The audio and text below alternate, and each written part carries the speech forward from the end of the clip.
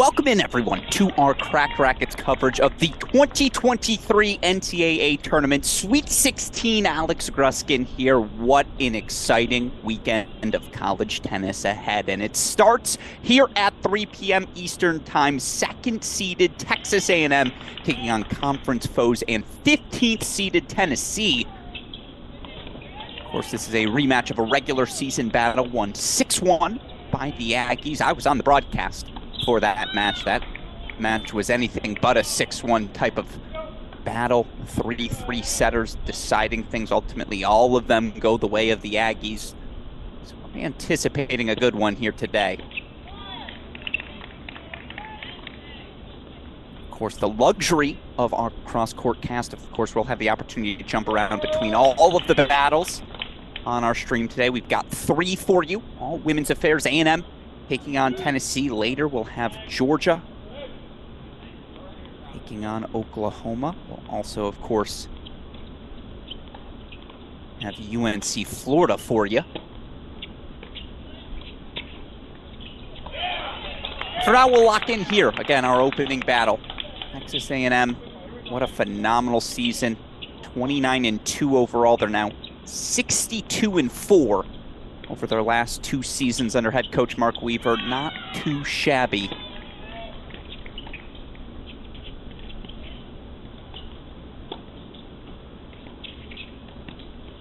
But of course, this is an experienced Tennessee group in their first Sweet 16 since 2010. They'll look to make the most of it here on court number 1. For Tennessee, it's the duo of Rebecca Mertena, Esther Adeshina. Mertena, the 5th year, Adeshina, the junior. They hold 4-1 love. We'll introduce the A&M side of things in a little bit.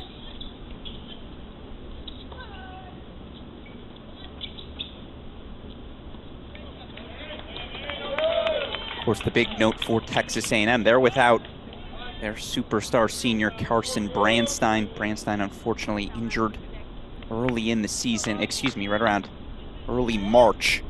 Out with a hip injury for the year. She was a part of an undefeated #1 doubles duo with Mary Stoyana, who you see on screen.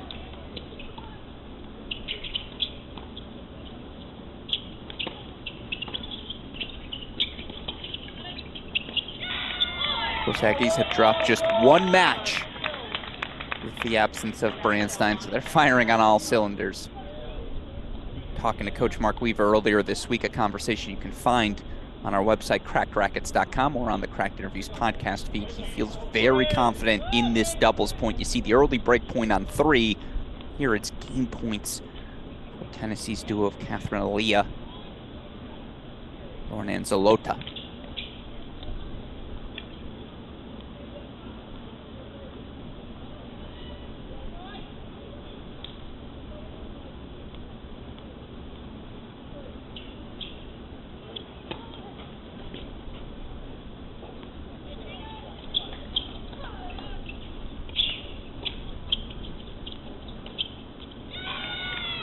It's an opening hold for Tennessee on courts 1 and 2. We'll go over to 3, see if we can catch this deciding point quickly.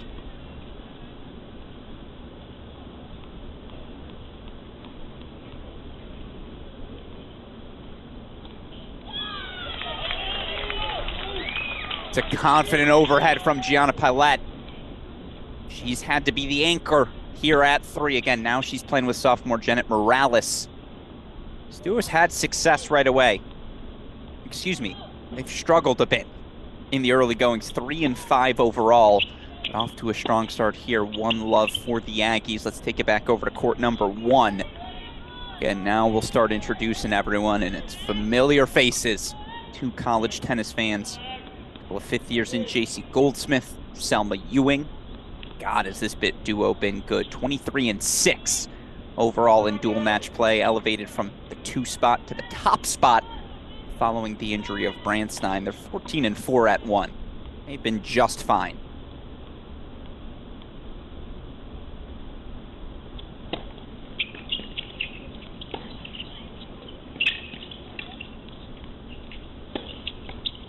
But Esther Adeshina's not afraid. The junior at the net with the aggressive cross, and I was fortunate enough to interview 29 of the 32 coaches remaining. Again, all those available on our website, crackedracquets.com. That's the last plug, I promise. talking to Tennessee head coach Allison Ojeda, her group is confident. Said it earlier, first Sweet 16 since 2010. They've seen these Aggies before. They're not afraid, and they've got break points. 3 of them here on 1.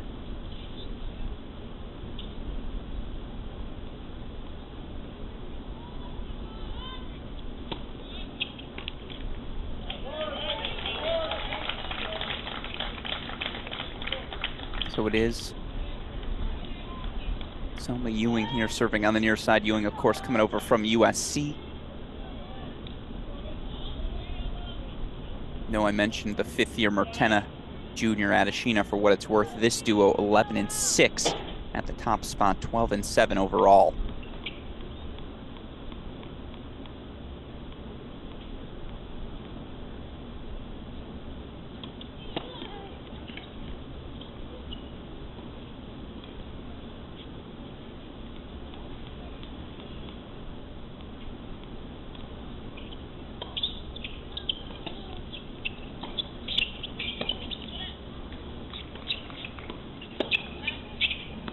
Beautiful from Selma Ewing. But I might have missed something. A ball might have rolled over. Did they call a let? Tough to see. We'll go over to 2 where I know we have break points. Tennessee aggressive early. Again, here it's the freshman Catherine Aaliyah. Junior Anzalota, the transfer from Tyler Junior College.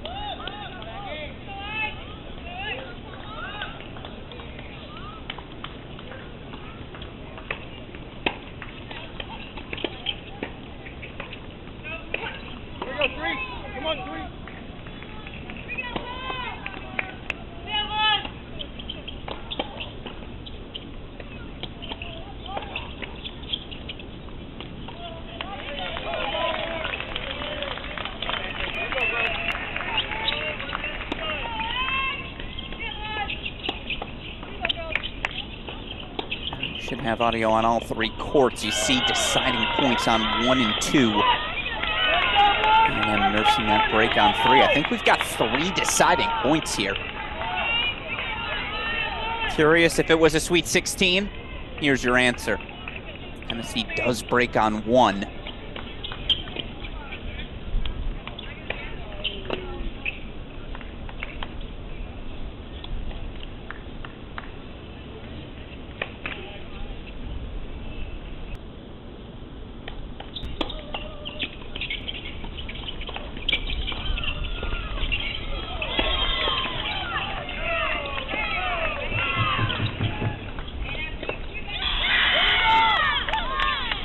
That is a break.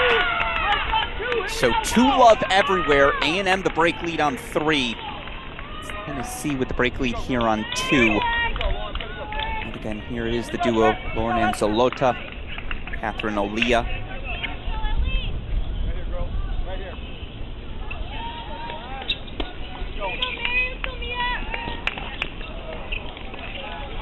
Three and 3 in dual match play. Tennessee's mixed their doubles pairings all season long, but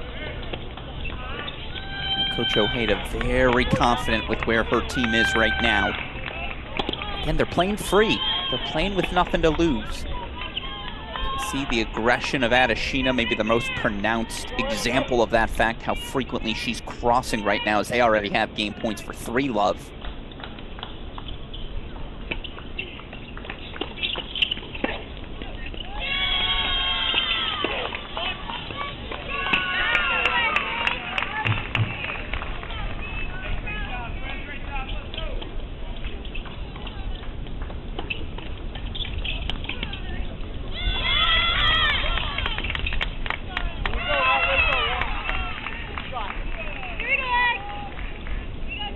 Come on!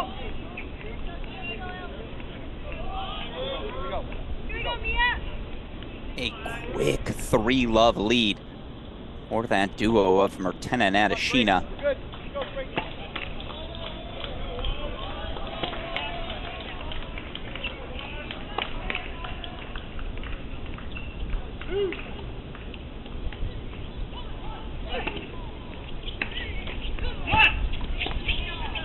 That's a nice return, gets outside the ball, the angle there.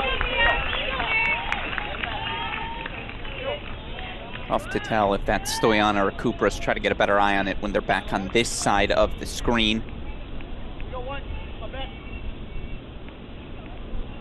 Again, we'll go hang out in 3 here in a little bit.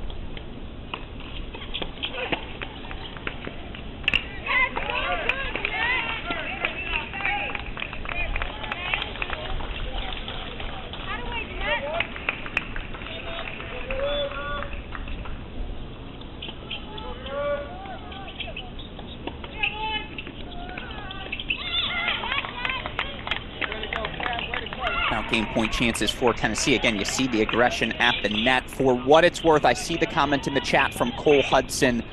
No coverage of Michigan USC. That 7-10 battle on the men's side ongoing right now. 2-all overall.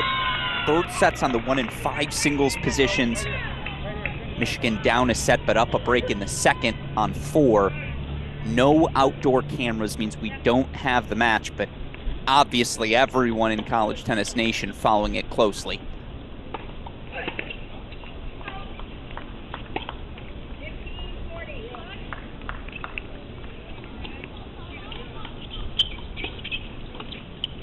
It's a great volley. Need more of that if you're Texas A&M, and I suppose we'll quickly go over to court number 3. Here's why. You see the break point chances. This would be a double break lead for this A&M duo again. Pilette, Morales.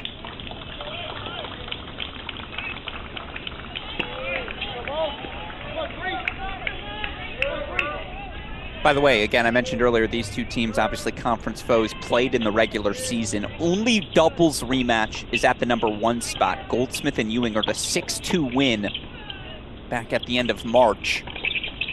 Obviously, Mertena Adeshina, they remember. As the Daria Kutzer serve capitalized on by Gianna Pilette. It is a double break 3-love lead here for Morales and Pilette. Again, a couple of sophomores looking to find their rhythm down the season's home stretch. We'll go over to 1, our only court with action. I mentioned this earlier, Mertena Adeshina, number 45 in the country right now. A&M duo of Goldsmith and Ewing all the way up at 22. They do get on the board with the J.C. Goldsmith hold. Now it's the 5th-year Rebecca Mertena. 3-1 lead here for Tennessee. Here we go, Jay!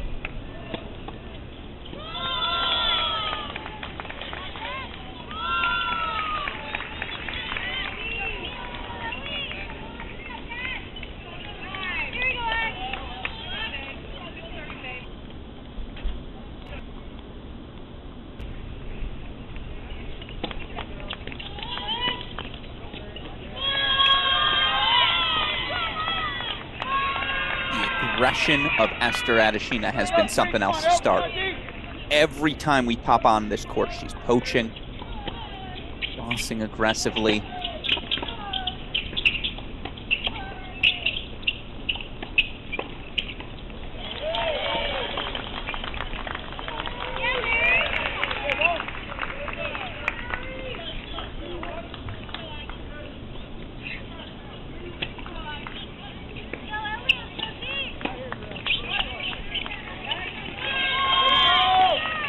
Point chances. Of course, again, in case this is your first college tennis match, get joined at exactly the right time. How this doubles point works. 3 sets simultaneously. Whichever team takes 2 of the 3 will take a 1-0 lead. Heading into our 6 singles matches. Each of those matches worth 1 point. Overall scoreboard. As it's a hold for 4-1. Tennessee cruising here at the top spot. Let's head over to 2. It's a single break lead for Alita and Anzalota. On the near side here for A&M, the sophomore Mary Stoyana, number 2 in the country in singles. She's partnered with freshman Mia Kupris here on the doubles court. They're 10-1 overall. A lot of winning for each of these two this season.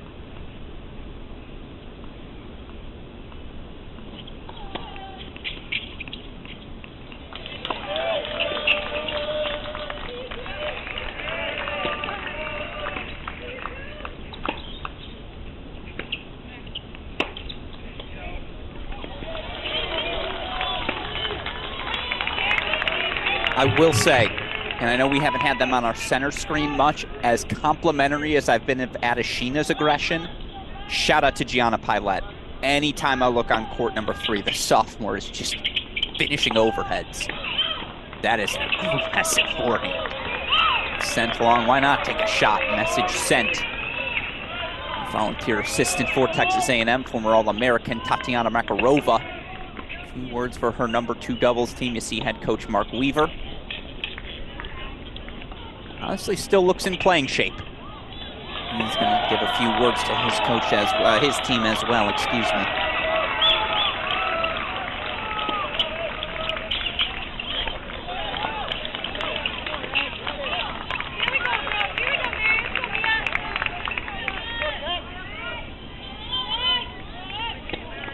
Going to quickly pop over to 3. You see breakpoint chances here.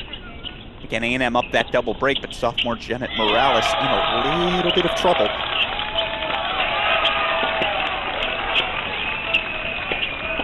Oh, love the cross from the 5th-year Daria Kutzer. Kutzer partnered with junior Eleonora Molinaro to 11-5 overall in the year, 5-0 at the 3 spot. So 2 places neither of these teams are accustomed to deficits. 3 for Tennessee, 1 for A&M.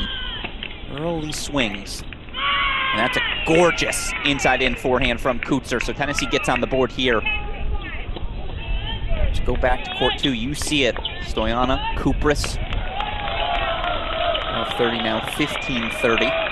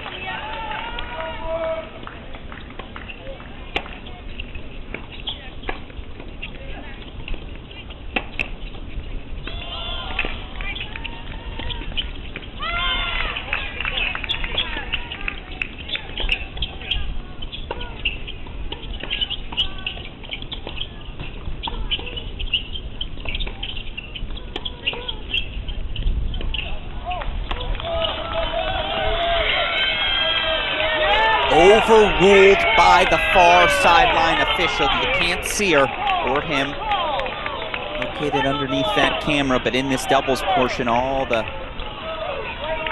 additional singles referees will be on those far sidelines to provide supplemental looks for that chair umpire. So that's an overrule. Now it's game point chances here for Aaliyah and Anzalota at 2.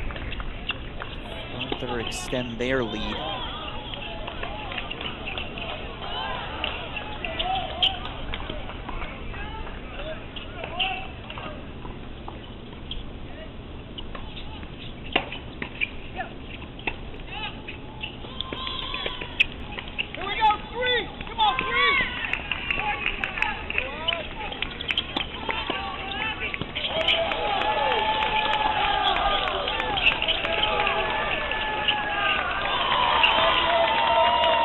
Go to a deuce point.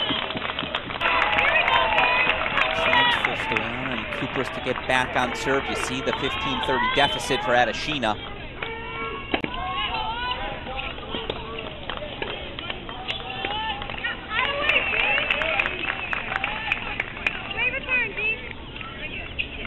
Right here.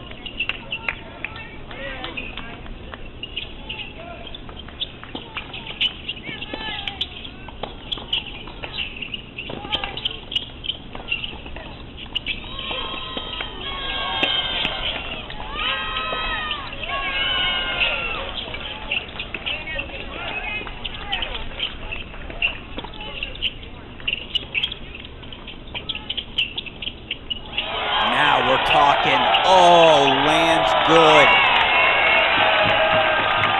The high backhand volley is the single most difficult shot to hit in all of tennis. It lands just on the sideline, so we're back on serve on 2. Point chances, though, coming up once again from Mertena and Adeshina. They have been flawless at the top spot so far.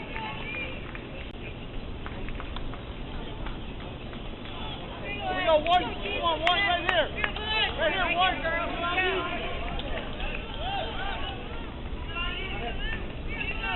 Go, Selma. Go, Jay.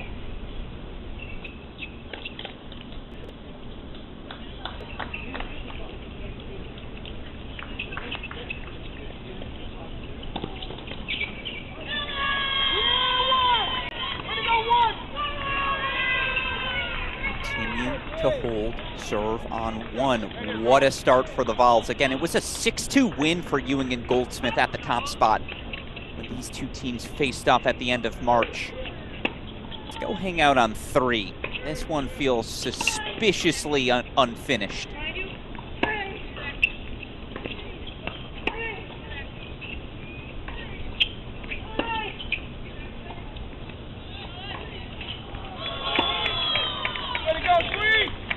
That was a terrible word choice.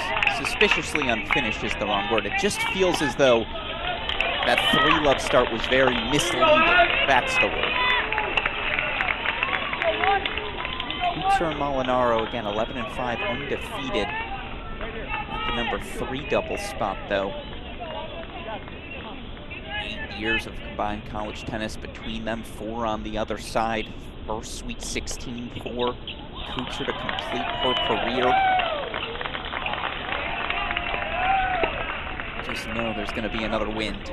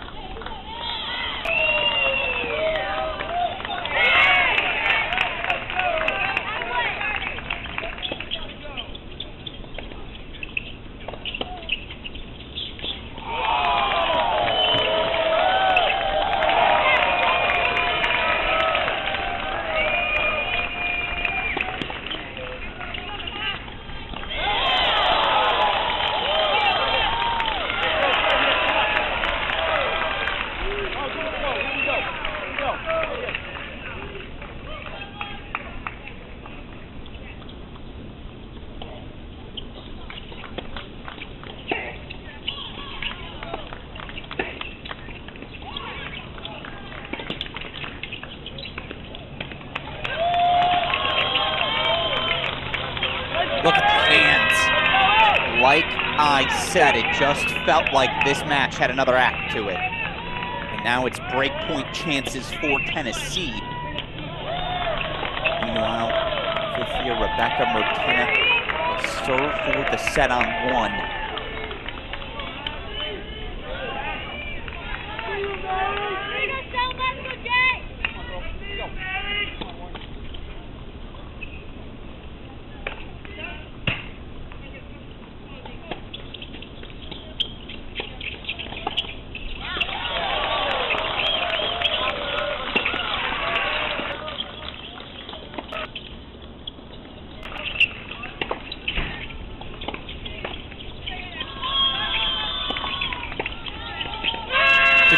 cross from Kucher. Didn't complete the point, but ooh. Are you gonna get a point penalty for that? No, maybe a warning though. We're back on serve. Courts 2 and 3, so here we go.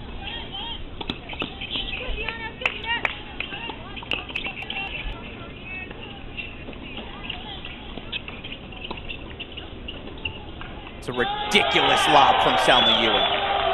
Absolutely ridiculous. My coach used to always say that cross-court lob's the play. You just have the entire court to work with. That's a perfect example of why, as you see the let court ace from Kucher. Love 30 here for Mertena.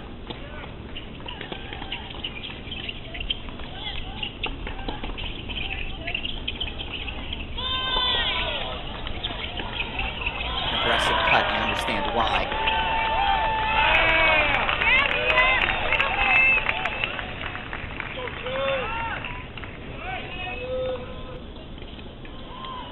Do a quick do-si-do, you see break points.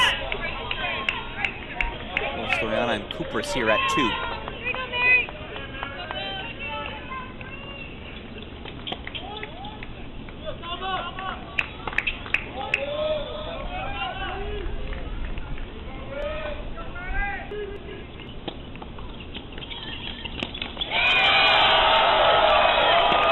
Inside in forehands are just the name of the game today.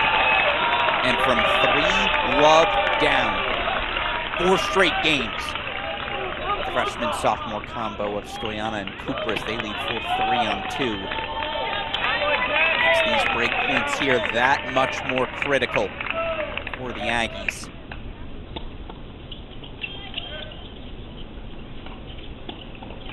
I should say makes it that much more critical for Tennessee, but there's a break. Like I said, our only rematch of the day is at the #1 spot. It was a 6-2 win from Goldsmith and Ewing. And Adeshina raced out to a break lead. That break lead is now gone, 4-5.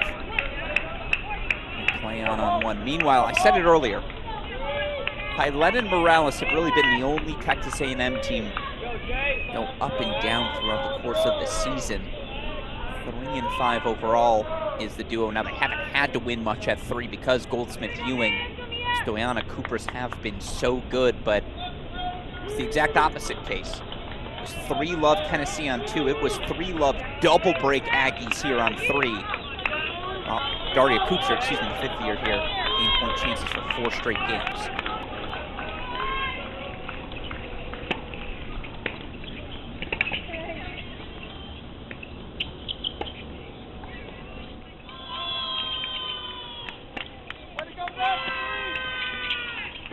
It is indeed 4 straight games. Well, the ball's on 3, so now we go over to 1. And Selma Ewing, for the first time since the first point of this match, level things for the Aggies. Yeah, a little flat there. I think Goldsmith's gonna ask, but that one missed.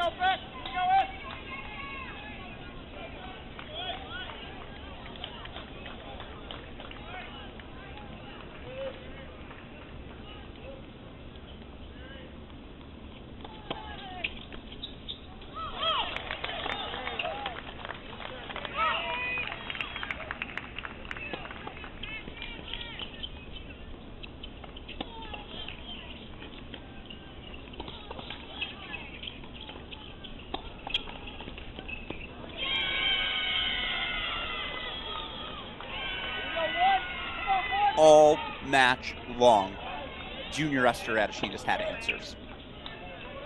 She was ready for the down the line. God, have I been impressed. The start of this match and the level of this #1 doubles team from Tennessee. Love 30 deficit for Ewing.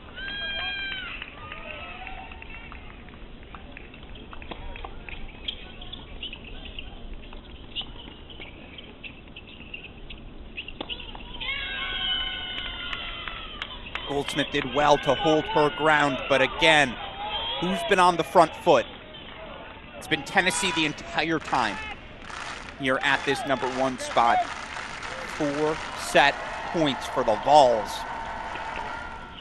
The associate head coach Jordan Zabo coming over a few words for his seniors.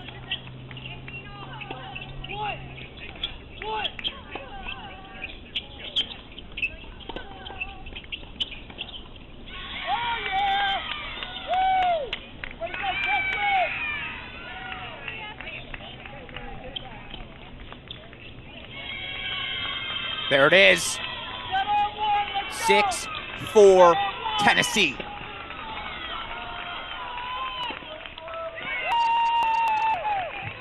And A&M took the doubles point when these two teams faced off back at the end of March. Match ended up going 6-1 to the Aggies, but there were 3-3 setters at the end of the match, and you just wonder if it was 2-all instead of 3-1, then how do things finish? Tennessee, you're on the road. It's the Sweet 16. You gotta come out guns swinging.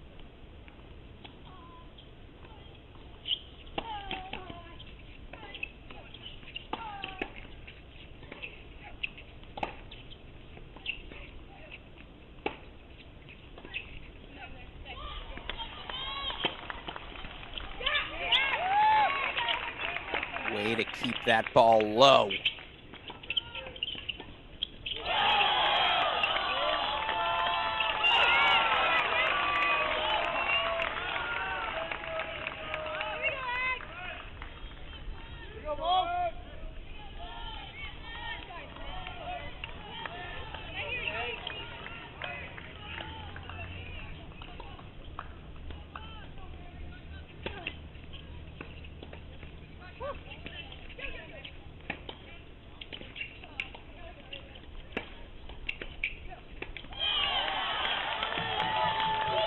Had to have it if you're A&M. Had to have them both. 5 straight games for the Aggies at 2. And again, just stop the run. Had to stop the run. 4 straight games for Tennessee at 3. Pilette and Morales, I got a word for you. It's gumption. And that's going to be the word of the month. Who is going to play to win? Who's going to have trust in their ground strokes down this home stretch? By the way, pretty sure ad side on court #2 is Stoyana, because pretty sure Stoyana is always the one rocking the visor game. Her visor game is strong. But they use the same rackets too. They're just not making it easy for us.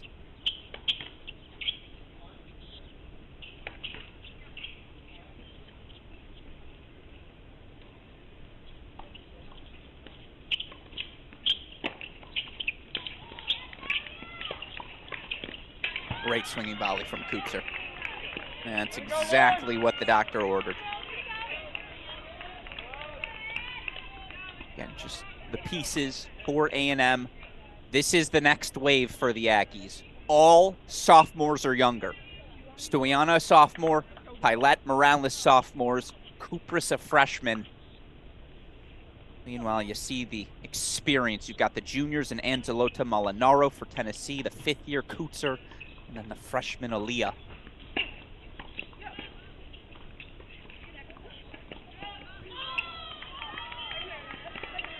I can't believe Pilette got there.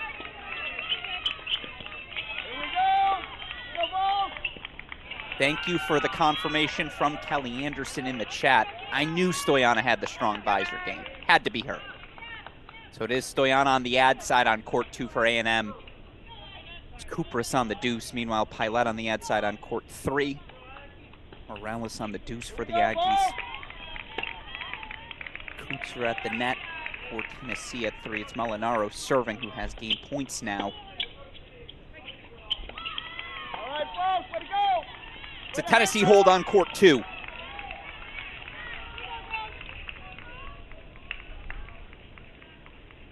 So we'll go full screen here on court #3.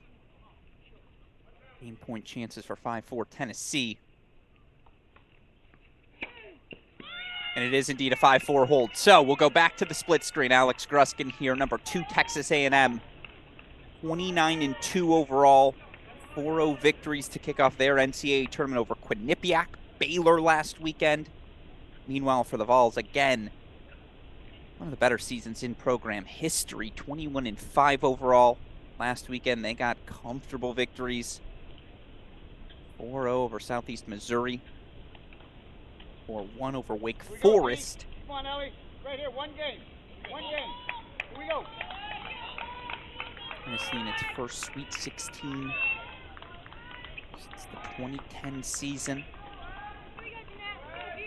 I know it's at least the 3rd straight Sweet 16 for Coach Weaver and the Aggies. I was there. I saw them compete in 2021. Watched them in the quarterfinals last year. Again, 62-4 over the past 2 seasons. Mark Weaver and the Aggies establishing themselves at the top of college tennis. All right, looks like Pilette serving for A&M on 3.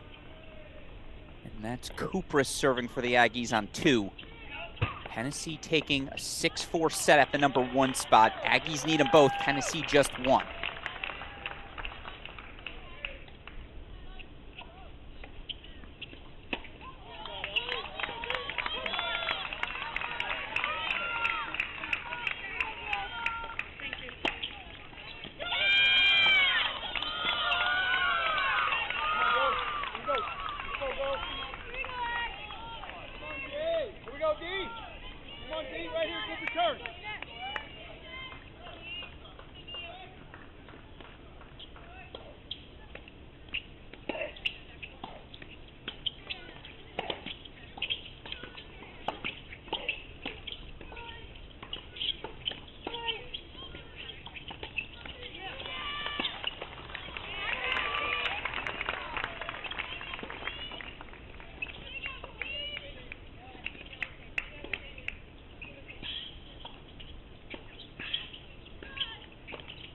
Oh, to go for that inside-out backhand drop shot volley. The boldness. I mean, I love the creativity. This is, I think, the 40 minutes of doubles are the most exciting 40 minutes we have as a tennis, as a sport. Excuse me, as a tennis. Good English, Alex. Good forehand, Pilette.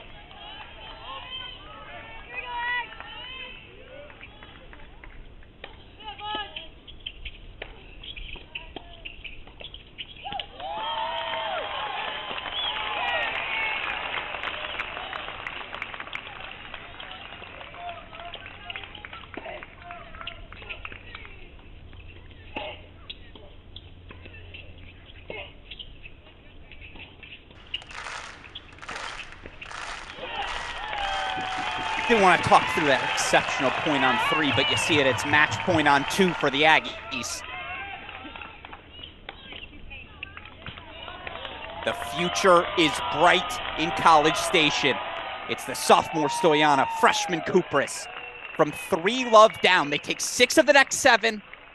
They're now 11-1 overall on the season, and it makes this the deciding set. And I'll tell you what, if you gave Allison Ojeda, Tennessee women's tennis head coach, truth serum, I think this is right where she'd want to be. A recap of the stats. Again, Morales, Pilette, 3-5 overall on the years, the all-sophomore combination. Meanwhile, the junior, Molinaro, the 5th-year Kutzer, 11-5, but 5-0 at the 3 double spot. Advantage, Tennessee.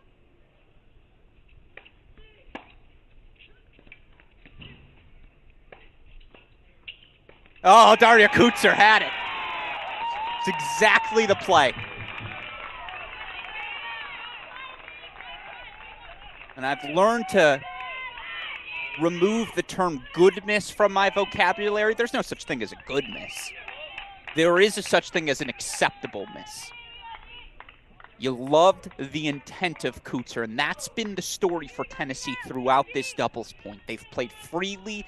They've played aggressively. Can they continue to do so at 5-all deciding double set? 5th-year Daria Kutzer about to let us know.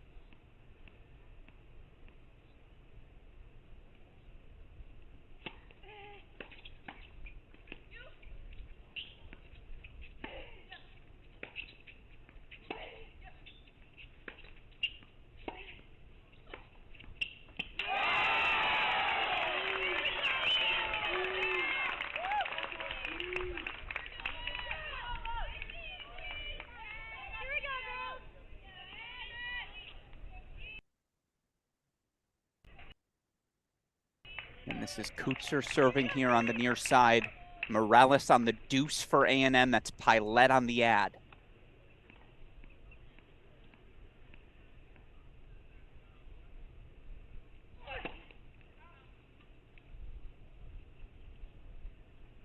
I'm nervous here in the broadcast booth. What could possibly be going through the heads of all these players?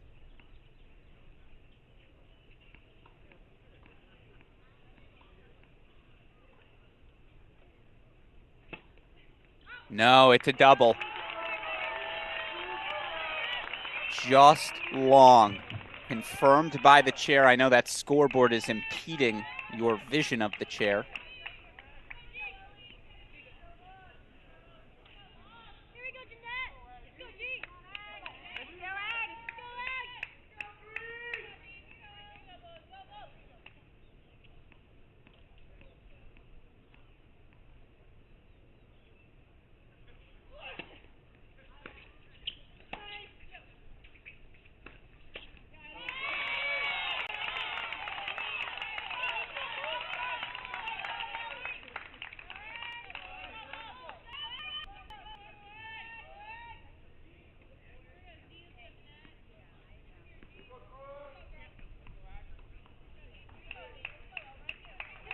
There we go. Now you can see the chair in case we need to see if a call's confirmed or not.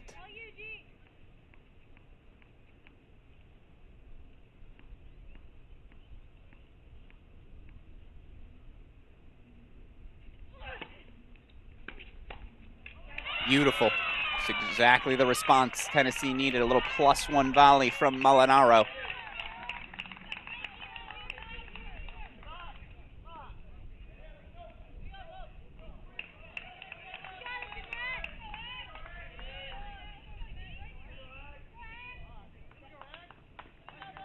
Surely we see a Tennessee poach here, right? It's been the story all match long.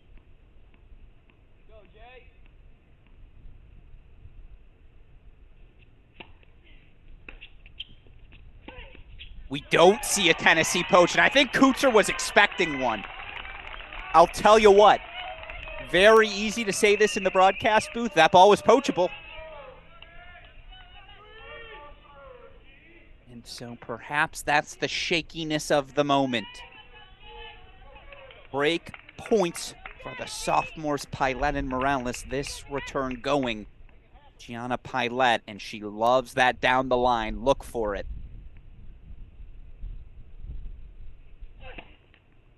And she loves that down the line. I could have told you that was happening 6 years ago. The eyes got big for Gianna Pilette, and I love the eye formation there. Think this deciding point's important? Let's see what Kutzer's got.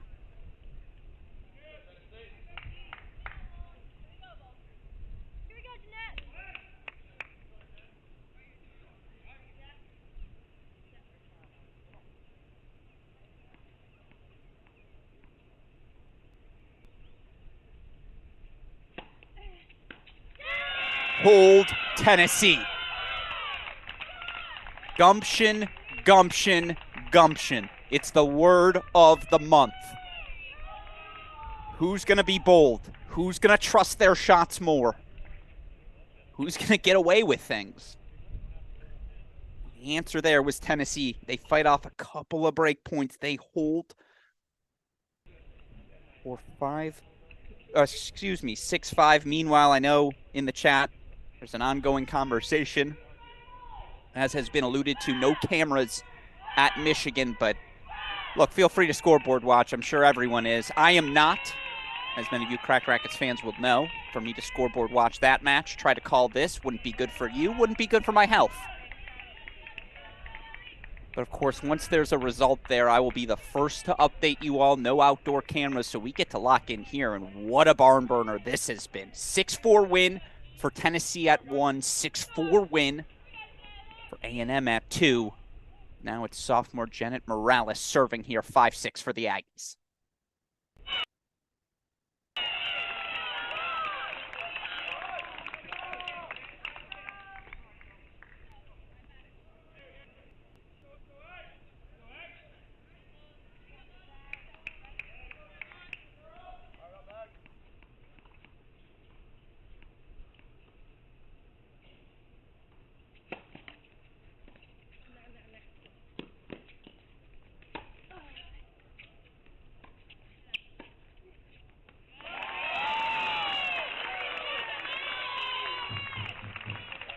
By the way, to the Beast Games in the chat, is Valdosta State's match finna play? Oh, it's finna play. Just not on this stream. Those matches.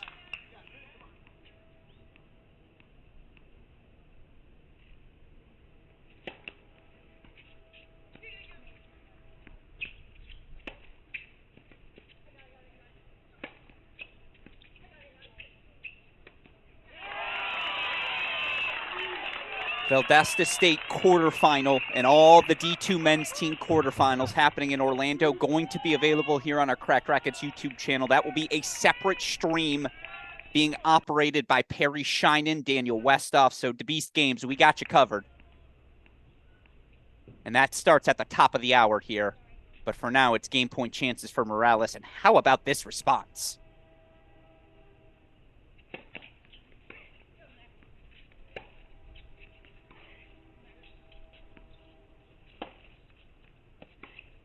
Oh, that inside-in forehand has just been money from Kutzer today. And God, is it an attractive shot to watch, right? It's over the highest portion of the net, such thin margins, but when it looks good, it looks good. And that's the sort of rip you take when you're down 40 love, right?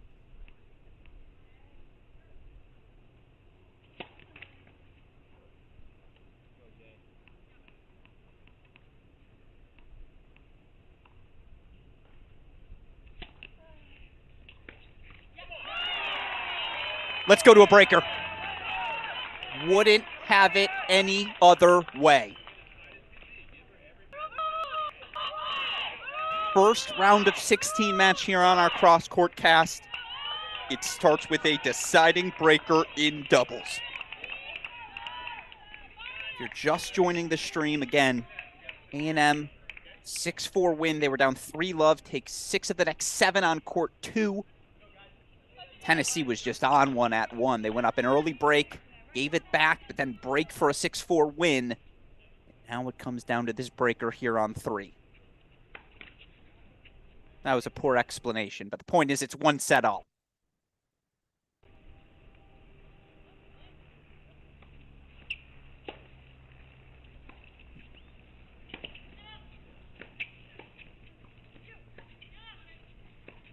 Look at the change.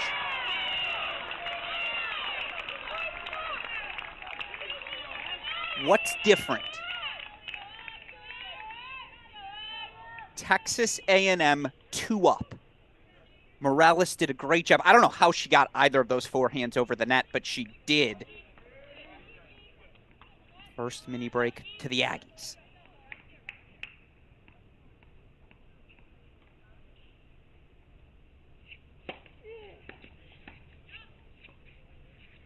And remember, we play Let's here in college.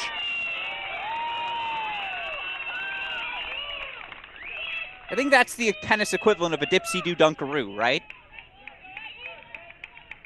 Pop-up put away by Morales at the net.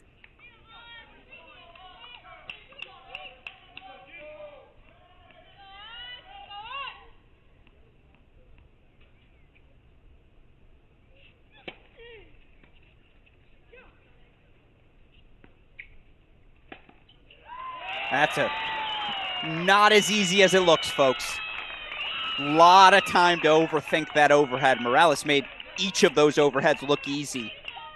And right now, it's the level of Janet Morales. No disrespect to you, Gianna Pilette, but a couple of dipping forehands on point 1. Again, no Michigan match. Cameras unavailable. There just are no cameras outdoors in Ann Arbor. So unfortunately, we won't have that one for you. But of course, as soon as we have an update on that match, we'll get it to you. It is crunch time, I know. But deciding tiebreaker here, folks. This is what it's all about.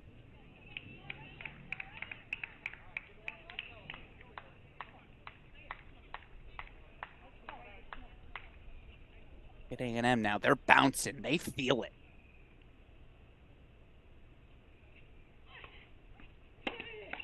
Oh, that's such a good response from Molinaro. Pilette loves that line return. When they had match points, break points, to take a 6-5 lead, she did that same down the line. It was a backhand then. She missed it in the net. I think Molinaro knows to look for it now, as does Kutzer. They needed that one. They get it.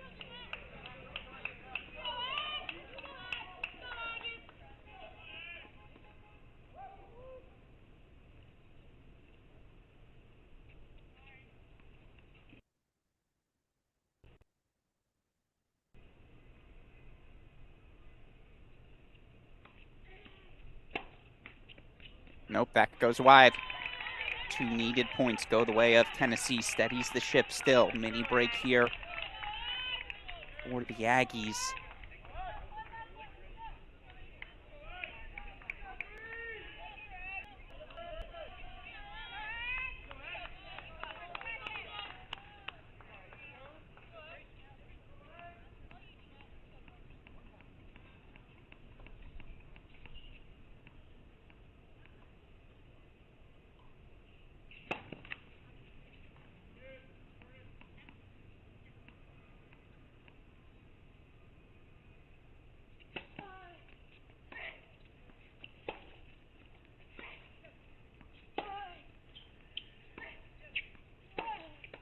Oh, no.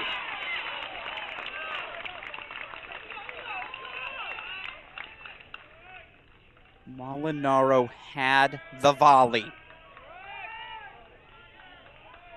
clips the top of the net, so mini break still for the Aggies.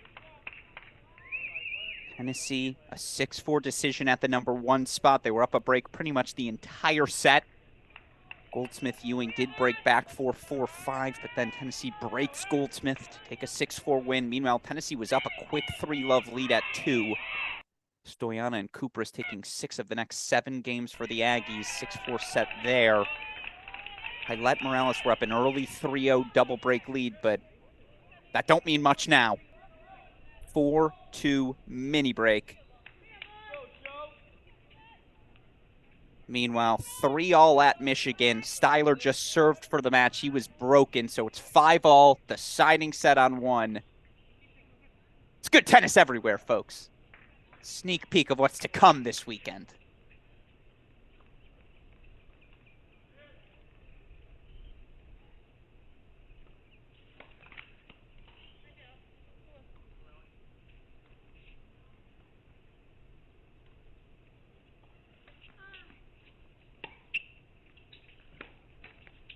Oh, look, that was a hanging curveball, the second serve. Thought Molinaro honestly could have done more with it, but credit to Kutzer. She sensed the tentativeness. She crossed.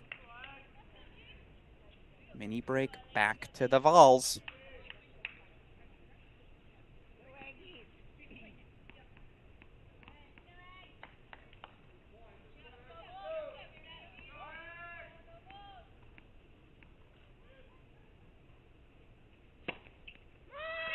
Yeah, that's absolute money from the junior, Eleonora Molinaro.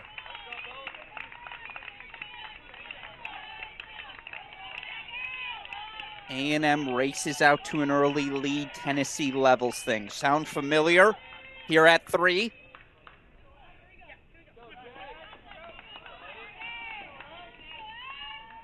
Morales returning, Molinaro serving.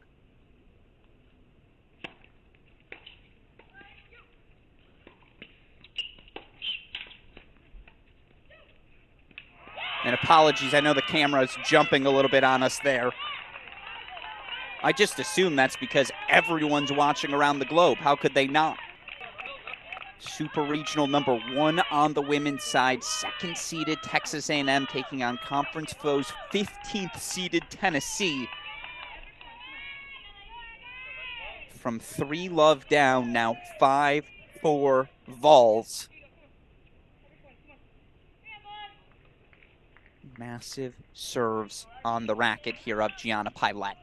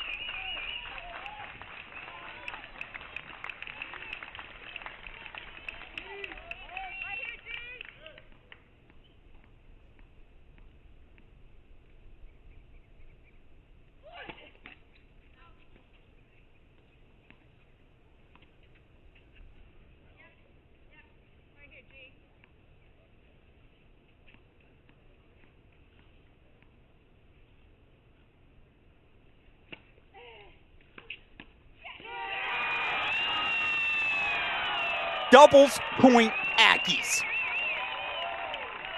How about that? To kick off our coverage of the round of 16. Such good tennis. And again, for a sophomore duo of Pilette and Morales that are 3-5 overall on the year, that's as clutch as it gets. That's why Mark Weaver's feeling good about his team. So, 1-0 Texas A&M takes the lead here in College Station. 6 singles matches to come in this battle. Couple more matches coming up at the top of the hour, 5 p.m. Eastern time as well. Andre Styler breaks back 6-5. Michigan will serve for their place in the Sweet 16. No cameras there, but rest assured, we know we've got a good one here. We'll be back with more coverage in a moment. You're watching our Cracked Racquets coverage of the 2023 NCAA Division I Tennis Tournament.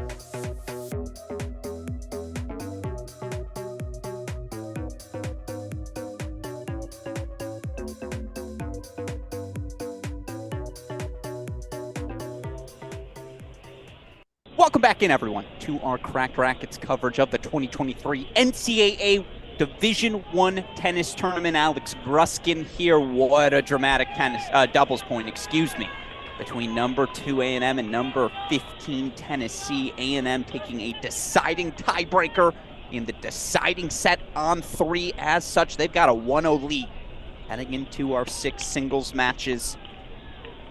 Of course, I see things popping off in the chat right now. Yes, Andre Styler served for the match twice against Stefan Dostanic. Twice he was broken. Deciding breaker to decide things at Michigan.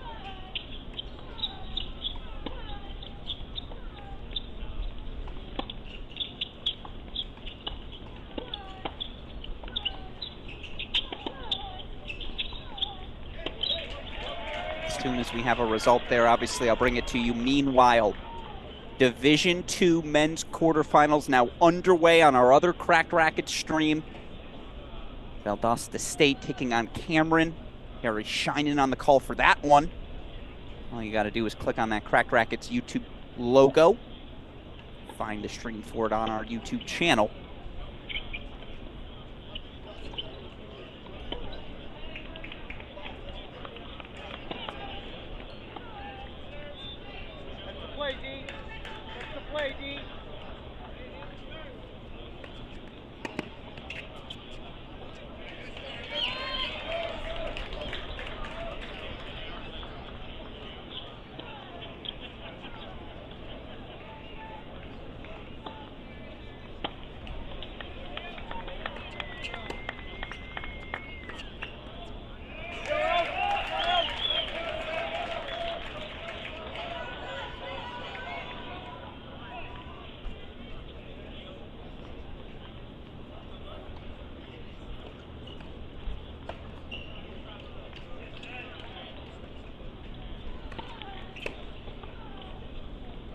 Of course, here on court number 1.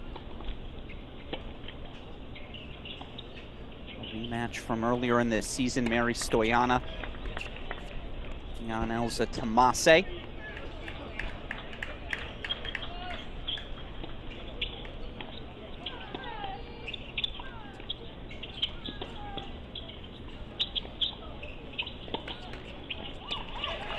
The number 2 player in the country. Sophomores had an unbelievable season. 20-1 at the top spot, 23-2 overall in dual match play.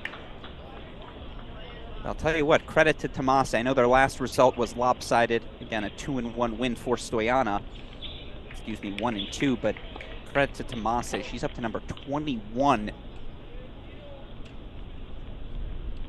in ITA singles rankings, 11-7 overall on the year during the regular season.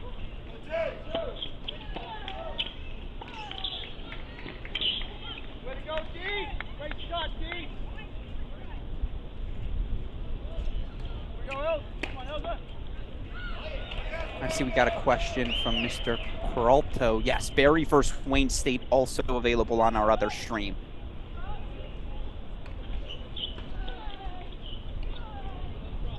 For Stoyana for 30. We'll quickly pop over to court number 3. You see it's an early deuce point. And again, we'll pop between everything here.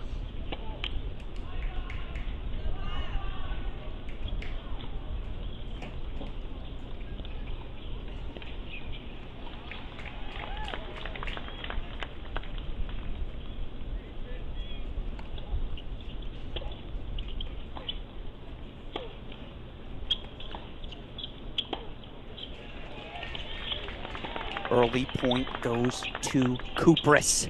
So 1-love lead. Don't want to miss anything on that court number 1. Okay, that sails long, so it's an early break point already. Tomase off to, you could argue, a stronger start than she was in their last battle. You know, you see a couple of holds for A&M on 2 and 3. Again, we're going to introduce everyone here in a moment. Stoyana, the sophomore. Tomase, so the sophomore. She's out of Latvia.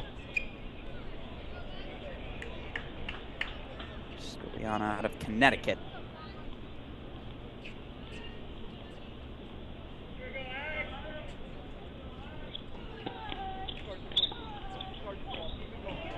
Let's go to an early deciding point. This has been the theme everywhere.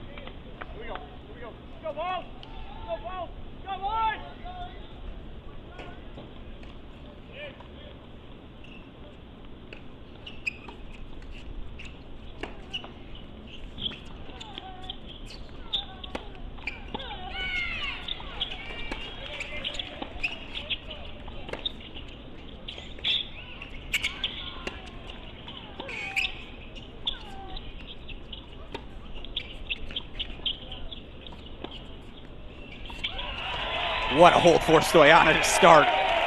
We have a battle on our hands, folks. It's going to be a fun one. Again, Tennessee dropping the doubles point. First Sweet 16 since 2010 for this group. I promise they will not roll over. So now we head to court number 2. Again, want to introduce all of these battles for you. Coming up at the top of the hour, we'll have 2 more matches. Georgia, Oklahoma, UNC, Florida.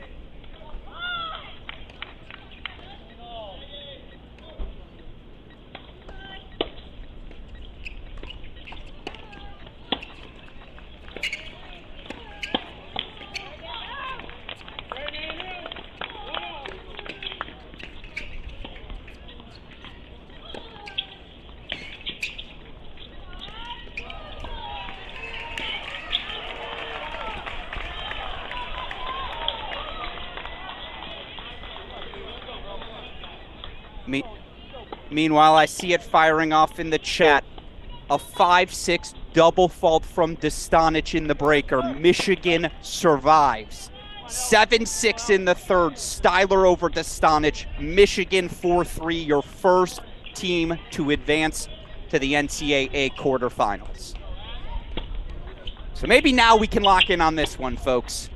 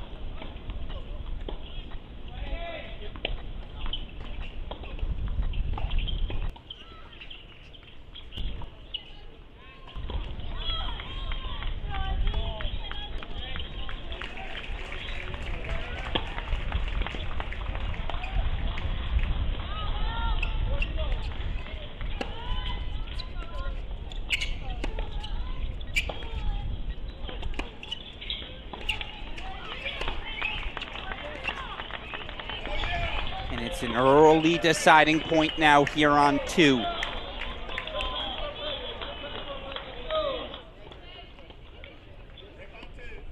Rebecca Mertena, 5th year out of Latvia. Played at the number 1 and 2 positions all year long. She's 13-5 on the season.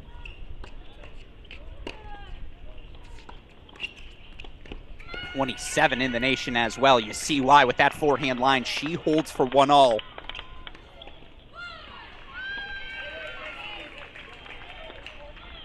Gonna take it on Selma Ewing. Ewing, the transfer coming over from USC. It's been a heck of a year for her here at A&M. Ewing 58 in the country.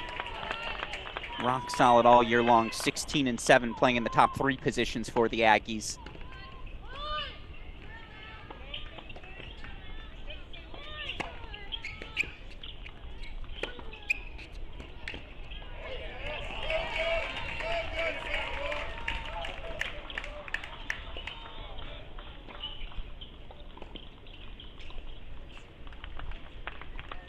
We'll check back in on this one in a little bit. Let's head over to court number 3. Again, want to keep introducing everything.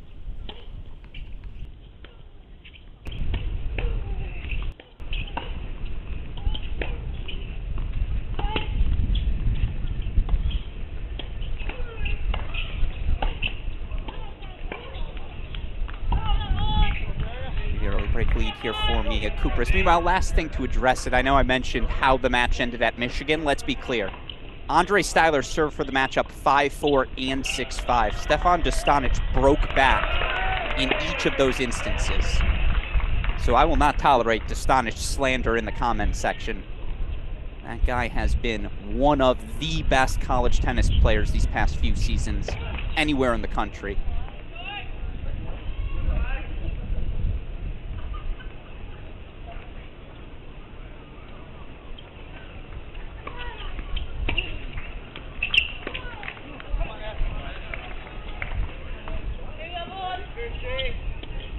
Meanwhile, talk about exceptional. How about the year of freshman Mia Kupras?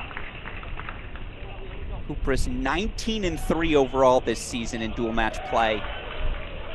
Last time these two teams faced off, Kupras 6-4 in the third. She knocked off Kutzer.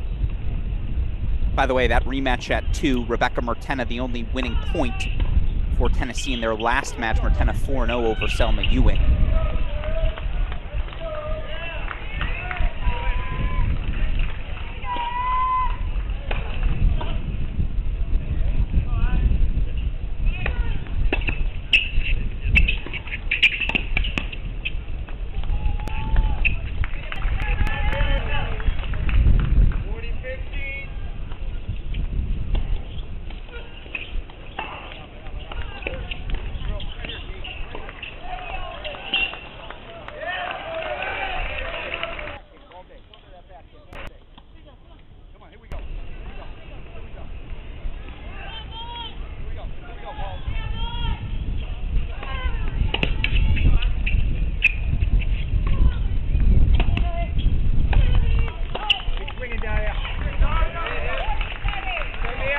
Look, I know the scoreboard, Cooper's up the early lead, but we know Daria Kucher's going to fight.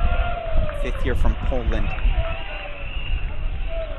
She's going to force you to beat her. What I mean by that, she will not hand away unforced errors freely, and Kucher's been the rock for this Tennessee team all year long. 15-2.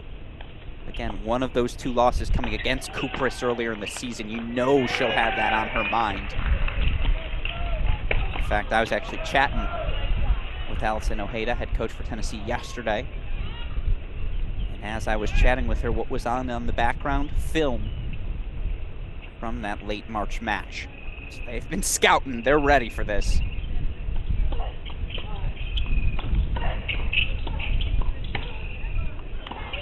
Kucher goes long, though. So Kupras consolidates with the early 3-love lead. Let's rock and roll over to court number 4 again. Want to introduce everything here. Then we'll start scoreboard chasing. Here on court number 4. This was an interesting battle the last time these two faced. JC Goldsmith earned a 4-4 win. Here we go, Junior Eleonora Molinaro. Goldsmith, of course, the 5th year. Good, the lefty. 22-4 overall. She gets you down, she beats you, but you see the early break deficit. Deciding point coming up. Why was this match so interesting last time? 4-4. Come on, man, here we go. Close score line. It was a 4-1 lead for Molinaro in the first set, and then Goldsmith, as she can do, just caught fire. Again, mentioned the Goldsmith record. Molinaro 7-4 in dual match play.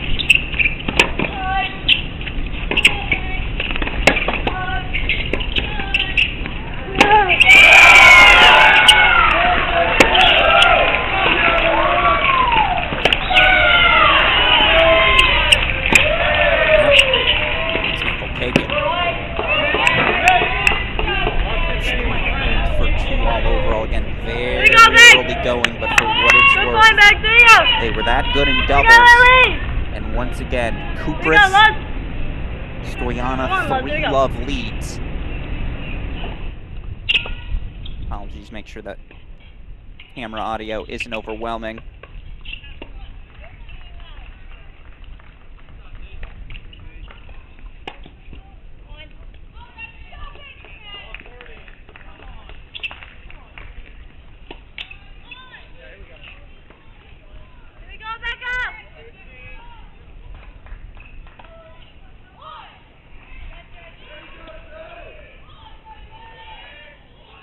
As we hop over to court number 5 now, we actually have our second result of the day. I'm going to take us back to court number 1 on the top left of our screen as well. But for the first time in program history, Iowa State women's tennis advances to the quarterfinals. It's maybe the best story we have in college tennis this year. Boomer Saya and the Cyclones 4-1 over UCLA into their first Elite Eight. A story almost as good as that backhand passing shot from the freshman, Daria Smetanikov. Smetanikov will blow you away with the firepower that you see at times now. Freshmen can get streaky. 13-6 overall this season. Taking on the junior Esther Adeshina, 15-6 this year. Smetnikov a 7-6 in the third victory over Adeshina when these two teams last faced off.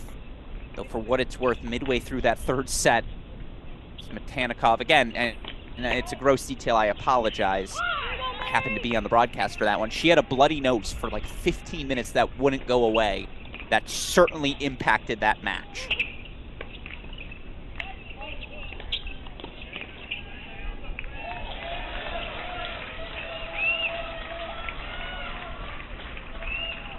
Meanwhile, you see Morales takes the break, so now A&M's got breaks on 3 courts.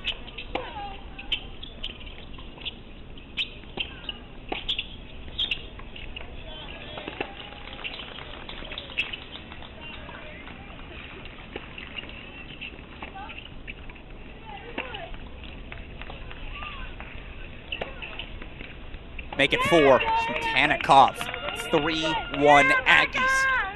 Here on 5.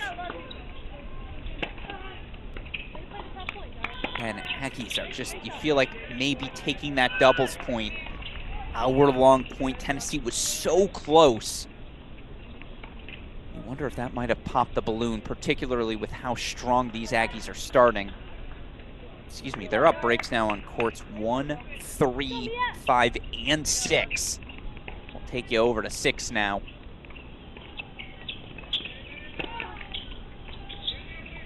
Again, senior Carson Brandstein, an All-American for this Aggie team. She's been out since the start of March. And yet they have not missed a beat, 29-2 overall. A lot of that has to do with how well sophomore Jeanette Morales has stepped into the lineup. She's 14-3 this season. She was, again, in February, she was the 7th player on the roster. And for that number 7 player to be able to step in and perform the way she has, it speaks to the depth, the strength of this A&M team. Morales taking on Lorna Anzalota, who didn't lose a match in singles during her time at Tyler Junior College. Anzalota 13-7 overall in dual match play. I feel like this one's almost a gotta have for Tennessee.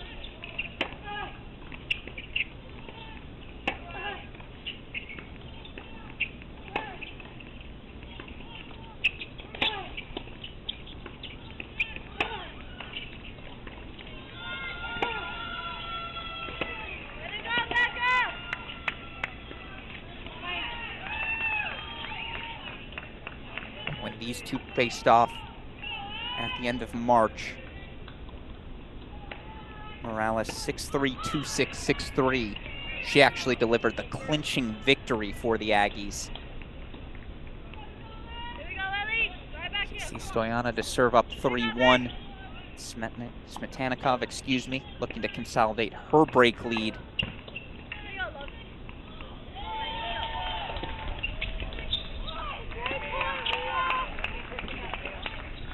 Yeah, JC Goldsmith now up a break too, so the Aggies are up breaks on 5 of 6 courts.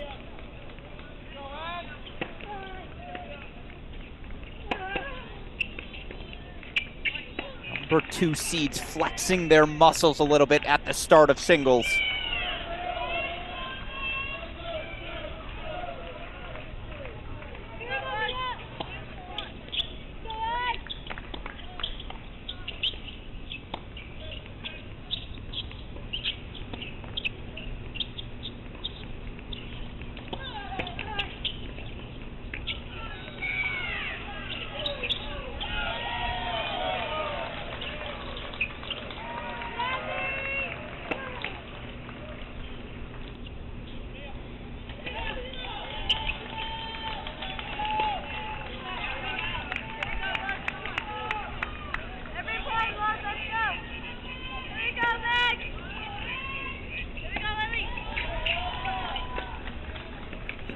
Brilliant swinger from Tanikov will go back there. 6 break point chances here for Adeshina.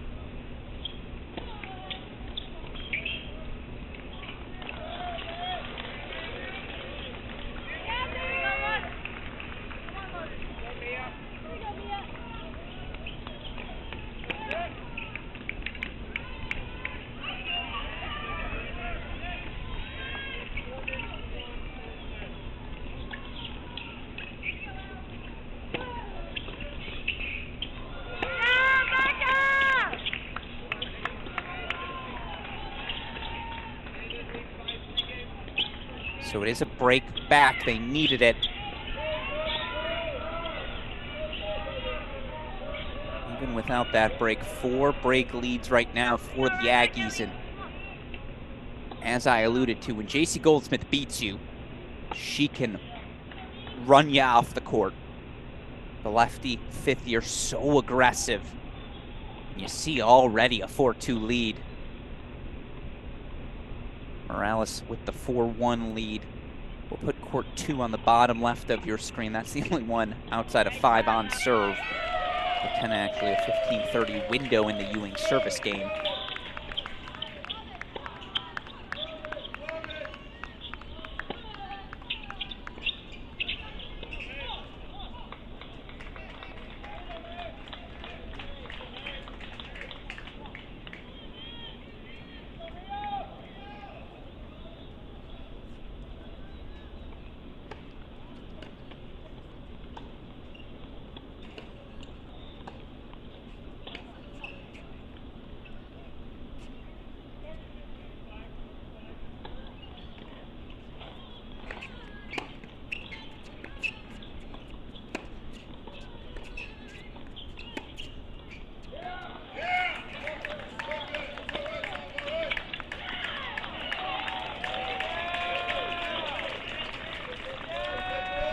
Goiana stays out in front.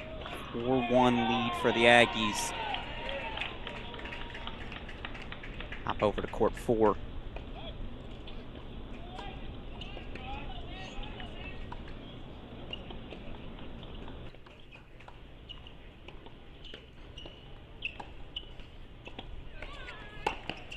Little at court luck. Balls will take it. Point chances here for Molinaro. Meanwhile, you see the freshman Kupris is just doing her thing. 4-love, 30-15. 4-1 Morales, 4-1 Stoyana, 4-2 Goldsmith. Tennessee needs to get something going, and they need to get something going right now.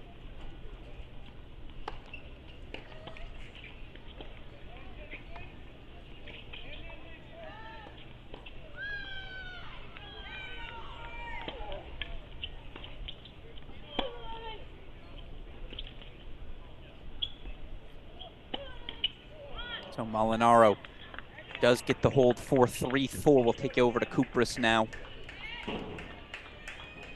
See Ewing holds 4-3-2 also. We'll just make a quick lineup shift.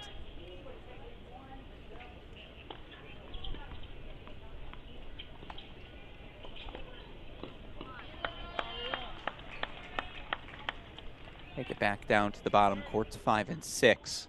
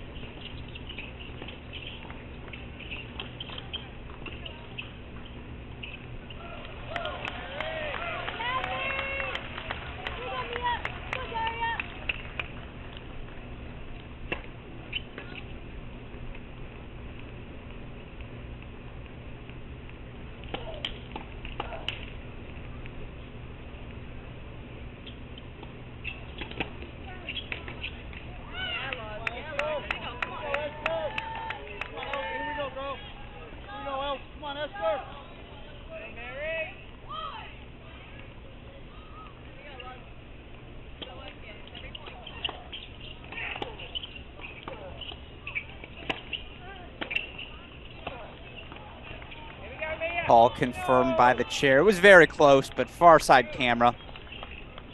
I got no idea. I'm going to take the word of Kutzer there. So she gets on the board, still a 4-1 lead here. Here we go. Sneaky important deciding point here for Tennessee. Again, they're down breaks on 4 different courts right now. Need a minimum of 2 first sets. After dropping that doubles point, you just, again, cannot afford to build yourself too big of a deficit, particularly on the road here in College Station.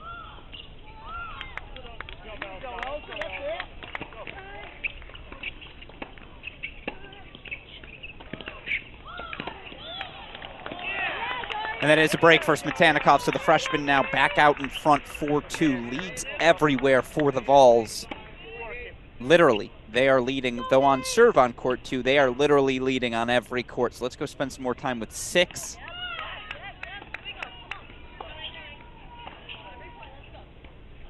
Take it back to Stoyana on court number 1 as well.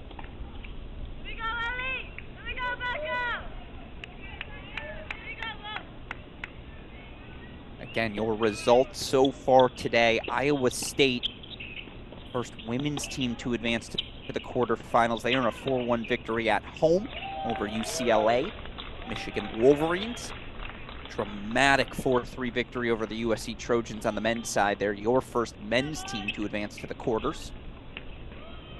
14 matches to go, including 2 more at the top of the hour. Georgia, Oklahoma, UNC, Florida. We'll have both of those for you here. That has to be the play for Lauren Anzalota. Again, the junior transfer from Tyler Junior College. She rarely, if ever, lost a junior college match.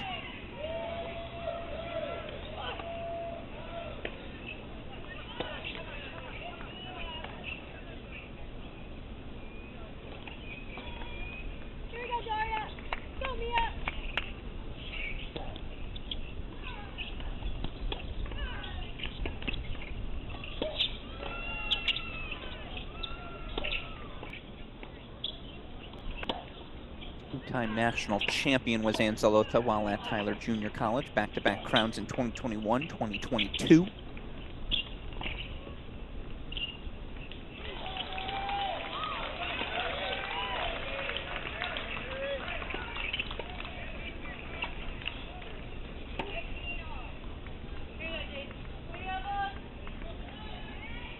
Seems to be finding her rhythm here. Meanwhile, do we miss the deciding point on 1? I apologize. We'll put that in your big screen. We did not, so here we go. It's a de facto set point almost for sophomore Mary Stoyana.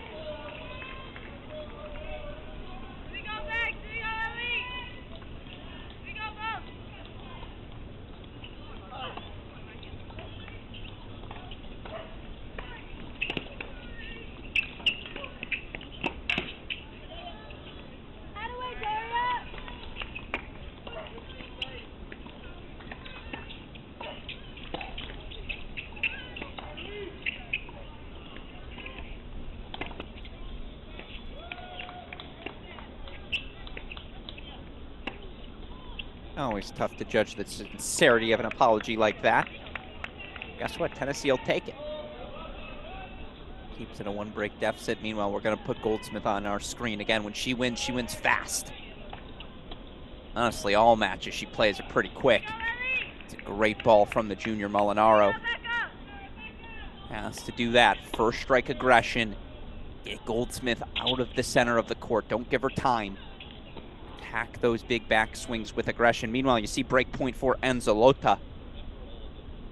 A really strong first 30 minutes of singles for Texas A&M. And the ball's got to get something going right now.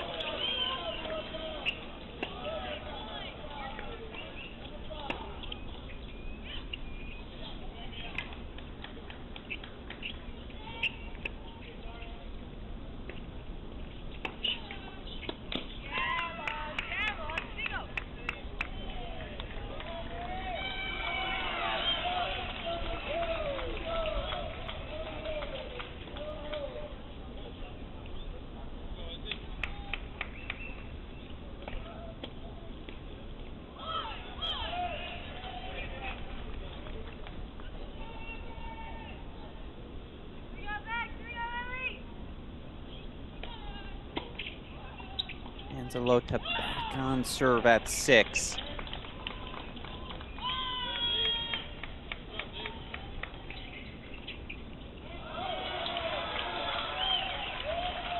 Smith 2 points away from the set. Stoyana maintaining that break lead.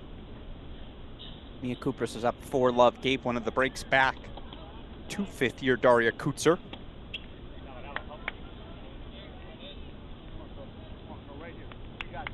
See if Kutzer can't get her first hold on the board there at 3. Meanwhile, game point chances here for Molinaro. To ask the question of Goldsmith here in set 1. Ooh. Actually, sorry, Daria. We got to go to 5, or Smetanikov, excuse me, again facing break points. And Ashina looking to level things back, and she does. So on serve now on courts 2 and 5. 2, 5, and 6, excuse me. And Emma breaks, as you see, on 1, 3, and 4.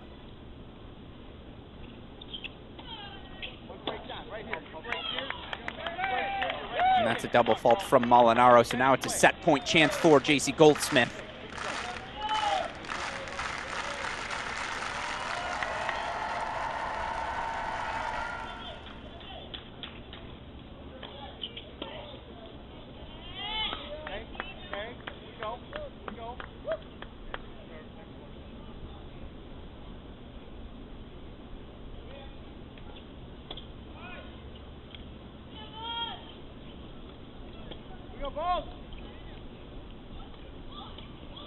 First set to Goldsmith, as that goes wide from Molinaro, so A&M gets on the board first, and you see Stoyana's got the 5-2 lead.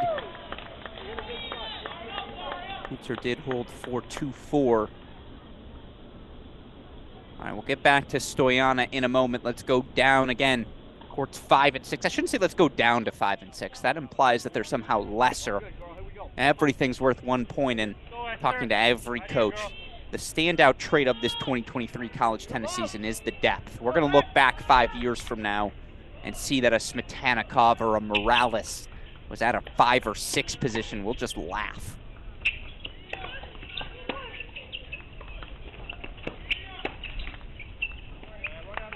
Last time these two teams played, A&M 6-1 win, but the matches at 4, 5, and 6 all went 3 sets. Excuse me, on courts 3, 5, and 6. All went 3 sets. That's what you see on your screen now. They're all rematches.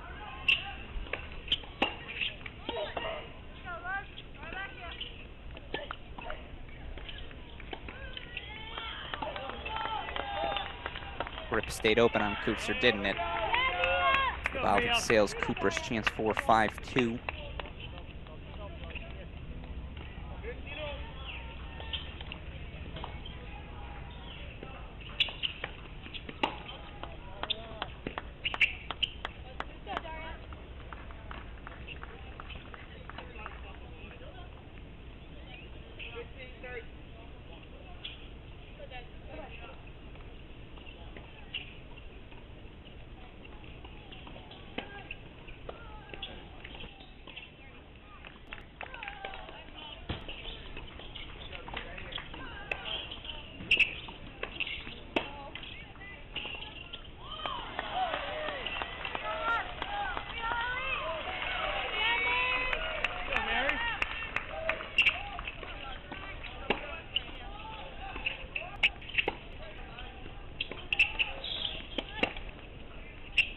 Big serve from Cooper. She holds 4-5-2. Take you over to court number 1 here as we switch on over to, excuse me, Smetanikov. Should really say Smetanikov's up a hold here. They're not on serve. They've traded breaks in at least the last 4 service games. Meanwhile, break point chance for Stoyana. We will put that in your big screen instead. Anzalota just got that break back for 3-4, but here comes the sophomore Morales.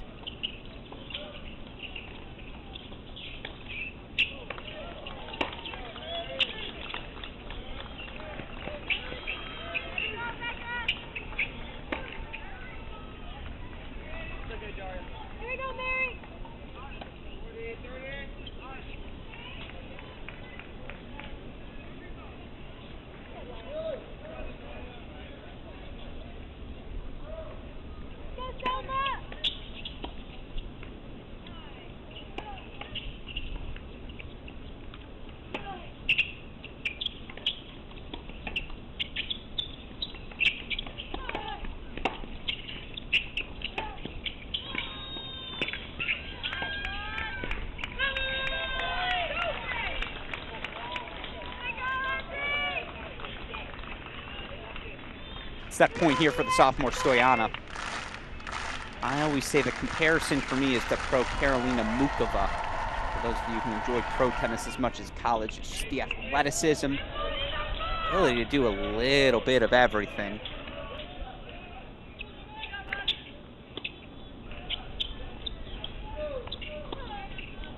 Even that slice return, though unexpected, wasn't too shabby. 3 more set points here for A&M to take their second first set. Meanwhile, you see another break point chance for Morales.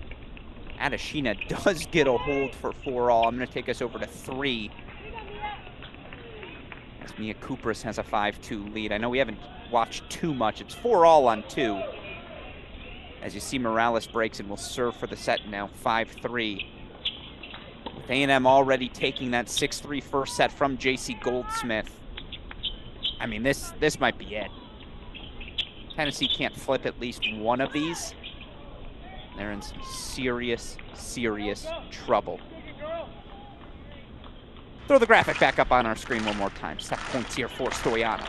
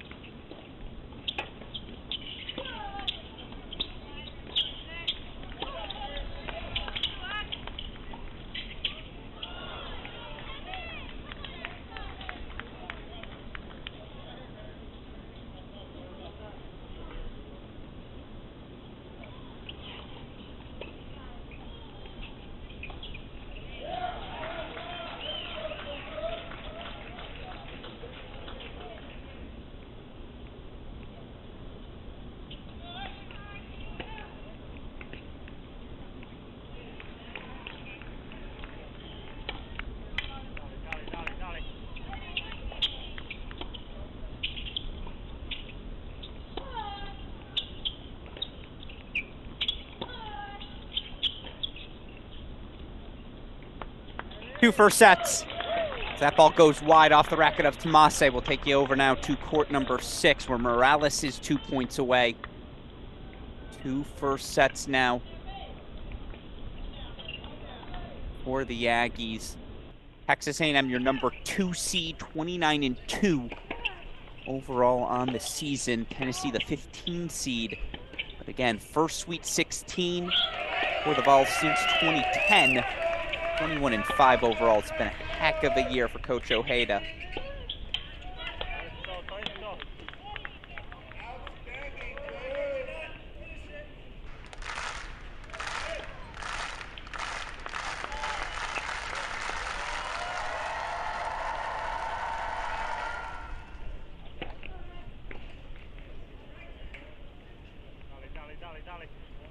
Come on, D, right here, girl.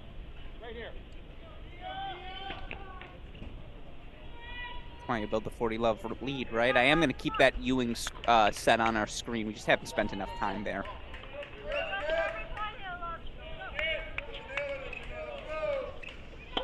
Throw it on your screen one more time. Set points here for Jeanette Morales, the sophomore. Been asked to step in since the hip injury took out Carson Brandstein, the All-American, for the duration of this season. She has done such a good job. 14-3 overall.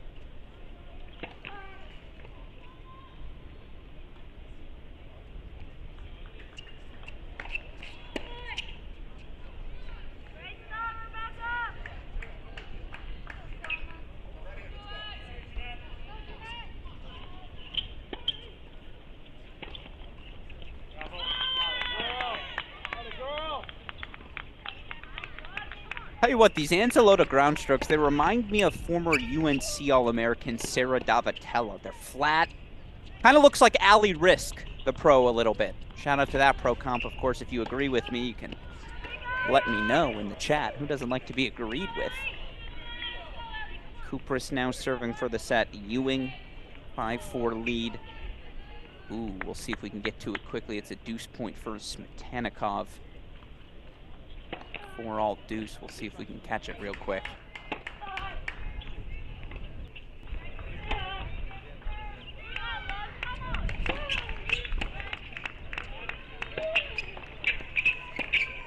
Ooh, Smetanikov in the net, so Adeshina will now serve for the set. Boy, did Tennessee need it. As it's a deuce point set point here for Morales. Again, we'll take you back to Kupras now, get you to that Adeshina service game when she's there. Go, Daria. Come on, girl. You're all right.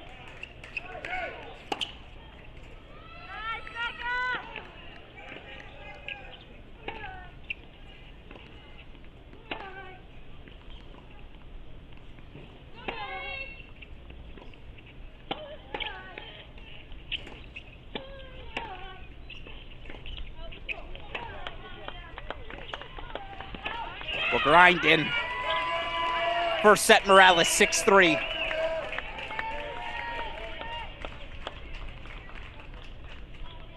So Texas A&M takes the first 3 sets off the board, but, excuse me, that's a bad button switch by me, I apologize.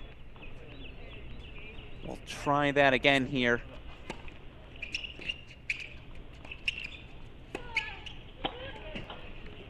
Kupras 2 points away from making it 4 first sets. But again, Esther Adeshina about to serve for a first set for Tennessee. 5-all on 2. Uh-oh, JC Goldsmith. Looks like she might go up a set and a break. Again, if there's a Tennessee push coming, it's got to start right now.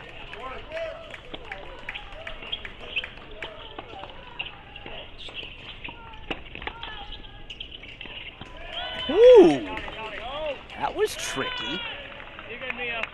The inside-out swinging forehand volley. Haven't seen that one since Ken Rosewell back in 1972.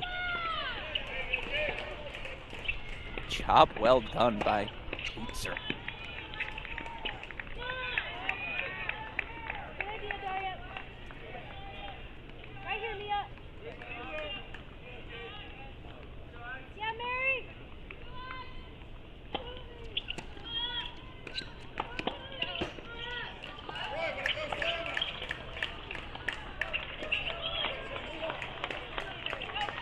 Set points for the freshman.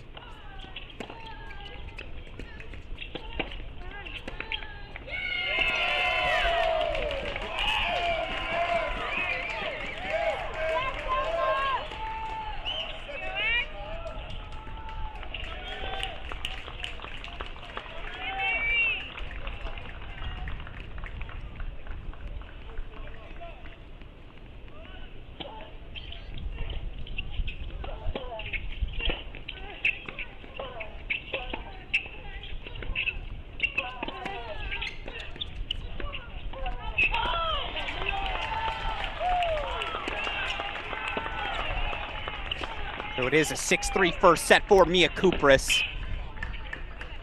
That's 4. And JC Goldsmith already up a set and a break. We're going to take you to Adeshina. She's got to have it.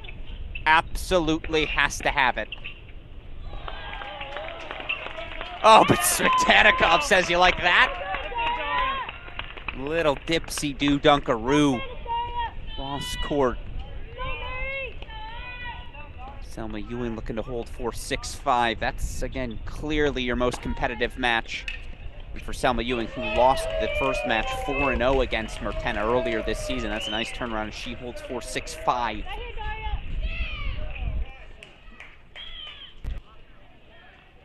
So we need 2 first sets remaining now. We'll keep 2 on your screen. Actually, we'll quickly pop over to court number 1. Here we go, girl. As now it's breakpoint chances for the freshman Smetannikov again. Tennessee's in trouble. A&M a real chance to run them out of the gym here. 4 first sets already. And of course, coming up at the top of the hour, 2 more matches will begin to work onto our screen. It's a barn burner. Oklahoma, Georgia in Athens. See all 3 camera streams on and ready to go.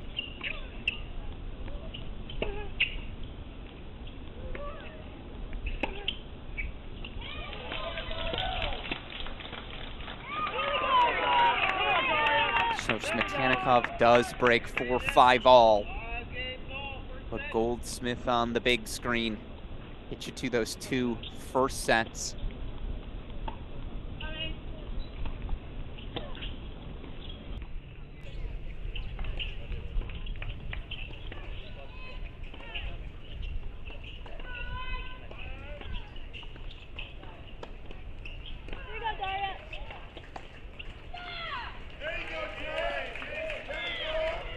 Breakpoint number 1 fought off by Goldsmith.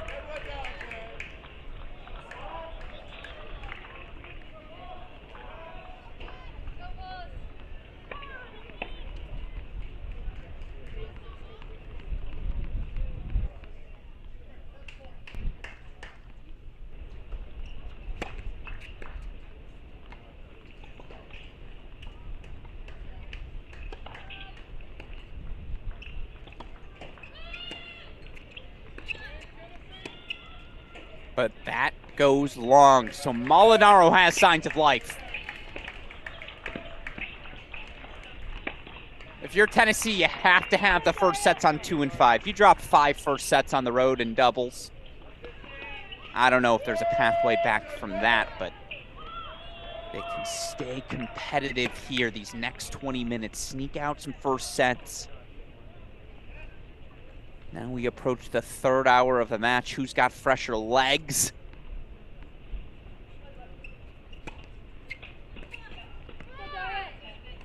It's been a fun one, folks.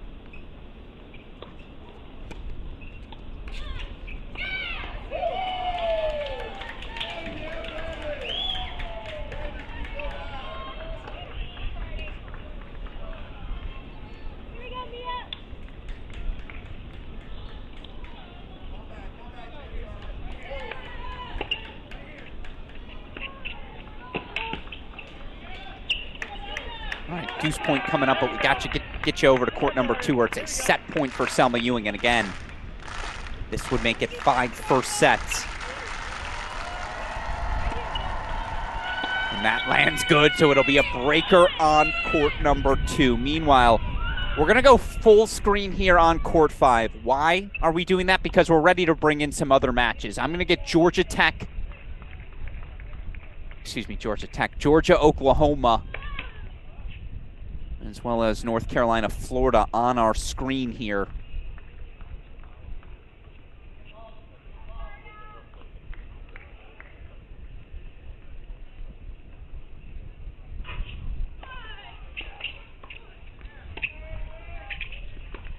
The chip in charge to perfection.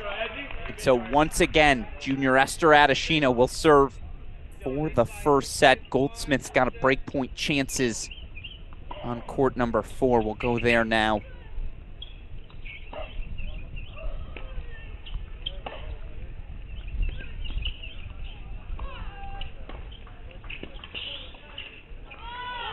No action, just starting to get set at Georgia. As soon as we have play there, we'll bring it to you.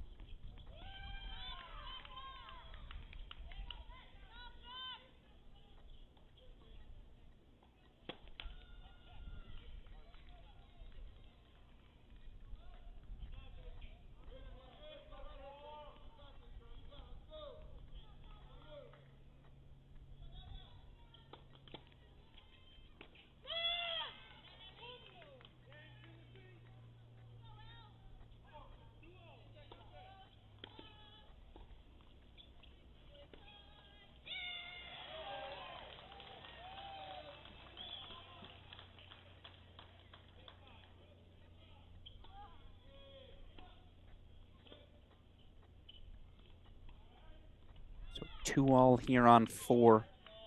Take it back to court number 5, where again Esther Adeshina is serving for the first opening set for Tennessee here in singles.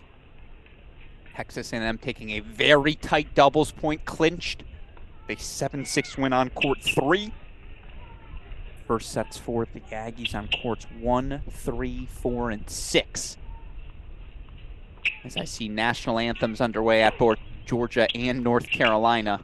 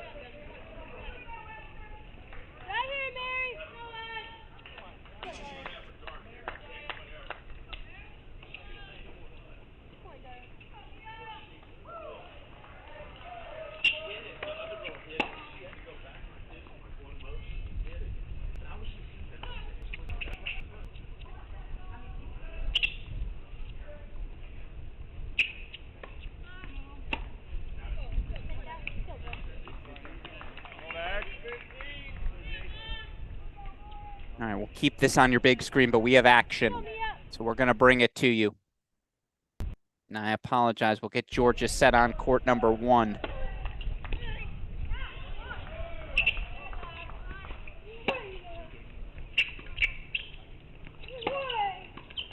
We don't have action at Georgia yet. I'll get that reset for us here.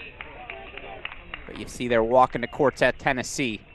And North Carolina.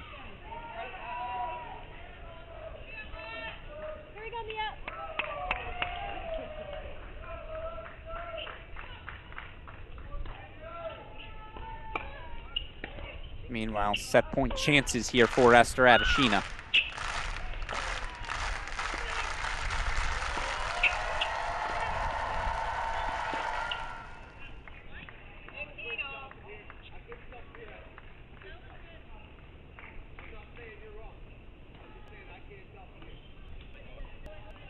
Four-2 lead for Ewing in that breaker on 2. Again, that might be, dare I say, a kiss of death for Tennessee should should A&M close out 5 first sets.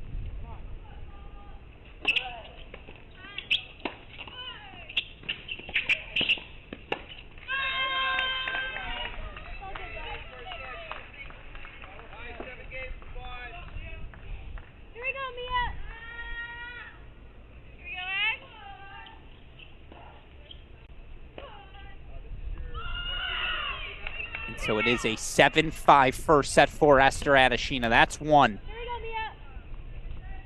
You're good, Mary. You see play underway at Carolina, so we'll put that on the big screen. I believe we'll have Georgia action for you now, and indeed we do. And we'll get all 3 scoreboards set.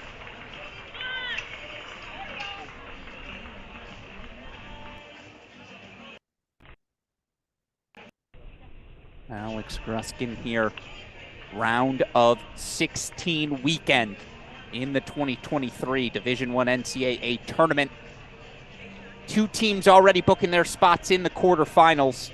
Michigan on the men's side via a 4-3 win over USC. Iowa State on the women's side, first Elite Eight in program history. They got a 4-1 win over UCLA. Meanwhile, you see 7-6 first set to Selma Ewing.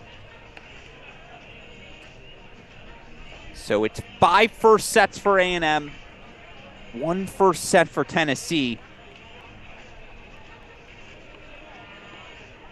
We go over to court number 6 where Jeanette Morales is up a set and a break. Meanwhile, here at the number 1 spot, it's the All-American transfer. 2 years remaining of eligibility does Abby Forbes. She's with junior Fiona Crawley, a late double switch before the NCAA tournament for the Tar Heels. You see a long pause on court number 1. Is it raining? I think it's raining in Georgia. I don't think it is raining. And so play pause there. That means we can go to a split screen. No indoor facility at Georgia either. So as long as it's raining, we're not playing. And we'll stay in this 2-wide format. Again, UNC number 1 overall in the country.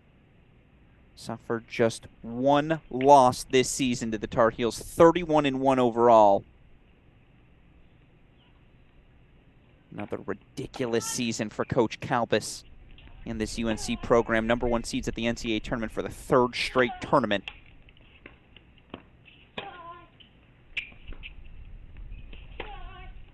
Of course, they're taking on a Florida women's tennis program that is the definition of a blue blood here in our sport. And talking to head coach Roland Thornquist of these Florida Gators yesterday, a conversation you can go hear on our Cracked Interviews podcast feed. He thinks the best tennis is still to come for this young Florida core.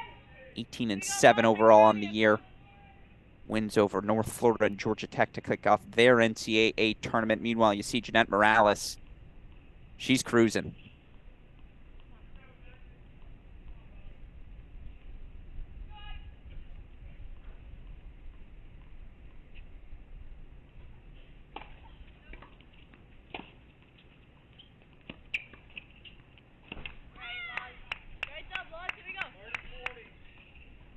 Again, Georgia fans wondering, why don't we have action for Georgia-Oklahoma? There's rain right now in Athens.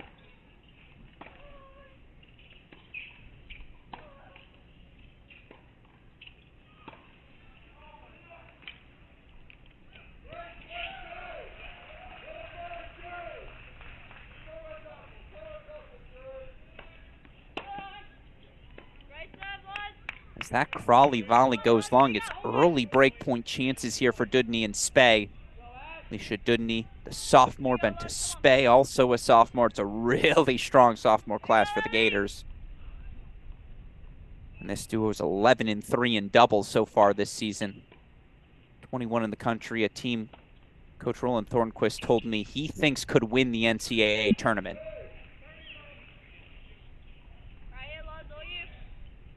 You see why, the massive return. It's an early break for the Gators on court number 1. Take us over to court number 2 now. Again, want to introduce everything happening across the board in each of these and keep you up to date on everything throughout the match at each of these matches. Oh, and I apologize. I realized we didn't have UNC volume. You should have UNC audio now. As we move over to court number 2, it was an early hold for the Florida duo Briggs and Galis. Briggs, 4th year. Galis, the freshman. As you see, Anzalota does get on the board.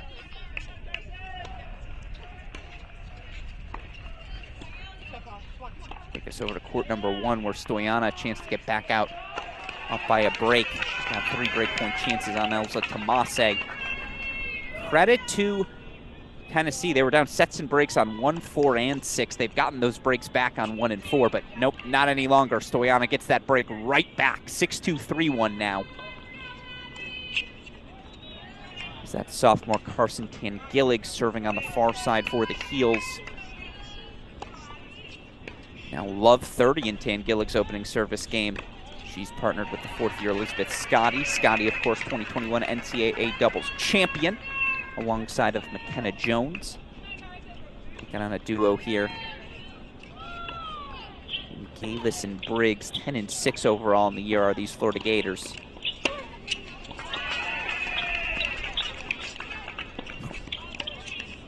I don't know how Tangillig didn't hit Scotty with that slice.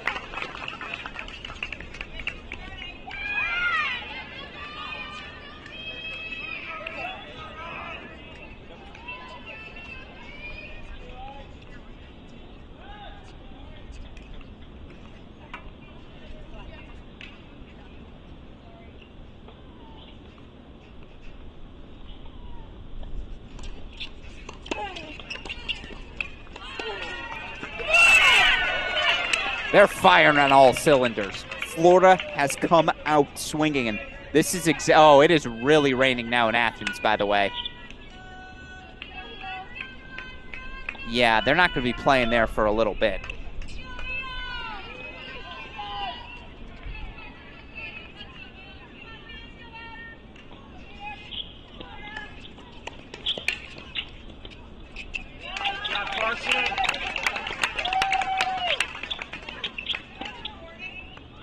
So Georgia fans looking for or Sooner fans looking for Georgia, Oklahoma 2023 ITV National Indoor quarterfinal rematch.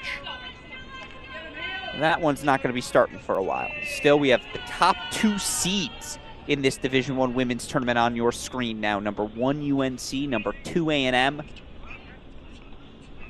Doesn't get much better than that. Meanwhile, I apologize, breakpoint chances.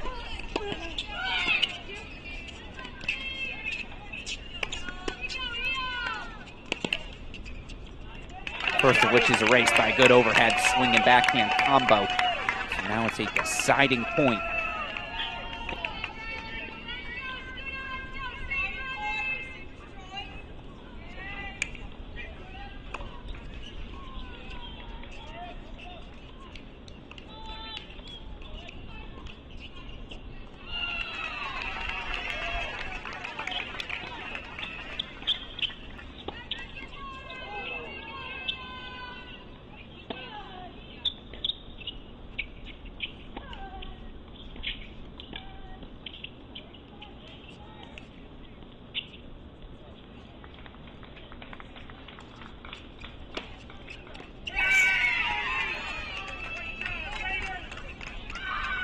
The deuce point break for the Gators. So Briggs and Galis, you see 67 in the country, 2-0 up. Early breaks for Florida on courts 1 and 2. If you're going to beat the Tar Heels, you probably have to have doubles. And credit to the Gators. Again, they have come out swinging. Early breaks now on 1 and 2. Take you over to court number 3 now.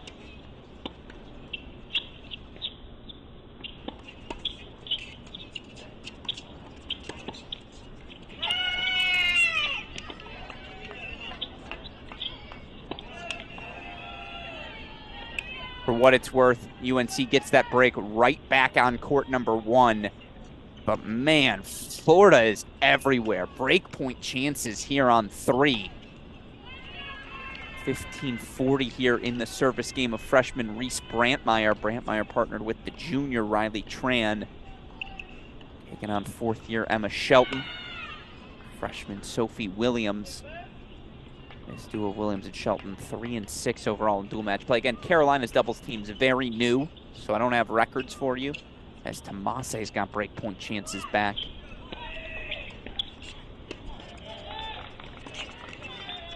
And actually, what I'm going to do is give us 2 Texas A&M singles matches. Again, with heavy rain in Athens, we've only got 2 matches for you right now. Might as well make the most of it.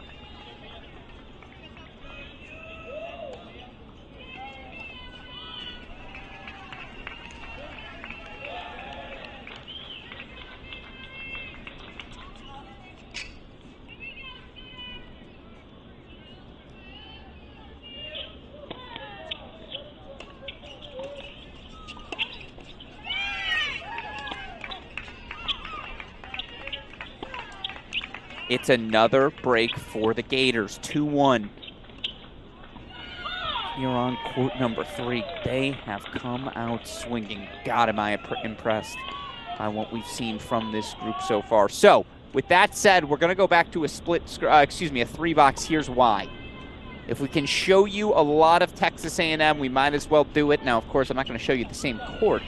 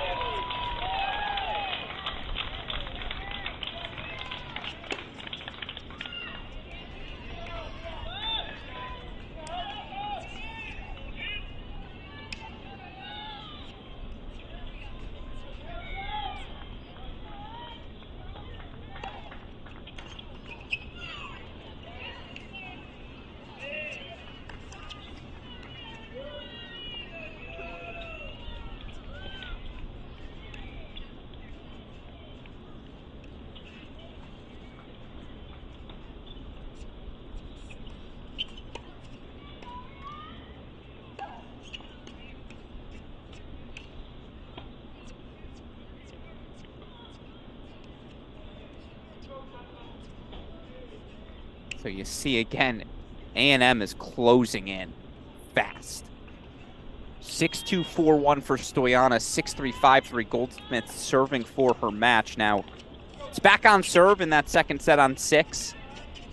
Coots are up a break in a second on 3, but boy, oh boy, could be 3-0 here pretty quickly for the Aggies.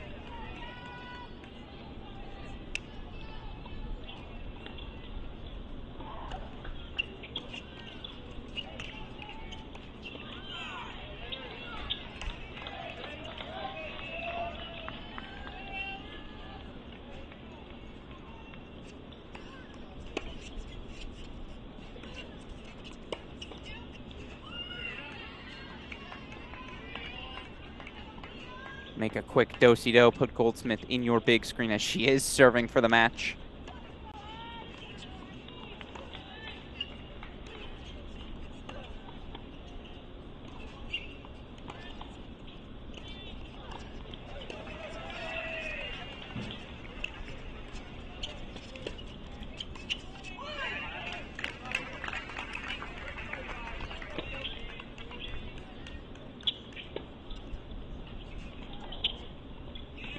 chance back for Molinaro.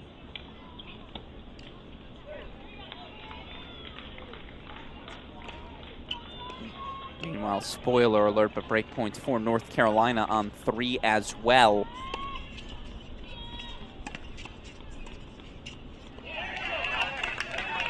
And trans volley does land good, so it's back on serve 2-all. On court number 3, we'll take it back to the top spot now.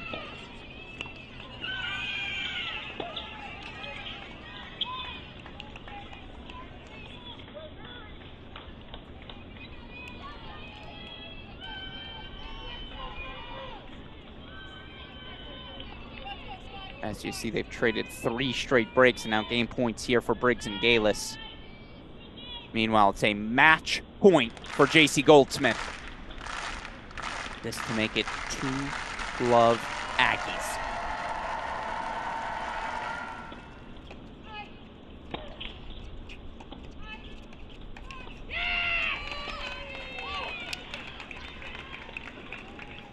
It's too good. Junior Eleonora Molinaro stays alive. Let's put Stoyana in the big screen. Match extended on court number 4.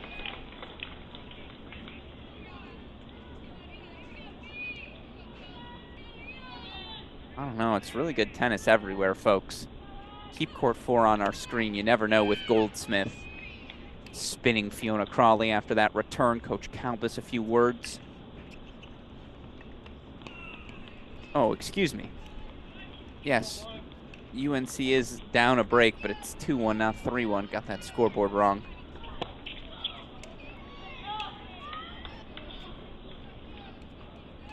Meanwhile, you see break point chances here for Stoyana. De facto match points, dare I say. 30-15 here for Florida in their service game.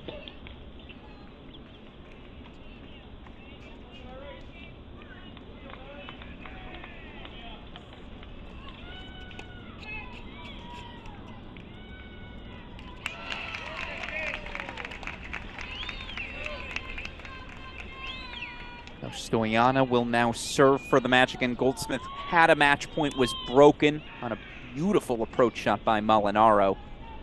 Anzalota from a set and 2-love down, now 3-2 up in the second set on 6 for Tennessee. Tennessee built themselves a big deficit. They're down a doubles point, 5 first sets and singles, but they're hanging tough.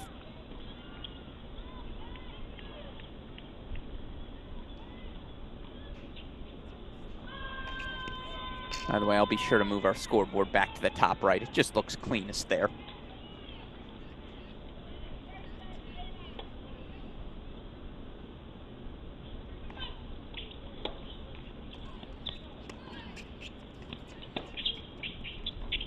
Look, there's a reason Stoyana's 2 in the country. You see why. Are you kidding? With that down-the-line combination. Aggression to move forward. Meanwhile, break points here for the Tar Heels on 1.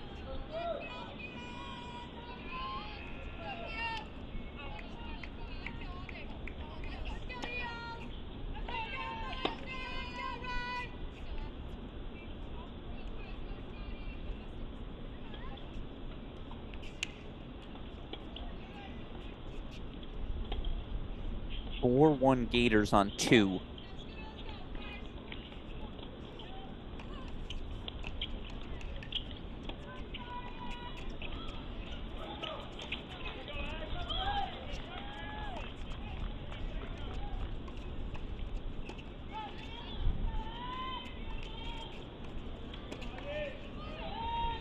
Just doing the thing.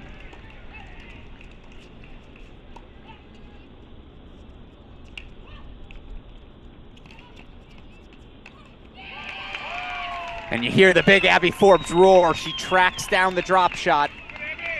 Tar Heels break back for 2-all.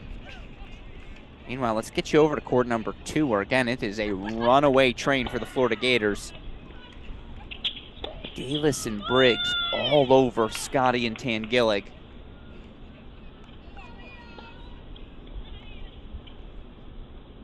Goldsmith 2 points away. You see top left of your screen.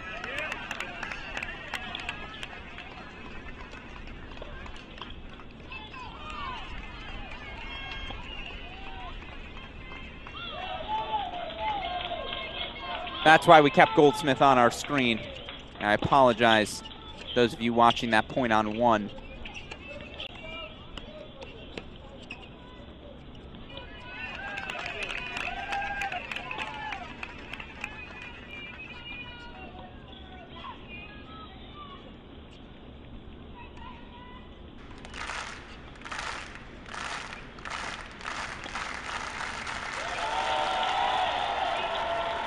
Aggies. Win number 23 on the season for JC Goldsmith. That ties her for the team lead. And the Aggies are 2 points away from another quarterfinal.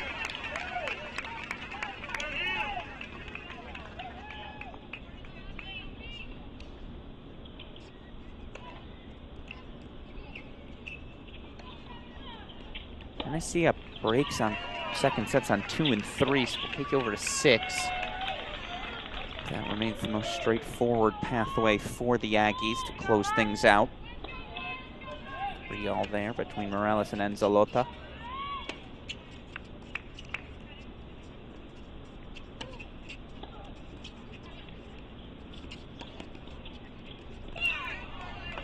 By the way, we might be remembering that missed overhead from Florida on court number 1 as the Tar Heels now up 3-2 on 3, 2-all on 1. They drop the doubles point. Certainly, if you're a Gator fan, you'll remember that opportunity they just had. But now Stoyana showing off the serve and volley. And that leads us to another match point here. Aggies closing in.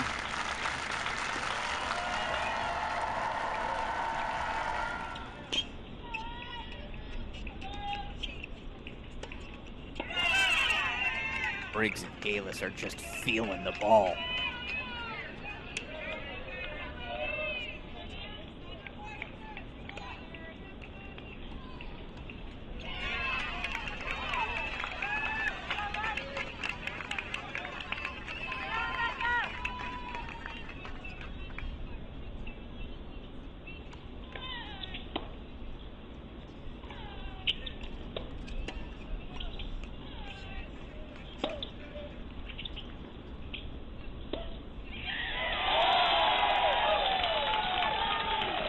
So there it is.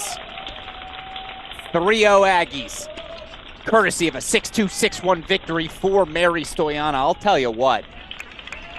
It's one thing to beat a top 20 player, top 25 player, excuse me, in Elza Tomase once. Stoyana does it definitively twice. Repeat of the 2-1 performance. We saw from the number 2 player in the country in dual match play. That is a really job well done. Or sophomore Mary Stoyana. Win number 24 on the season. So Goldsmith tied her with 23 for a moment, but Stoyana back in the lead. Total wins on the season for the Aggies. So now they need one more. The clearest is Morales on 6. Everything else is a battle. Let's go to court number 3. Daria Kutzer, 6'3". She dropped the first. She's up a break 4-2, though down love 30 to freshman Mia Kupras.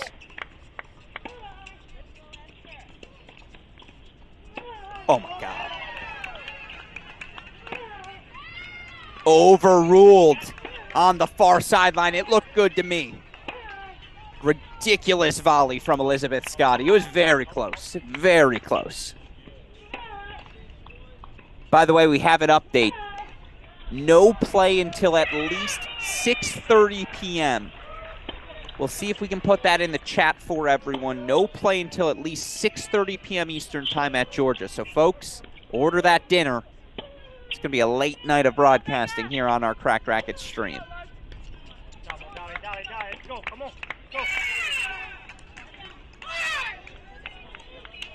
On serve on courts 1 and 3 here in doubles. Single break lead, 15-all now. Excuse me, 30-15 for the Gators here on 2. There's the Fourth-year Carly Briggs, freshman Rachel Galis taking on the sophomore Carson Kangillig. Fourth-year Elizabeth Scotty. Morales with breakpoint chances. Uh-oh. On court 6.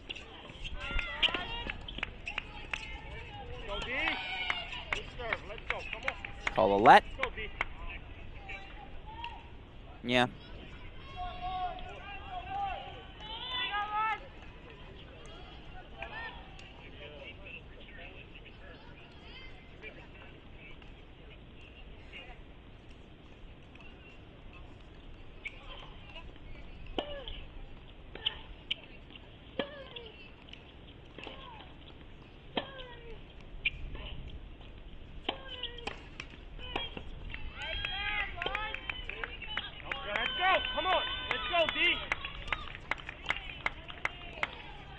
Come on.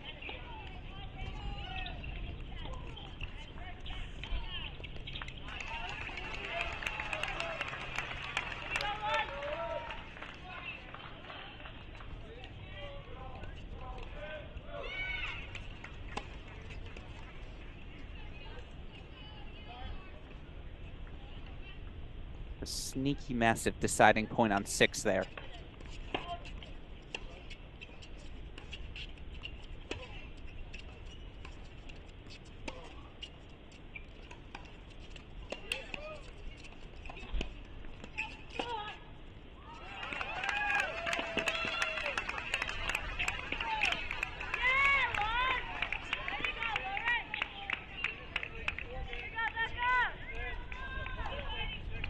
Breakpoint chances for the Heels to level things. I'll tell you what, Florida came out swinging. The Tar Heels have responded. You got to credit the #1 team in the country.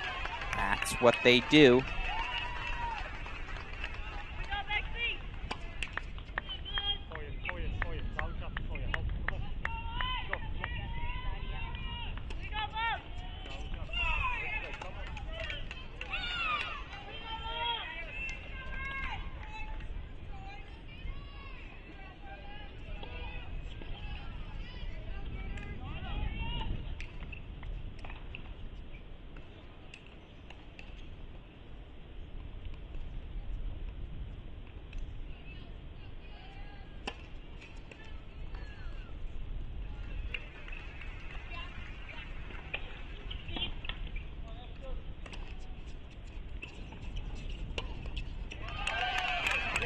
Huge break for the Heels.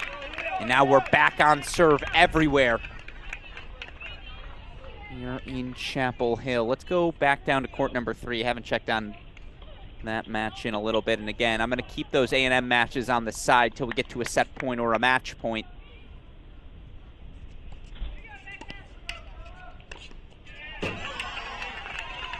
Obviously, we'll give it that runway with the 2 matches there. Tennessee dropped 5 first sets in a dramatic doubles point. They also dropped matches in straight sets at the 1 and 4 spots. Mary Stoyana, J.C. Goldsmith continuing their exceptional years of tennis. Huge hold for Anzalota, you see there, 4-4-3. Only first set that Tennessee took belonged to Esther Adeshina at 5. She's down a break in the second to Smetanikov, the freshman. We might have a bunch of third setters to decide things in College Station. Now, Tennessee needs every match remaining. As you see, Brantmeyer and Tran do hold 4-4-3. So that'll take us back to court number 1 here at Carolina. But credit to Tennessee, they did not roll over in these second sets. As we pick things up, junior Fiona Crawley serving on the far side, 15 love. Or the junior #1 player in the country in singles, has been all season long. Is really just a ray of sunshine. I don't know how else to describe it. I don't know anyone who's got a negative take on Fiona Crawley. I say that about a lot of players. I suppose she's one I've gotten to know a little bit better. Just given the Tar Heels' success. Been there to call their last 4 national indoor titles.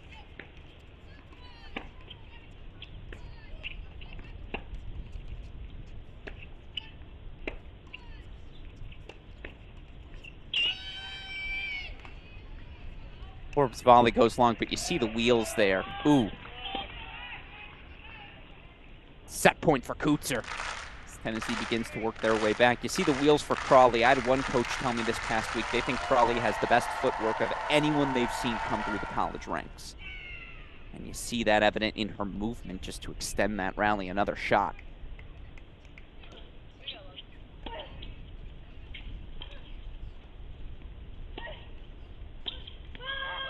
That's a set to Kuetzer. Perhaps the Tennessee charge is beginning. I'm going to put North Carolina back in your big screen, but, I mean, again, that's a set for Tennessee on 3. Take you over to court 2. Or Rebecca Mertena, the 5th year. Excuse me, Rebecca Mertena, yeah, the 5th year. She's got a 4-1 lead in the second set. If you're an A&M fan, you are just begging for Jeanette Morales to get off the court. 3-point chances here for the Heels. Ooh, I see breakpoint chances for Florida on 2.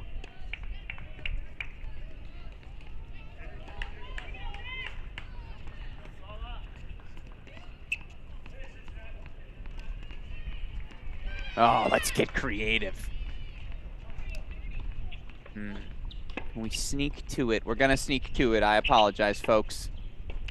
I see it's 30-40 after UNC worked so hard to get that break back.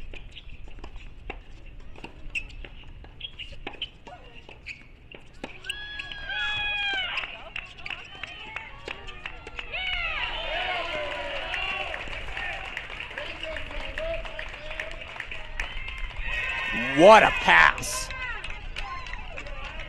What a point. And so it is break point chances now. You saw Crawley and Forbes. They held for 4-3. It's 4-3 on serve on court 3. Maybe you can see it top right of your screen. 30-all. Try and catch that one afterwards.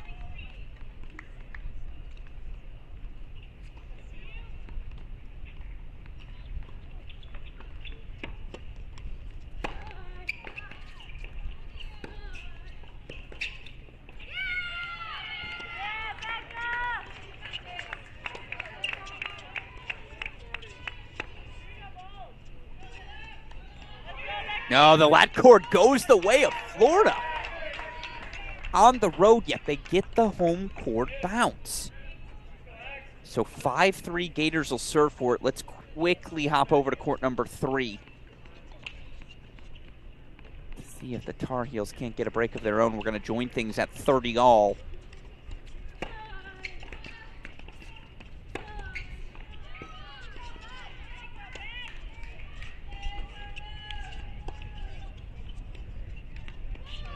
And it is breakpoint chances for the Heels.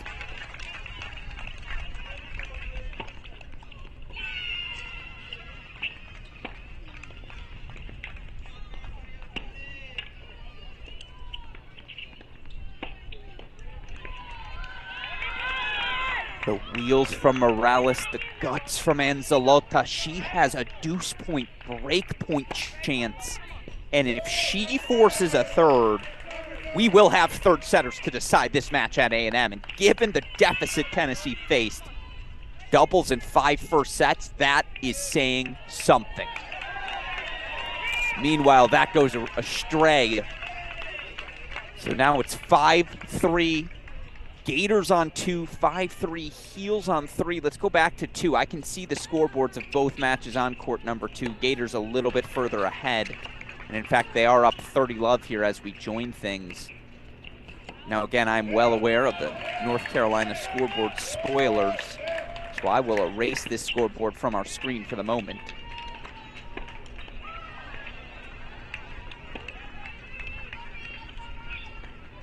Match points, Florida, here on court 2.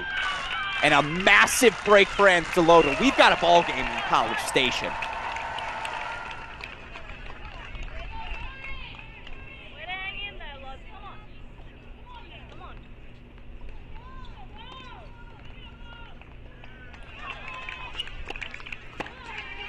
It's a match for the Gators. 30 love heels, so we're going to get there quickly. But Florida strikes first. And I think Tar Heels have break points on one as well. You see 30 love here, junior Riley Tran serving on the near side.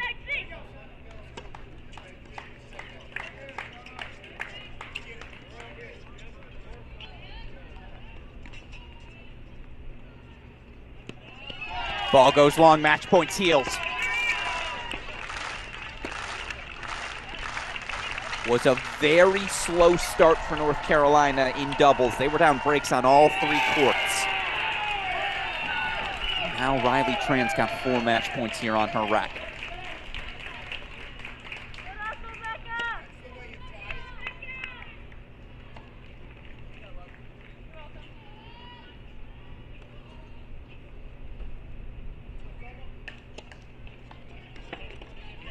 Say it with me, everyone. Tar Heels. Maybe hear it in the background. Heels take the set on court number 3, so it comes down to a deciding set on 1. Was an early break lead for Dudney and Spey. Now 4-3, 30 all here on court number 1. Meanwhile, Anzalota 2 points away from forcing a third set. That would be 2 matches going to a third. Smetanikov's forcing a third for A&M at 5, so that'll be 3 third set matches. And you see where Mertena's at, up a break on Ewing. We might have 4 deciding sets in College Station. What a turnaround that would be for Tennessee.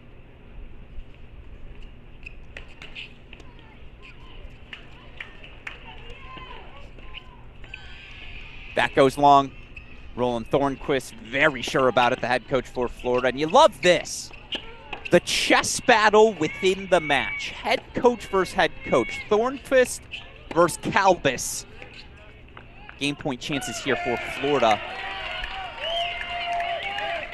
4 all, 40-30. Maybe you can see it on the far side of your screen, but don't worry, I got that Hawkeye vision for you.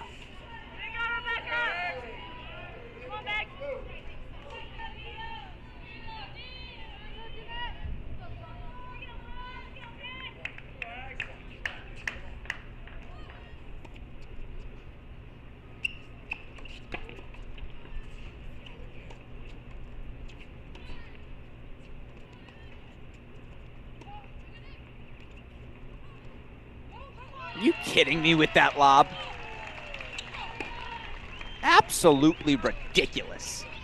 Off the racket of Abby Forbes. Smile on Coach Kalbas's face, smile on Fiona Crawley's face.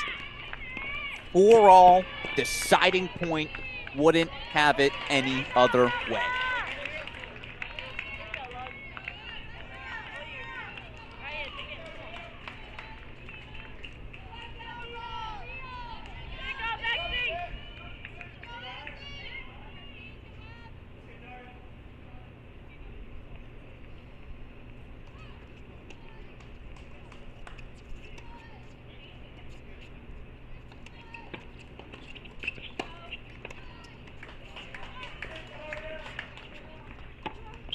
That half volley scoop was not easy from Abby Forbes. And it's a break for the Heels. And I think I said 4 all. I apologize. 5-3 now, Heels lead. We'll show you the scoreboard for a moment as we get closer to the ending of the game. Won't want any spoilers for you, but 5-3. North Carolina going to serve for the doubles point. And it'll be the All-American Abby Forbes coming over from UCLA, currently in the midst of pursuing an MBA. Now it's postseason time, though. She's pursuing a title as well.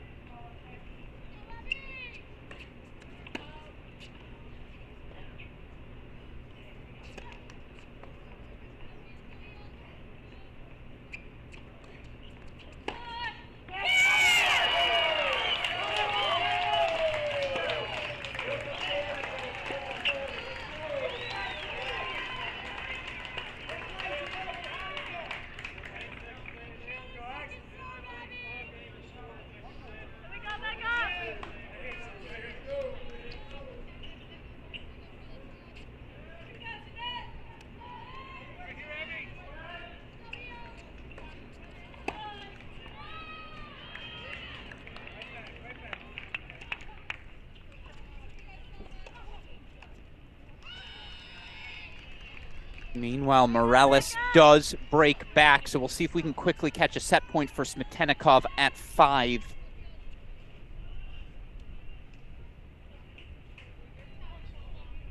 Meanwhile, deuce point for Ewing to break back. 15 all here for the Heels, and it is a set, so 2 third sets now underway. Courts 3 and 5 now in deciders.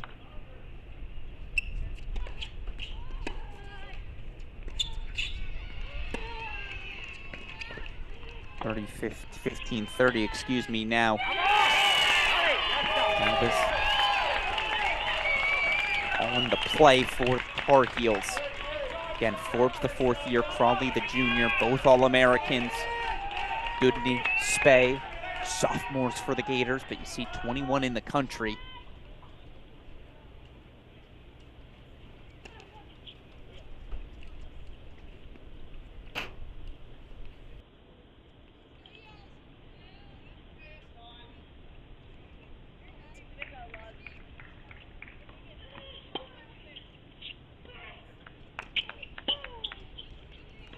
Gonna wipe that scoreboard now. Don't want any spoilers, but folks, breakpoint chances right back for the Gators.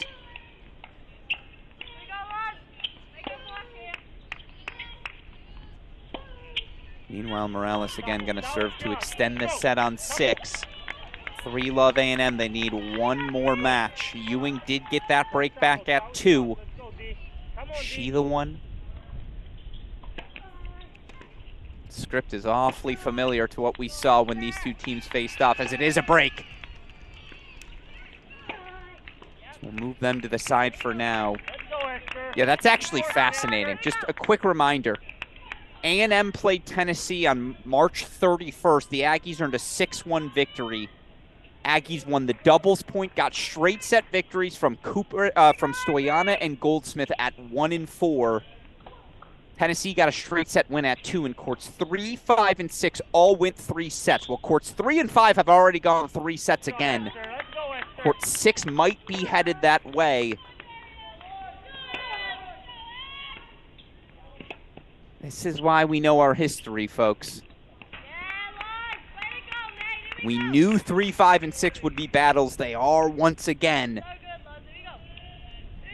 That's crazy. Absolutely crazy. 2 months later, it's the exact same match. As again, right now, deciding double set on court number 1. Florida with a win at court number 2. UNC responding with a win at 3. Anzalota 2 points away from the set.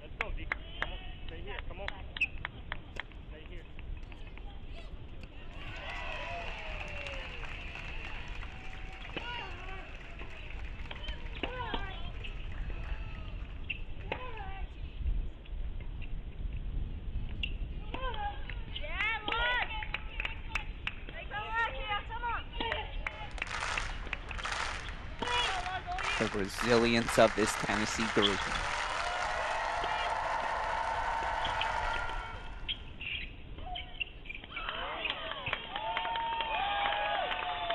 Set points for the junior Anzalota. Great coach from Florida on 1 for 15 all.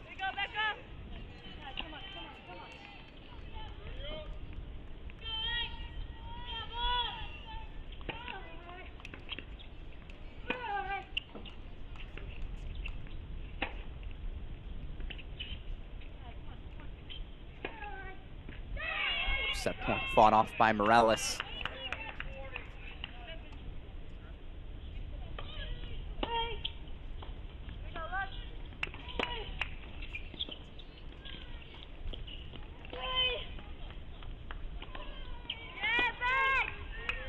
With due respect to Kutzer and Kupras, we do have to go to court 2 where Selma Ewing's in a little bit of trouble, and she can still make it a straight set win.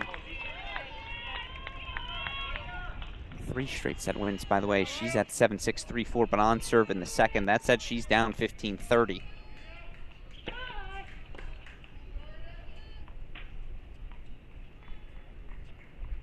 Meanwhile, 15:30 for the heels. I'm monitoring it, folks. Don't worry. If we get to a match point, it'll be on the center of our screen.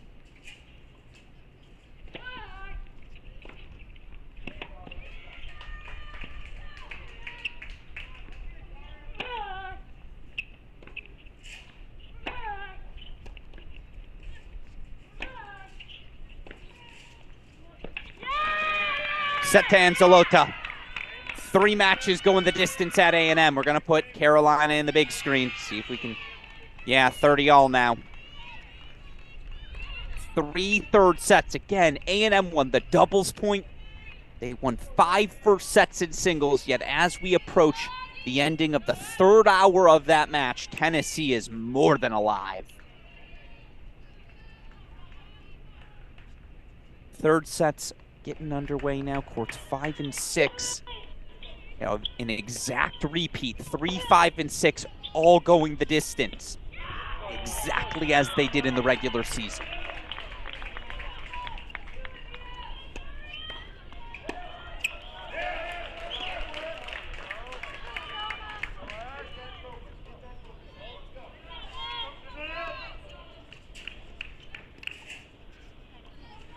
Oh, backhand into the net, so it's game point chances now for the Gators. Again, nothing before 6:30 in that Georgia-Oklahoma battle. So that women's round of 16 match will be our nightcap now here on our broadcast.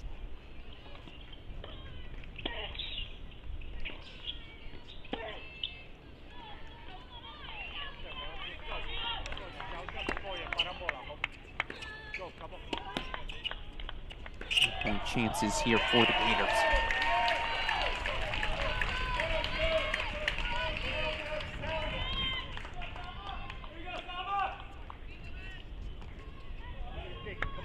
Five all.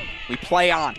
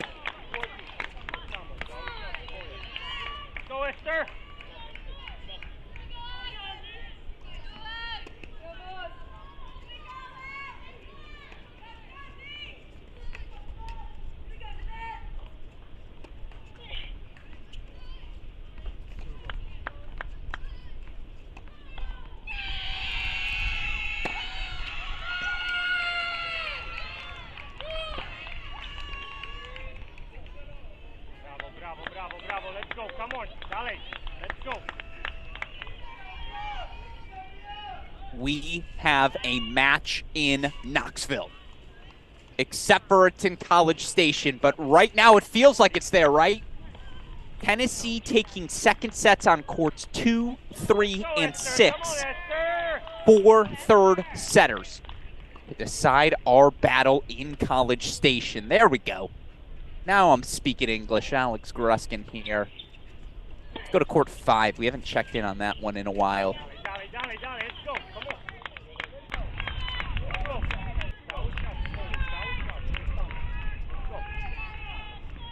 Oh, what a passing shot from Crawley. Sets up game point chances for the Tar Heels. Again, this is your deciding double set. 6-3 win for Florida on court number 2. 6-3 win for the Heels on court number 3. Looks like it's, the junior Fiona Crawley serving on the far side.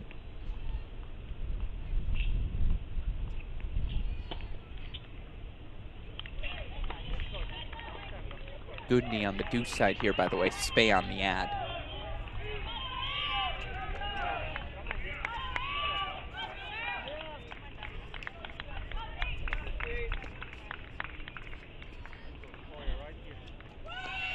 Crawley goes wide. It's a deciding point. I'm going to wipe the scoreboard. No spoilers.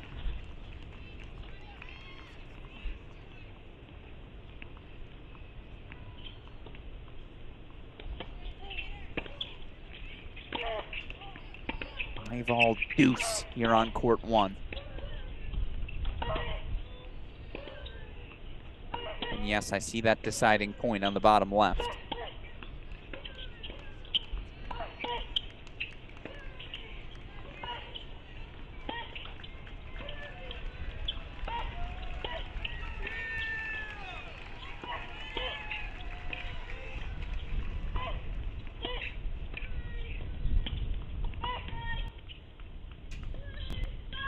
Oh, Daria Kutzer is bold. We said it at the beginning. Which team would have gumption? Kutzer holds for 3-2. Deuce point second serve for Crawley.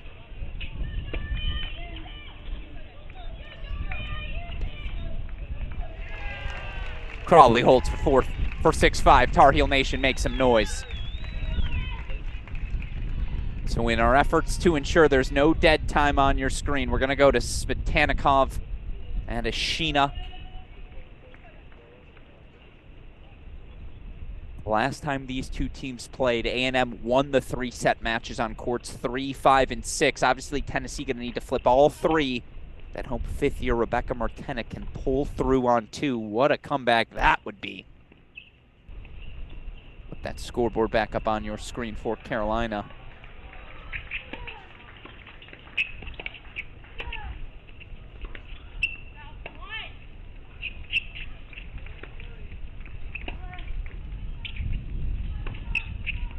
That goes long. Adeshina knows if she's patient, she will be able to draw some arrows, but there is a fine line between patience and tentativeness. Adeshina's going to ride it this whole third set.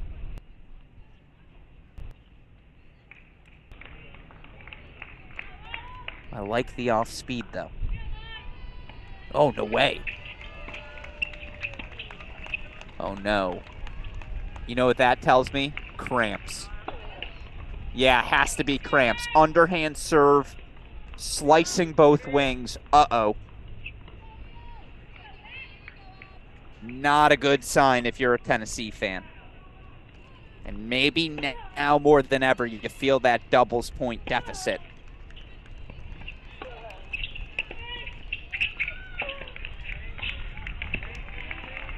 Svetanikov breaks. We're going to put UNC on the big screen. 6-5 Tar Heels. 15 love Florida.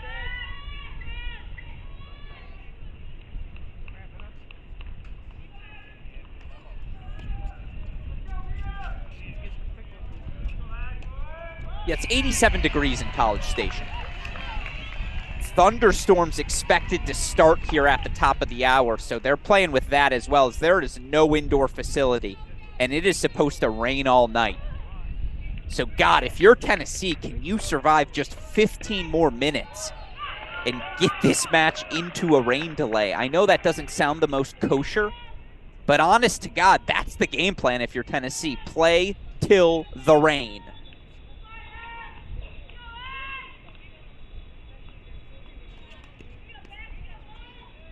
I think we have to keep that Smetanica. No. Take you back over to court 3.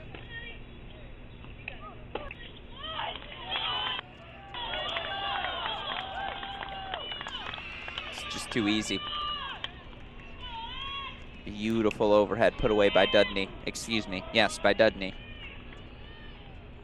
It's a sophomore bent to Spey serving on the far side.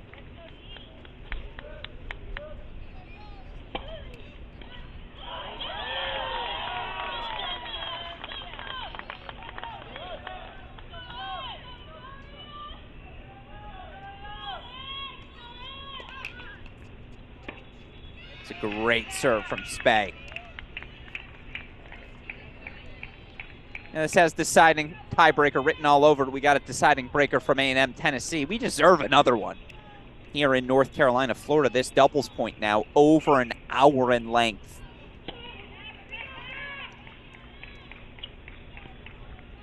This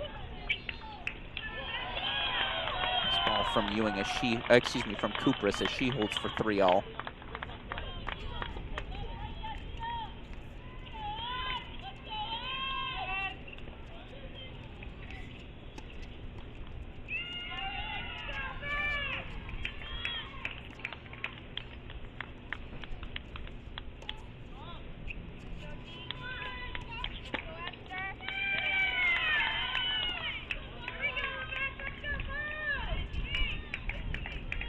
Breaker to decide things on 1. Apologies, I lost sight of the scoreboard there. I know that was spoiled, but 6-all overall. Tie break on 1 to decide things. And again, Crawley and Forbes, a new doubles pairing. Coach Brian Kalbus, assistant coach Tyler Thompson electing to switch their doubles lineup for the first time this season for the start of the NCAA tournament. We'll see if it pays dividends here. Again, Crawley and Forbes taking on that number 21 team in the country, the sophomores Alicia Dudney, who's on that deuce side. Spey on the ad. Forbes to serve here. Kick off the breaker.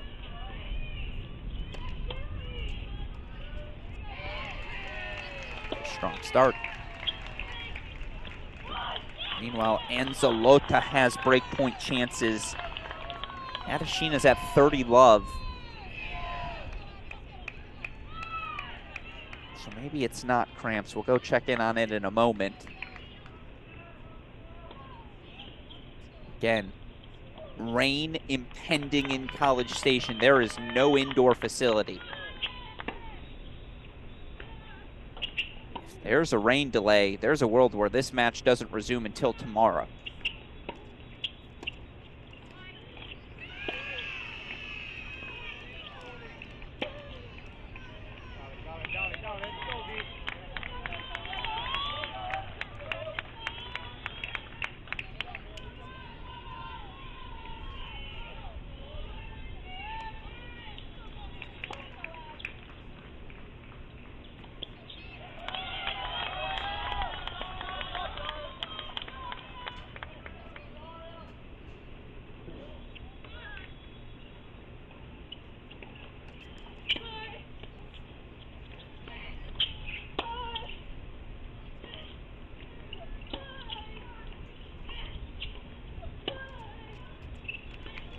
Mini break goes to the heels, 2-1 now.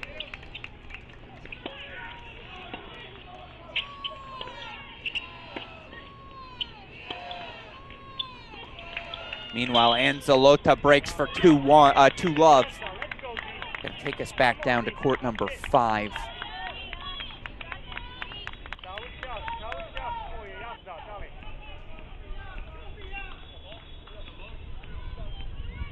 Anakov serving 2-1, 30-all. Uh-oh. That's a double fault.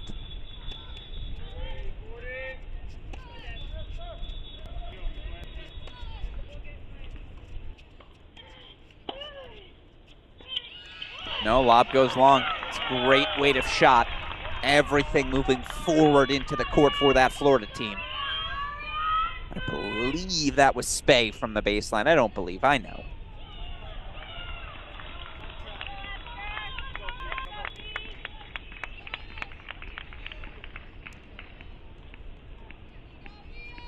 Two all now in this breaker. Break point, meanwhile, for Adeshina, and that's some shaky serving right now from the freshman, Smetanikov.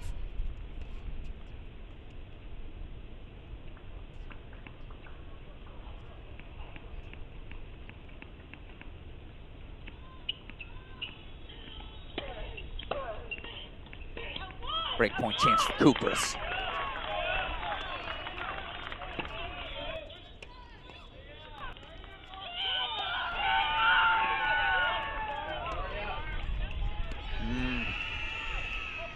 It's a credit to Benta Spey. She's shown that flash of, I might cross. Got ahead of Crawley, so now it's 3-2 for the Gators here on one.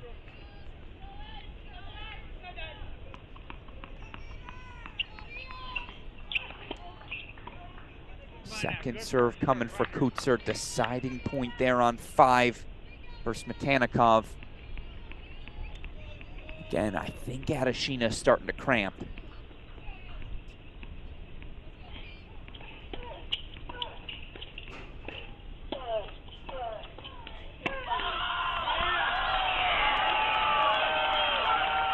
This does break for 4-3.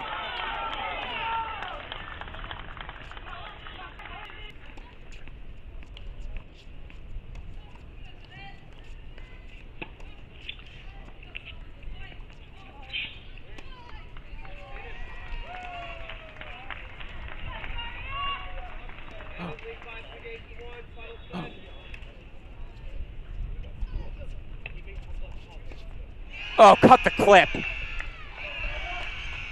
4-2 Florida on the turn. That is such good tennis. Exactly what you expect in the Sweet 16. Coach Calbus telling his heels to remain calm. Meanwhile, Coach Thornquist is fired up. You see, look at this. Mertena's up a break. So now Tennessee's up breaks in the third on 2 and 6. That Kupras break looming so large. And right now it's the freshmen, the next generation, Smetanikov and Kupras. Up breaks and looking to send the Aggies to the quarterfinals. We're putting Kupras back on your screen, folks. Have to do it. We'll monitor one break for each team.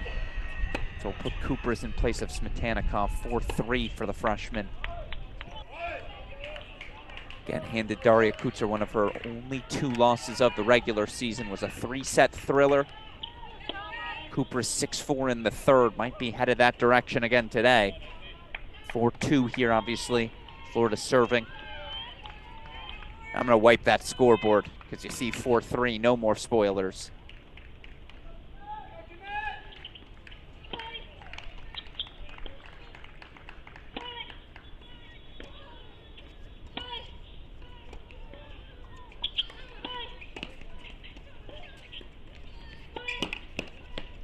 Tar Heels much more likely to employ the lob.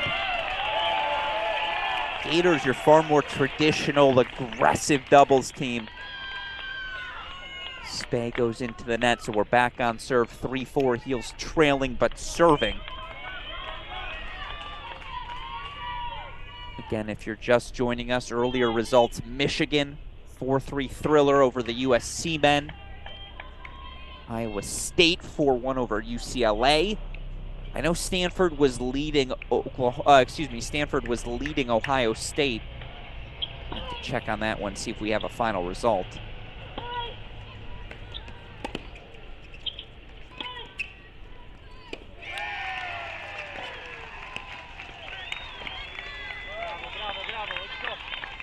Stanford, I think, is up 3-0.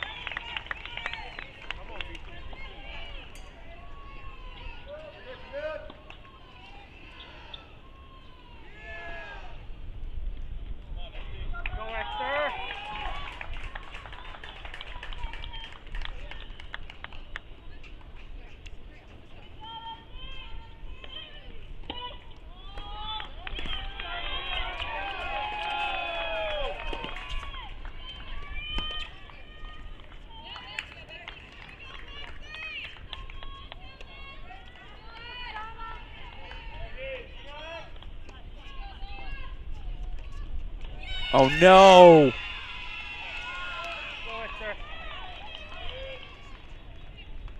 You pay more for the frame than you do the strings, but not the framed overhead Fiona Crawley was looking for. Mini break Florida. Tiebreakers on their racket, 5-4 Gators.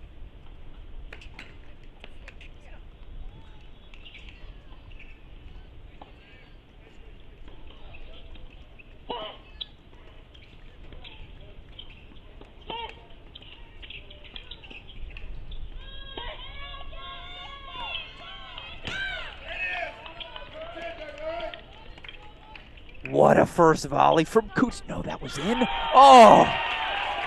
Coots are coming up with the volleys. Kupras has answers.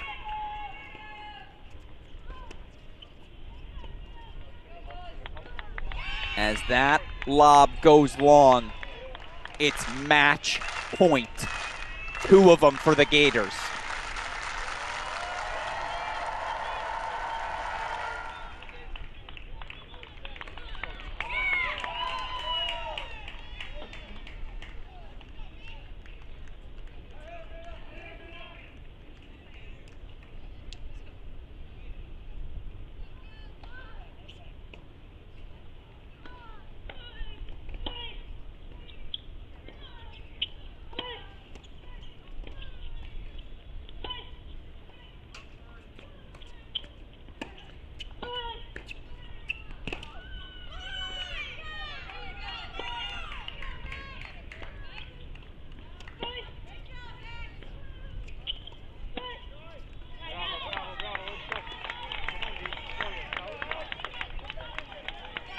Lob goes wide, doubles point to the Gators. You come to number 1 Chapel Hill, number 1 UNC's house, excuse me. You better be ready. The Gators are. They take a 1-0 lead. Wow. So, of course, we'll have the singles portion of that match, 72 minutes. And number 16, Florida, takes a 1-0 lead. Wow, wow, wow. So you see 3-love Mertena. It's also a 3-love lead for Anzalota. Looking like it's about to be 4-love. We'll go there. Meanwhile, what a critical deciding point on 3. Smetana is up a break 3-2 for A&M on 5, but Tennessee, after dropping doubles in 5 first sets, they have made this a match.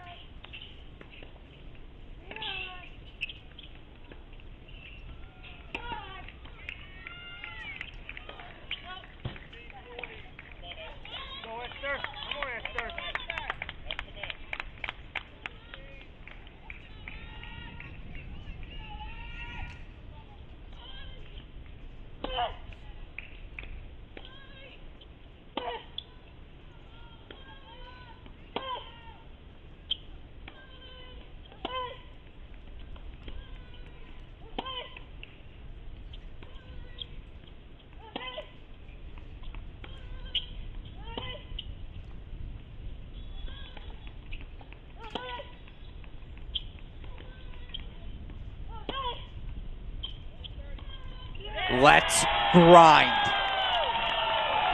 And the willingness of freshman Mia Kupras to be bold. We've seen it from her all season long. She now has A&M 1 game away from the quarterfinals. Meanwhile, Anzalota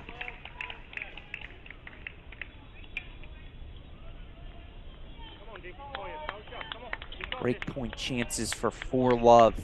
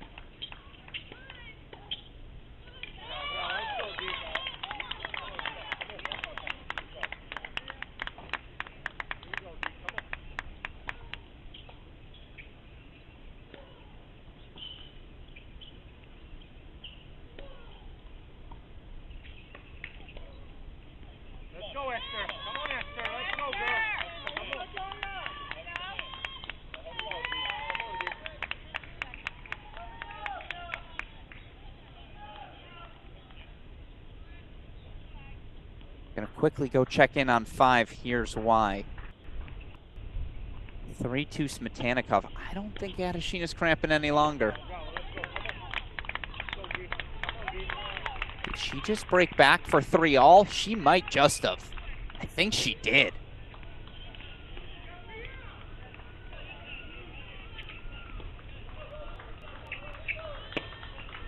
Oh, no, yeah. Uh-oh. There's the cramp. Yeah, okay, she is cramping.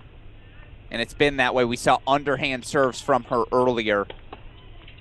Neither of these players feeling their best physically down the home stretch. Again, it's been 85 degrees, and they've been playing now for 3+ hours. Oh.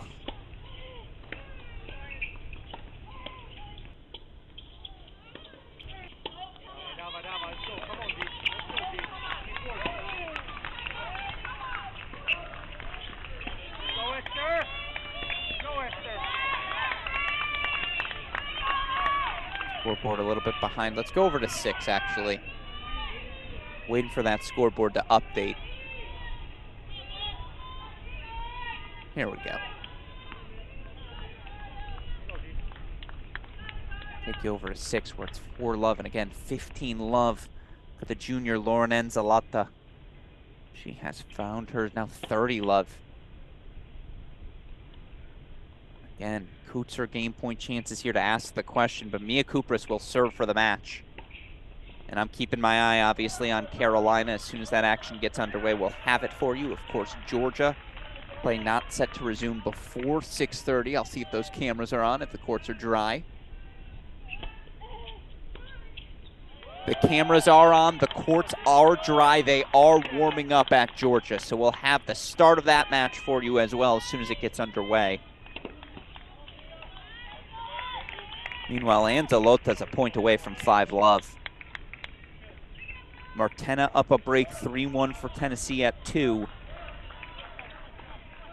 It's 3-2 on court number 5. I think back on serve there.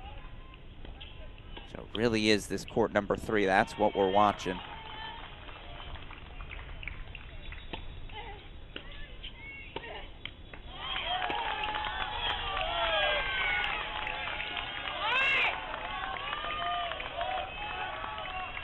Five love Anzalota.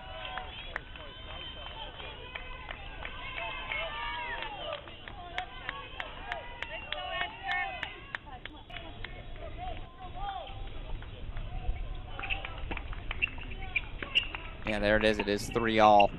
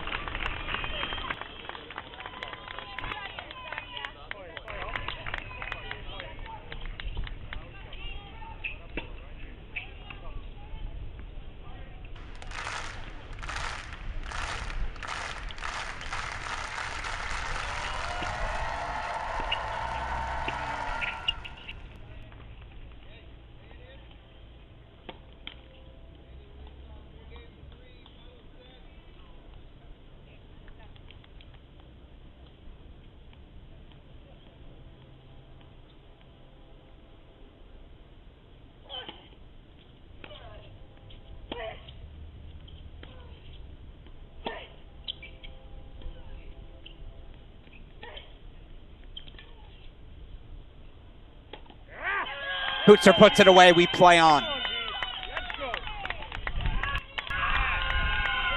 Action about to get underway at Georgia, singles about to get underway at North Carolina. Obviously, the big news, doubles point goes to the Florida Gators. The 16 seeds, a 1-0 lead now over the top-seeded Heels. And you see changeovers on both of our courts. So I suppose that's my excuse to bring back in North Carolina.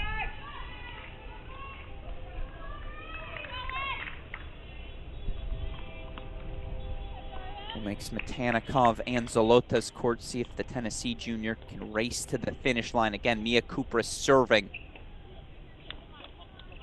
to give A&M the match.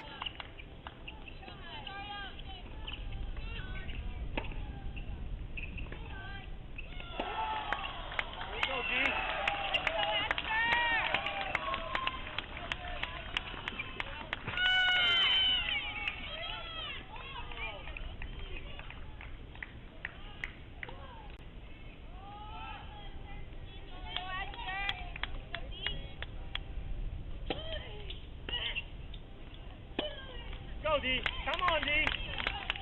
Go, D. Come on. It's working. Come on.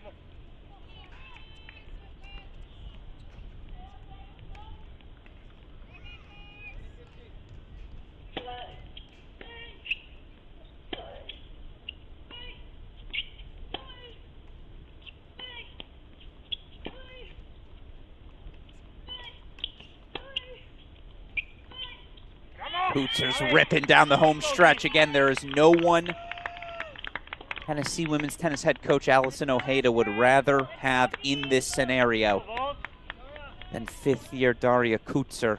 And again, the reason I'm going to a split screen, we're about to get action underway at Georgia. Actually, we have a little more time than I thought.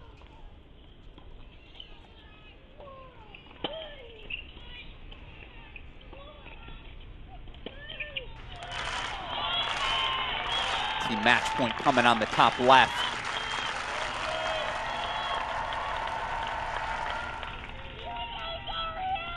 Put Tennessee on the scoreboard.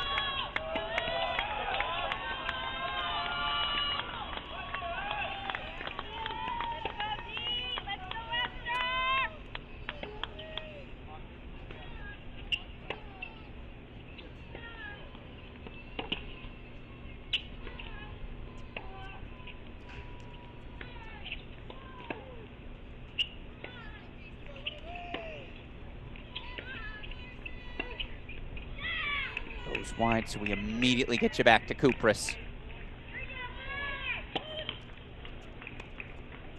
Second serve coming for the freshman. Kupras clinched the team's victory over Georgia, which ultimately gave them the SEC regular season title. Can she do it again here?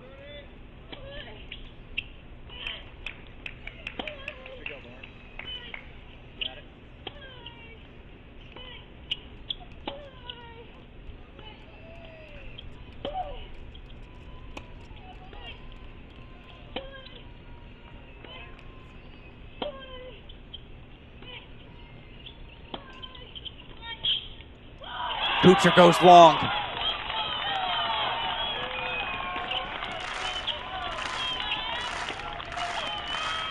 Double match point for the Aggies. As Anzalota does put them on the board, there will be no shutout today.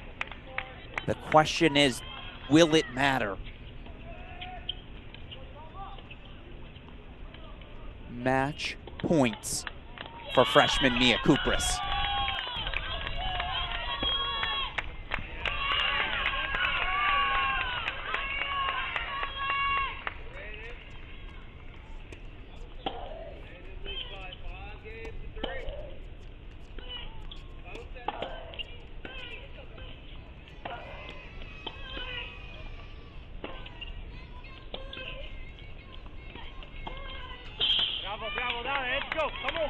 We play on. Oh my goodness. And again, I apologize. I'm going to keep you on the changeover at 1. The focus right now is A&M Tennessee. Smetanikov 5'3". Deuce point, match point. Freshman Mia Kupris.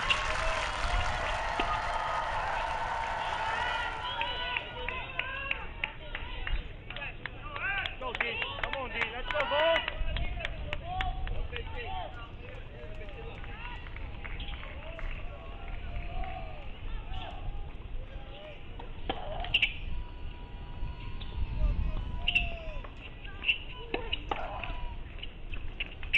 Go, Esther. Go, Esther.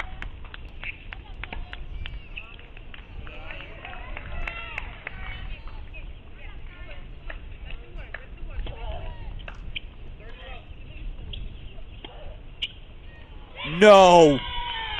I don't believe it. Come on, D. Go, D. 5 all. Come on, D.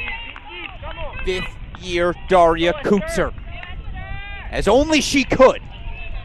Keeps fit number 15 Tennessee's season alive. Meanwhile, awaiting the winner. Oh, you see the cramps for Adeshina. But awaiting the winner of this one. It's official. Stanford 4-1 winners over Ohio State. Yes, Chris Gordon, individual feeds for UNC available on the Tar Heel website. Obviously, as soon as this match is over, we'll spend more time with it, as well as that match happening at Georgia. Ooh, looks like they're about to get underway.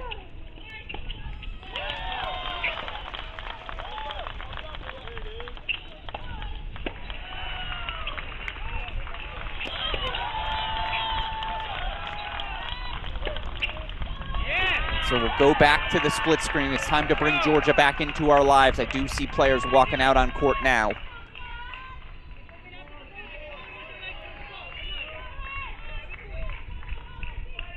That's the way to punish that short ball. Way to go. Smetanikov now, another freshman, 2 points away. Or junior Esther Adeshina.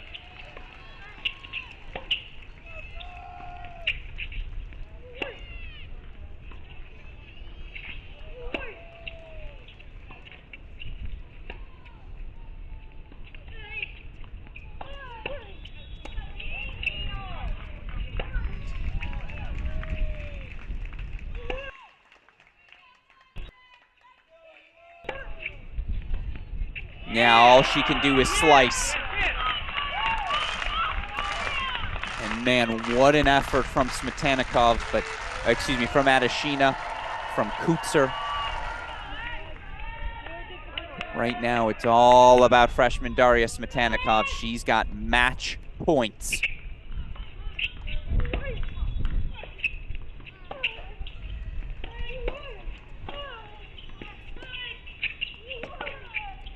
Oh, just wide.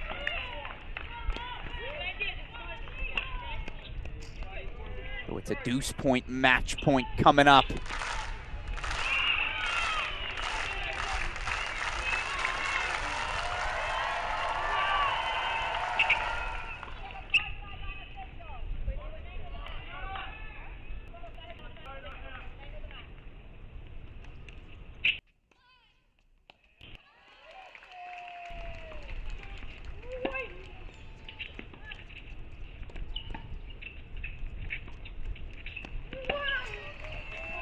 The backhand pass goes long. Smetanikov's going to have to serve for it.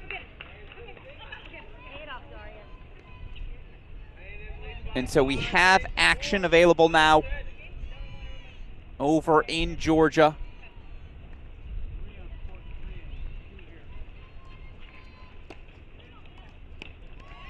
You see that camera's frozen.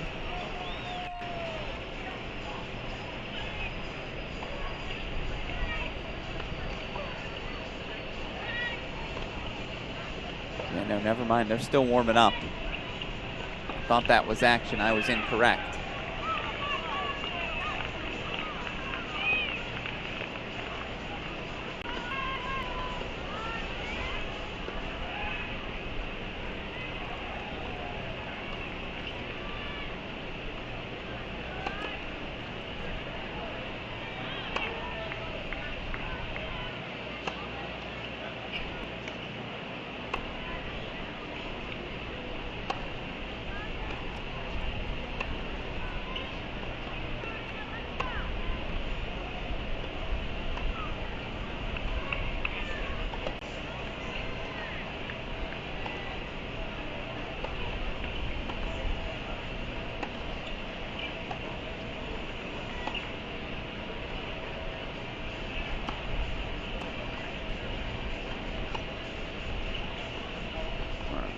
Again, as soon as Georgia starts, we'll get that back for you. Meanwhile, Kuchera has gained points for 6-5, but this is where we're focused. Singles action underway in Carolina. The big news, Abby Forbes out. They pull the All-American. It's going to be Scotty 4, Tran 5, Yarlagadda 6. So far paying dividends as Scotty and Yarlagadda already up breaks.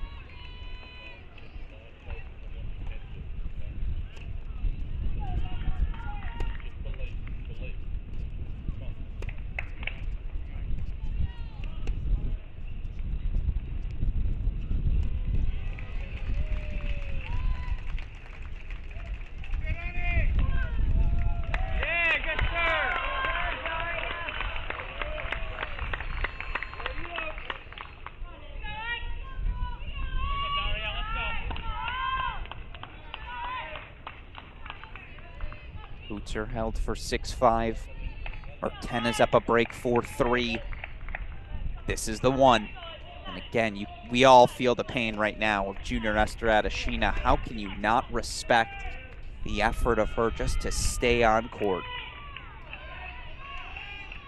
85 degrees in College Station, 3.5 hours of tennis. She is trying her best.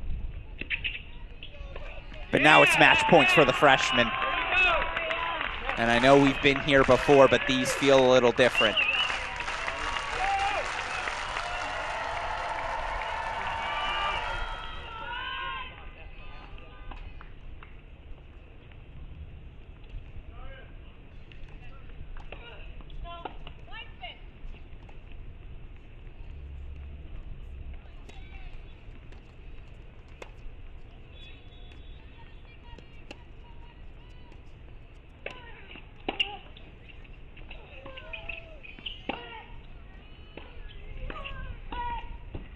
This is long, so it's not to be another match point coming up.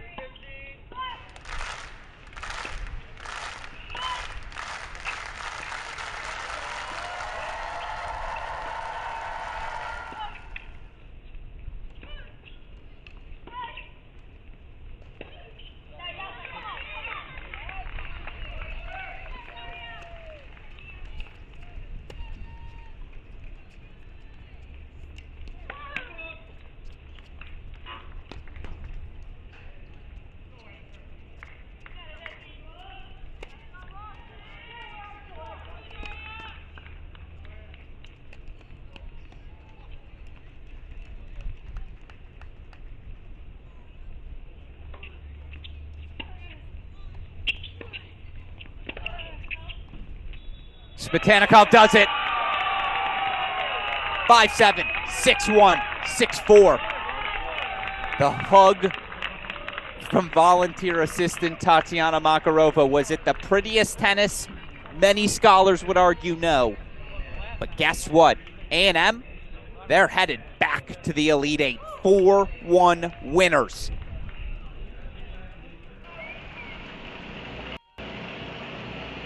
Over Tennessee, and now you see they are moving to court. So we bring in our final matchup of the day, Georgia, Oklahoma. You see Dahlstrom's got the 2-1 lead here. Man, what a match that was. 3.5 hours. Yeah, we have to get that camera at court number 1 refreshed. We'll do that for you all.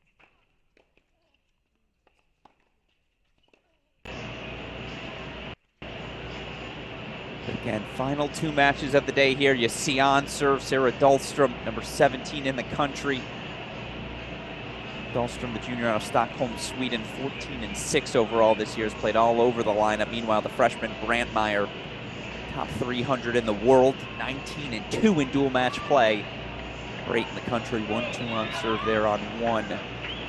Take you over elsewhere now. Let's go to court 2. Start simple.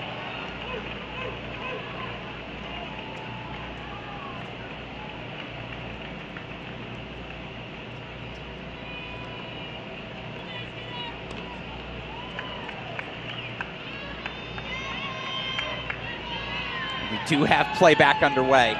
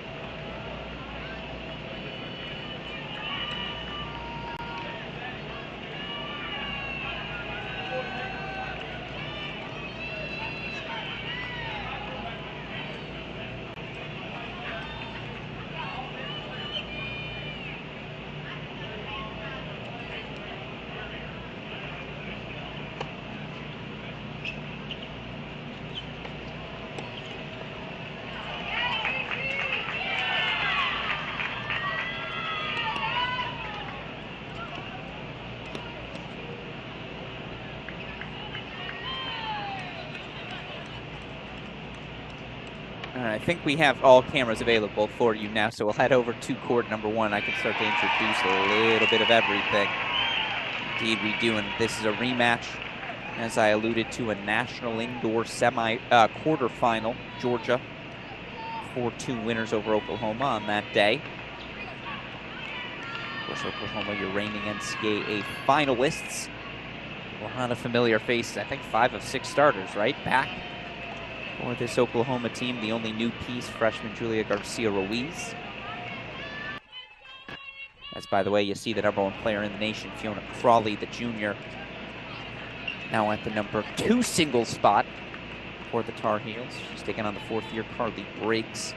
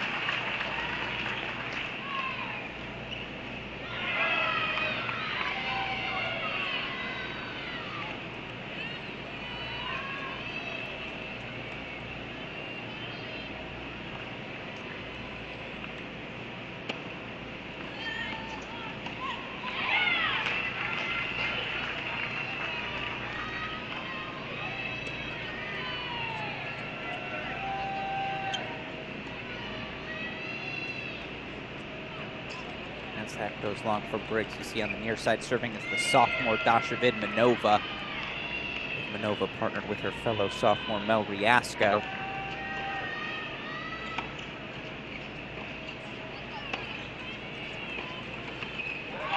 Duos 4 and 3 overall together. Vidmanova, late addition to the Georgia Bulldogs doubles lineup this season.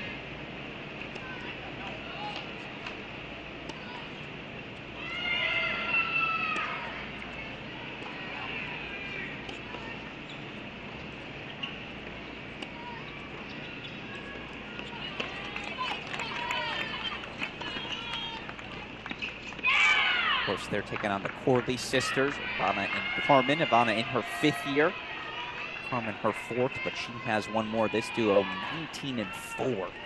What a wonderful season it's been for the Corley sisters, who currently find themselves ranked 5th in the country.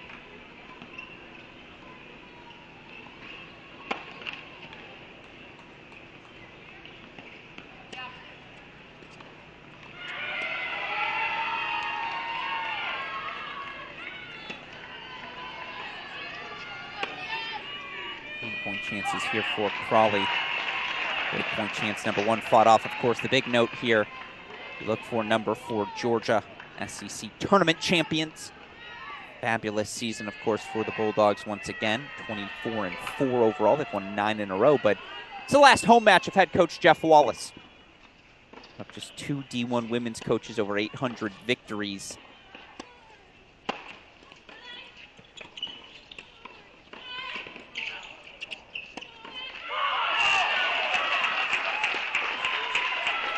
Home match on the job for him.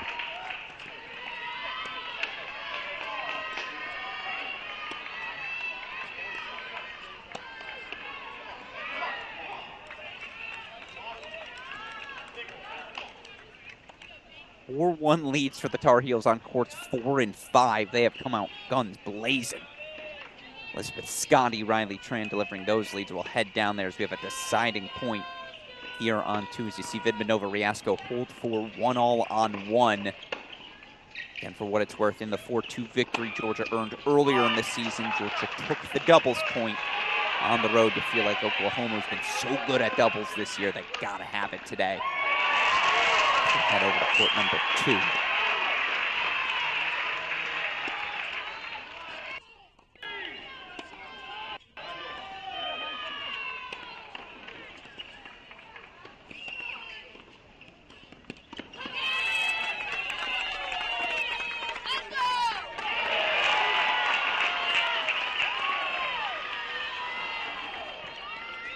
Three-two Crawley. Do we stay in order or do we make a jump, folks? I think we should make a jump. Let's go check in on courts 4 and 5 down in Carolina. Oh, whoopsies, we'll try that again.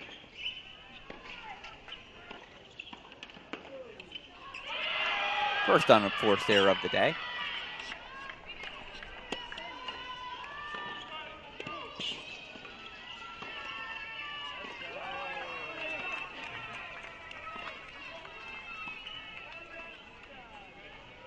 And this actually is a little bit of a shock. Rachel Galis, the freshman, has been so good for the Gators this season.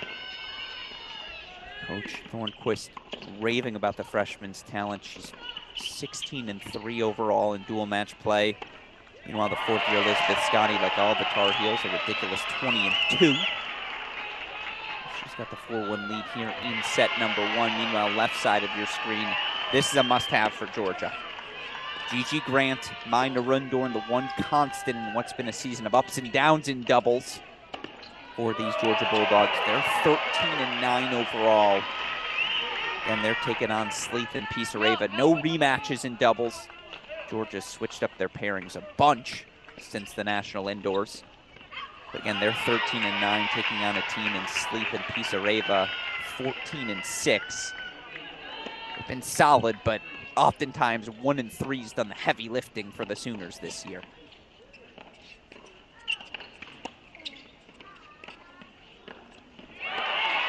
Foul from the Rundorn, the black visor, Gigi Grant, the white visor. That's how you'll be able to separate the two.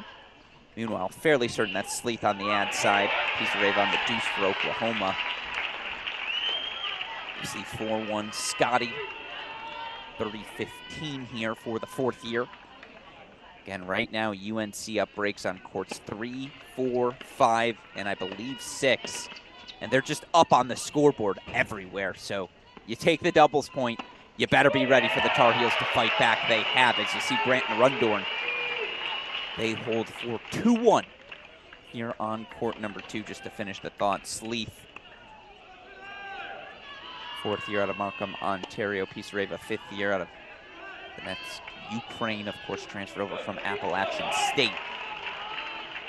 Now we'll take you down to court number 3, finish our introductions here at Georgia.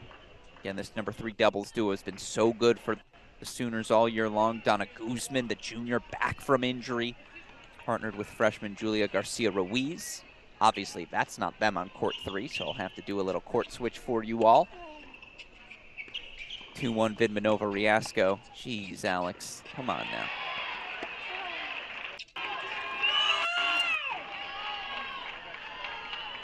Scotty does get broken, 4-4-2.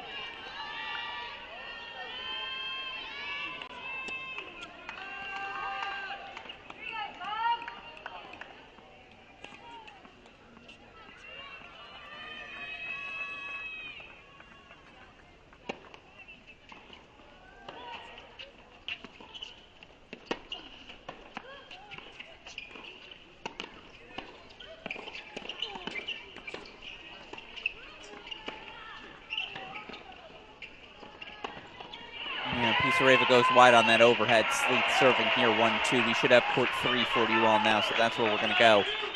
Again, just want to introduce everything. Riasco Vidmanova up an early break on 1. Here it's Meg Kowalski, the 5th year, final year on the job. She's partnered with the 4th year Leah Ma. Taking on again the junior Donna Guzman, freshman Julia Garcia Ruiz. Kowalski and Ma 3-1. Guzman and Garcia Ruiz 20-5. This is Guzman serving here on the near side.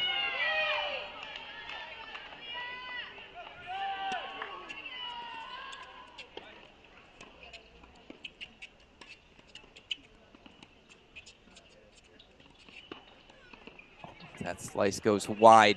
I will say this was a concern for head coach Roland Thornquist of Florida. He talked to me in his interview yesterday, an interview you can all go find on the Cracked Interviews podcast feed, said, I don't want to be down on scoreboards 4-2 everywhere. Said these Tar Heels are just, they're too good at being front runners. When they have those 4-2 leads, they just swing so aggressively everywhere. Tar Heels the chance to do that right now, certainly.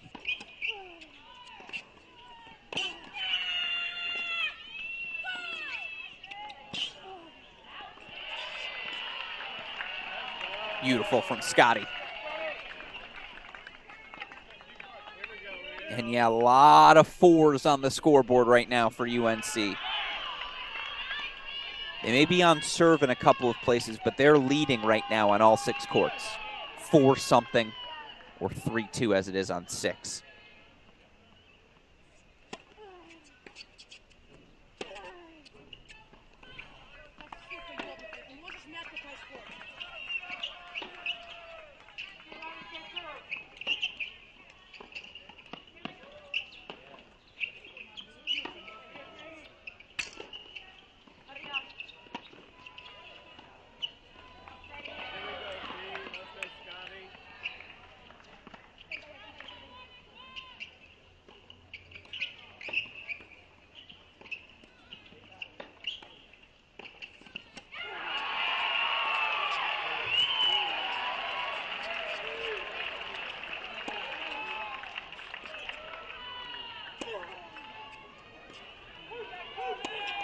Chance for George to go up a break here on 3. Corley's got the break back for 2-all on 1. I apologize, it's a break point chance here for Scotty as well. And that's Scotty at her best. 5-2, Heels will serve for the set here on 4. Again, the Tar Heels are looking good right now on every singles court. 5-2 leads for Scotty and Crawley. I think the Tar Heels are up a break everywhere. Let's go over, I suppose, to court number 2, see if we can catch the ending of that first set if it's close. I know there are some courts we still haven't checked in on, but I think we're going to get the chance to see a lot of first sets ending. Now, 5-2, it's a changeover here. Let's head down to 5. Riley Tran, nope, my bad. Riley Tran's got a 4-3 lead. Is it on serve or is it a break as Kowalski and Ma do take the break lead? Long talk here from Audra Cohen, as well as Coach Mariana Cobra, the volunteer. Now we're on serve, interesting. So this one is on serve.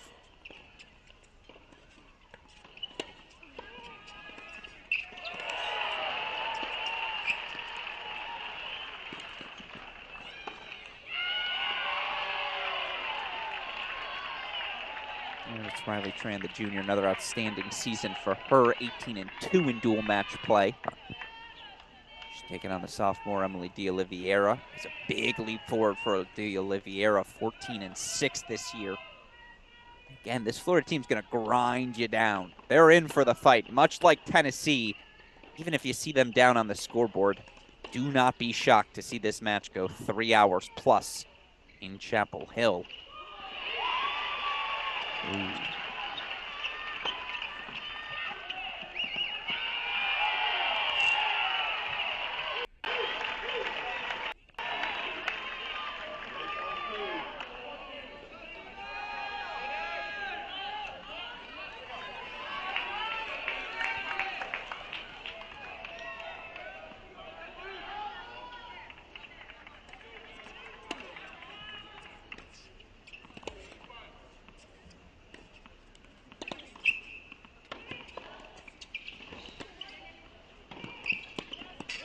that goes long, so it's a break point chance. So we'll stick here for one more point. Meanwhile, Scotty, Crawley, 5-2 leads. We're going to get back to Scotty, who's serving for the set on 4. Wanted to head over to 2, as you see Grant and Arundorn have break points. Vidmanova, Riasco break points of their own. Kowalski, Mauve, 40 Love. Georgia has come out firing in doubles. They're ready for this Oklahoma challenge, and you wonder, hour and a half rain delay. Georgia's at home, get to be a little more comfortable.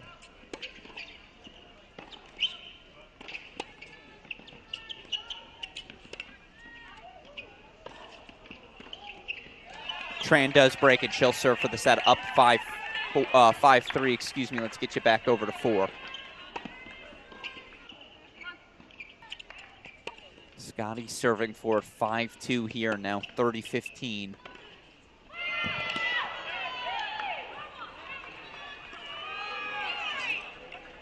All after the ball from the freshman Galis. Meanwhile, you see Grant and Arundorn do break for 3-1.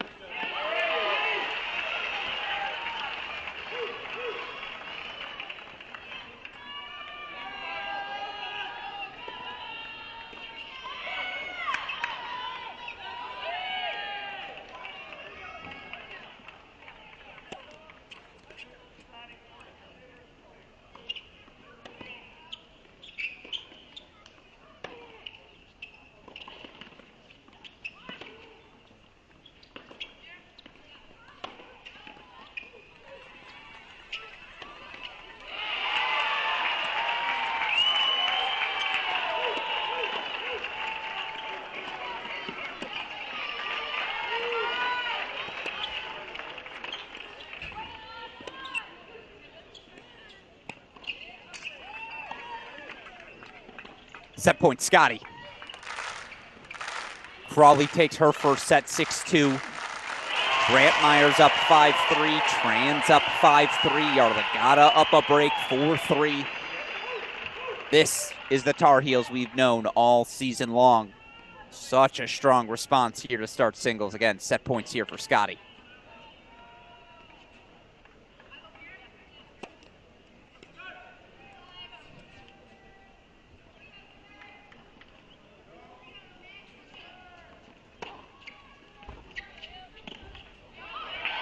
Tell you what, it's a beatdown right now in doubles. 4-1 Georgia at 3, 3-1 40 Love here at 2. Again, Vidmanova Riasco up a break, 3-2.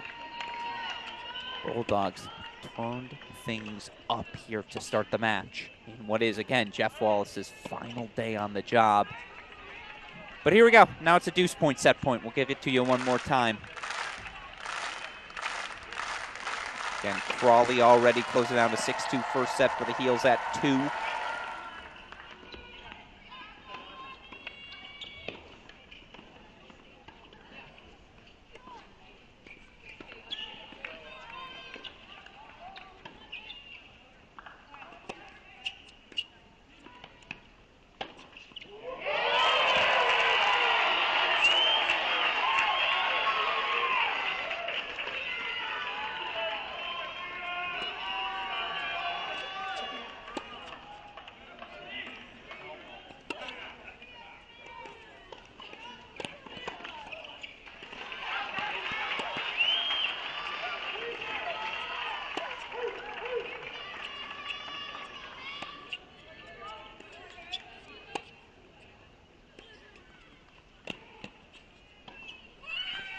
Great hitting from Galis to extend the set.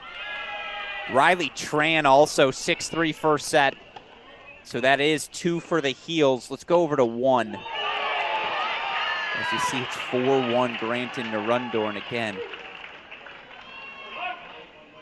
Right now it is all Georgia in doubles. Meanwhile, 5-3 lead here for Brantmeyer, but she's up 30-15, 2 points away from the set.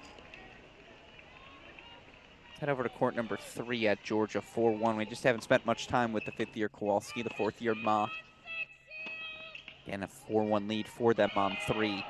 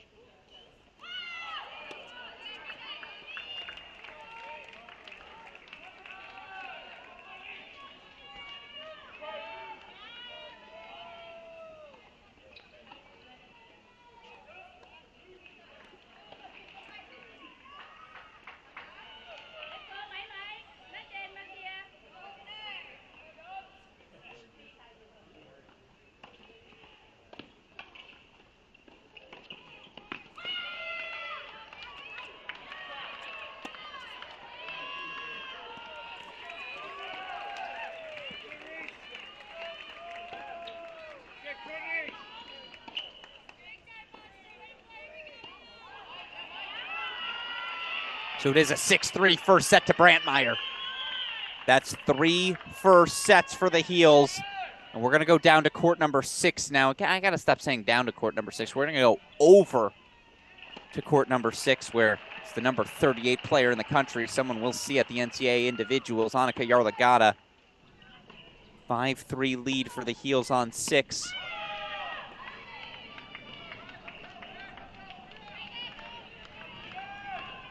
So you see the Dudney does have that 5-4 lead. Still 5-3 Scotty. Here it's the senior Yarlagata. What a year for her. Semi-finalist in the fall at the ITL All-American. Follows that up with a 16-1 season in dual match play. She's taken on the sophomore Benta Spey. Solid year for Spey. 6-6 overall. Still working on that singles level. Obviously so successful on the doubles court.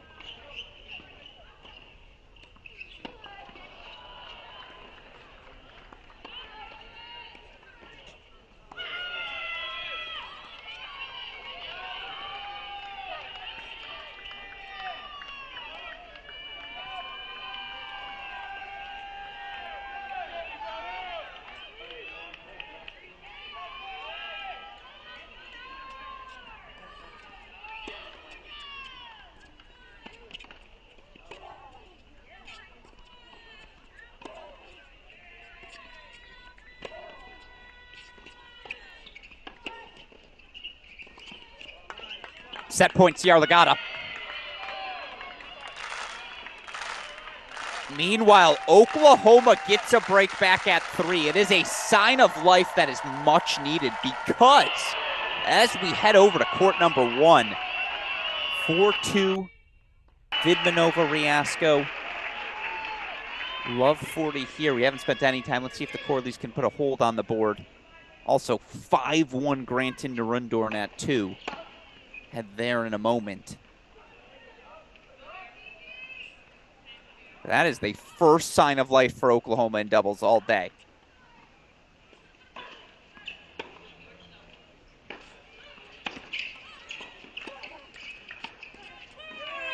Great dipper from Riasco. Meanwhile, first set, Yarlagata. You drop the doubles point, you need to win 4 matches in singles. Guess what? UNC takes the first 4 first sets off the board. 1, 2, 5, 6. They're better than you at the top. They're better than you at the bottom. That's how they're 31-1 overall. Let's head over to court number 4, where I believe Elizabeth Scotty is serving for it again. Indeed she is. 5-4 Scotty.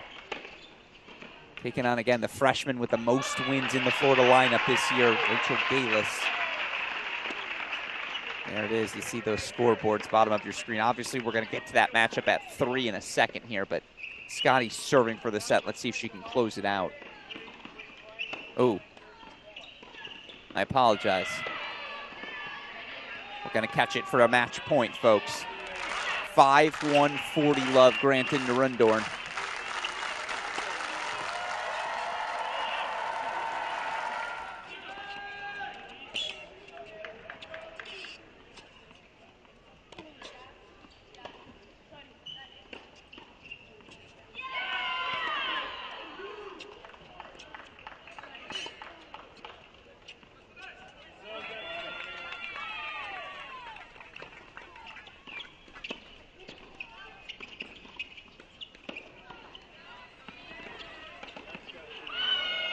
First one fought off, long way to go.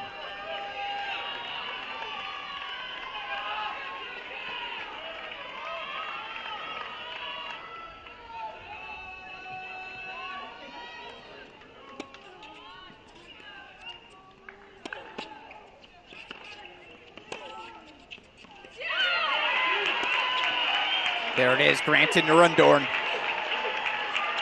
6-1 set at the number 2 position. On serve on court number 3, they've got action, so that's where we're going to head next. For what it's worth, again, Vidmanova Riasco up a break 4-3. We'll head to the sophomores in a second. Meanwhile, here it is. Chance to make it 5 first sets for the Heels.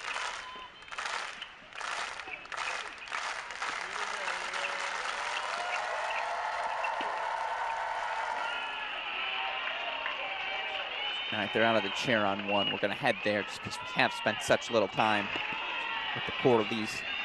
Vidmanova Riasco.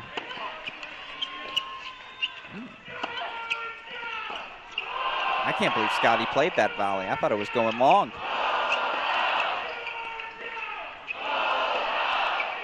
It's a ripper from Corley. And a big fist pump from the assistant.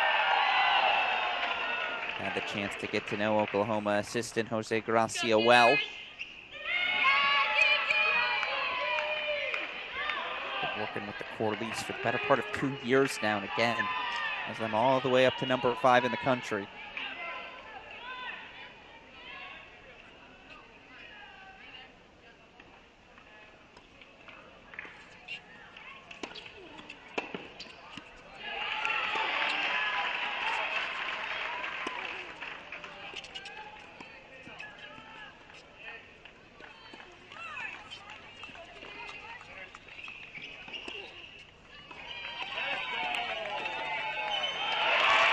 Six-4 Scotty.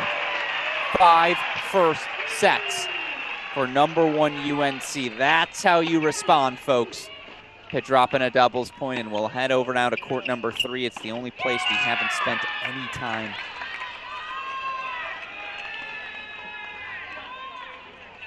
Five all it is, our final first set. We sophomore Carson Tangillig. Sophomore Alicia Dudney. You see the rankings on your screen. Tangillig gets that ranking via an 18-4 dual match season, though she struggled. Dropped a match in the ACC tournament final, was down a set to Old Dominion in round 2. Taking on a Dudney who has thrived. Dudney 16-4 this year.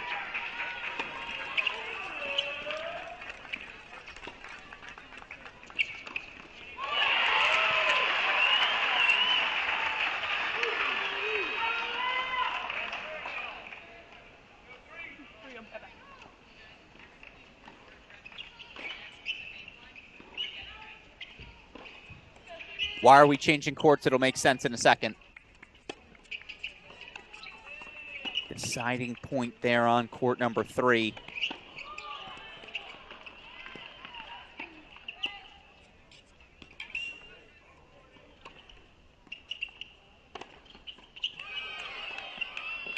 Oh no, Guzman goes long.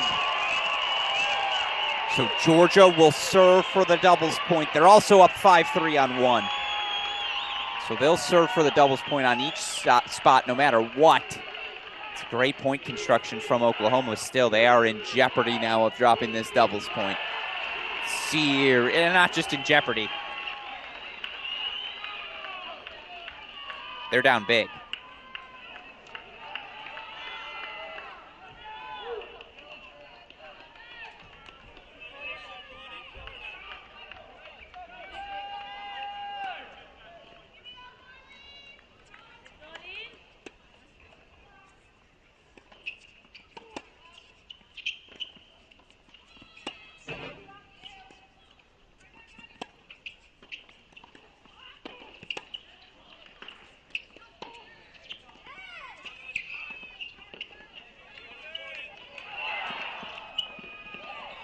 Look, it goes without saying, Florida has to have this first set on 3. Oh my God.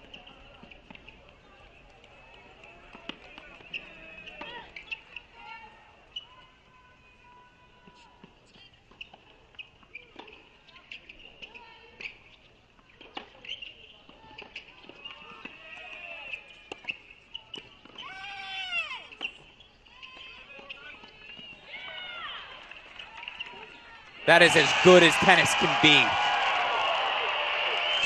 And listen to this Georgia crowd get after it.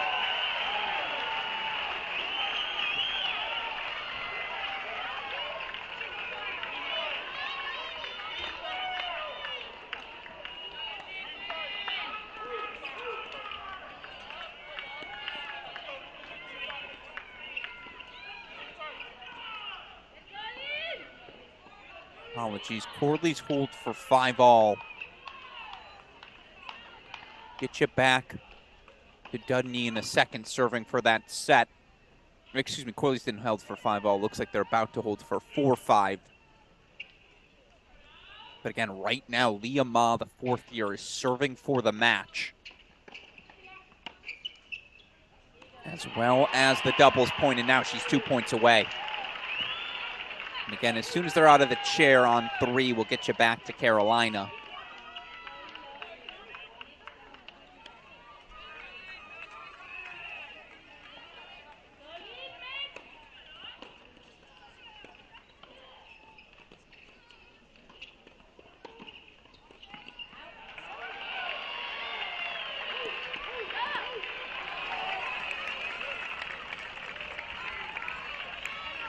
Ooh, actually, it's a medical timeout on 3.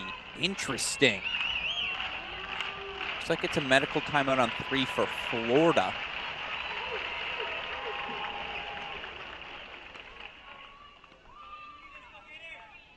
All right, then we are going to go back to a match points, though. And it is doubles point to Georgia.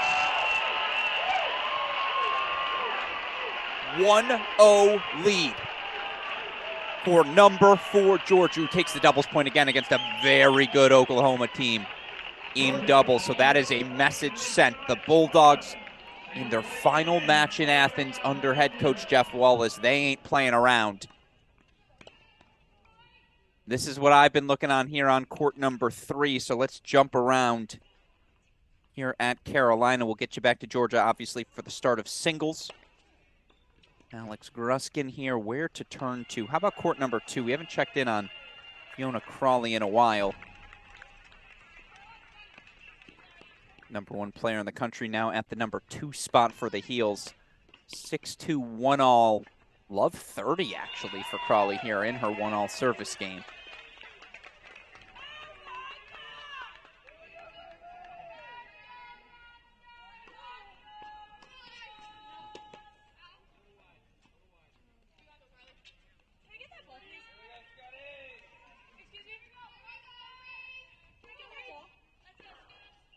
Again, 5 first sets going the way of Carolina so far. Dudney will serve for a first set on court number 3, but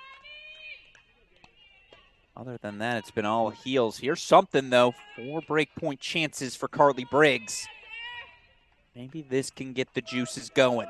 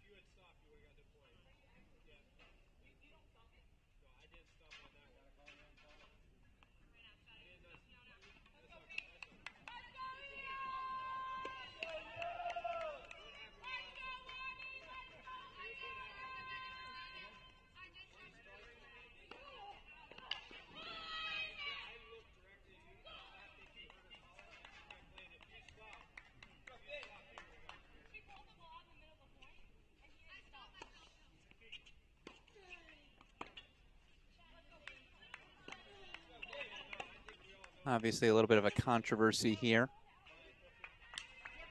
In the meantime, I guess I will take us back to court number 3.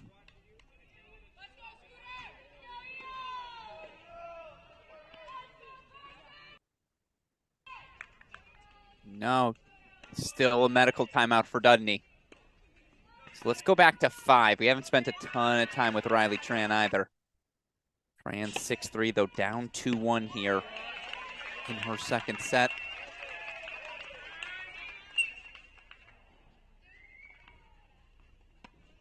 Taking on again the sophomore Emily D'Oliveira on serve in the second set for what it's worth.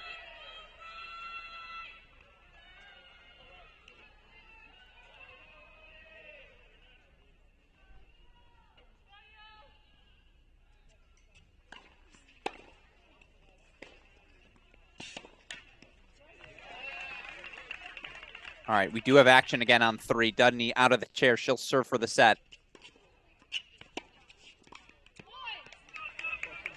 Let's see what Carson Tangillig can do here.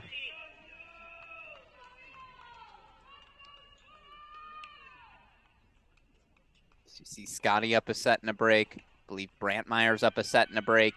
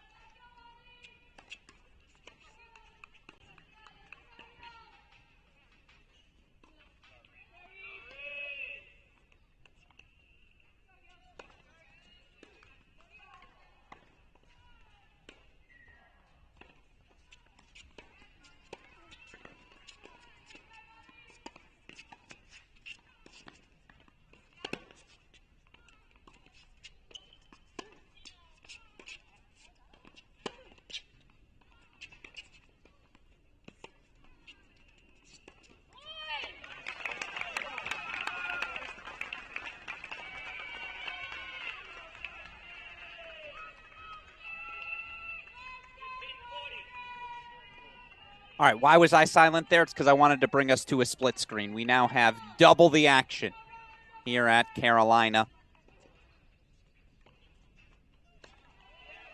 Wasn't a break. They're on serve on 1, but you see break point chances for Tangillig to force a breaker on 3.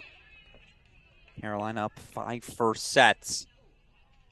Again, that first set on 3, it's a must-have now, a must-have.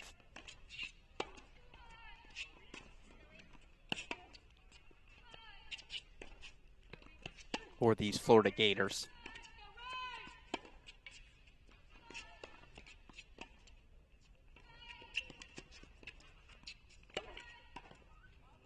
And that goes wide, so we're going to a breaker. Singles action about to get underway at Georgia. Obviously want to take you out for the start of that one. In fact, it looks like we have our first points being struck. I think timing-wise, we're going to have just more time with Georgia, Oklahoma. We'll probably be able to get that into a triple box at some point. So we're going to keep 2 North Carolina matches on your screen. We'll start working the doubles, obviously. The singles, excuse me, at Georgia as well. Let's start out on court number 1. Yeah, as they get those scoreboards reset. Here we go. 1-0 number 4, Georgia.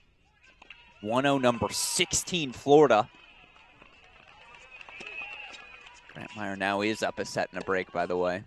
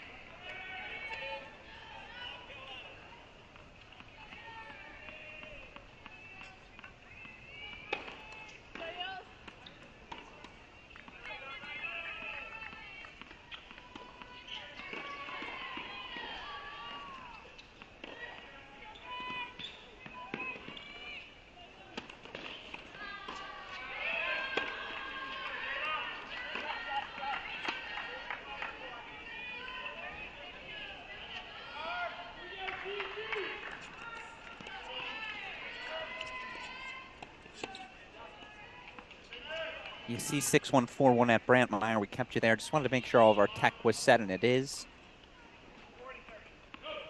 Got an Alex Gruskin here. You see the scoreboards top right of your screen. Appreciate all of you who are joining us for our coverage of the 2023 NCAA Division I tennis tournament. Our coverage continues tomorrow at noon. The round of 16 action rolls on here in D1. But of course, if you're looking for the D2 men's quarterfinals, got that available for you on our other Crack Rackets broadcast stream. Perry Scheinen steering the ship there. I know I'm on the call tomorrow morning before switching over to the D1 side of things. Very excited to have D1, D2, and D3. Not just all in Orlando together, but all on our Crack Rackets broadcast the rest of the way. So it's 3 all on the turn here, first set. Again, Tar Heels. If you had any questions coming out of that doubles point, they've taken 5 first sets. You see Brantmeyer's up 6-3, 4-1. Scotty up a set and a break as well. Early deciding point between Sleeth and Ma on 1. Oh, call confirmed. That was really close on court 1. But call confirmed by the chair. Again, we have the same camera angle you do. So 1 love on court 1. We'll head over to court 2 there. Keep it moving early. As again, given the progression of these 2 matches, I think we will have time to triple box Georgia a little later.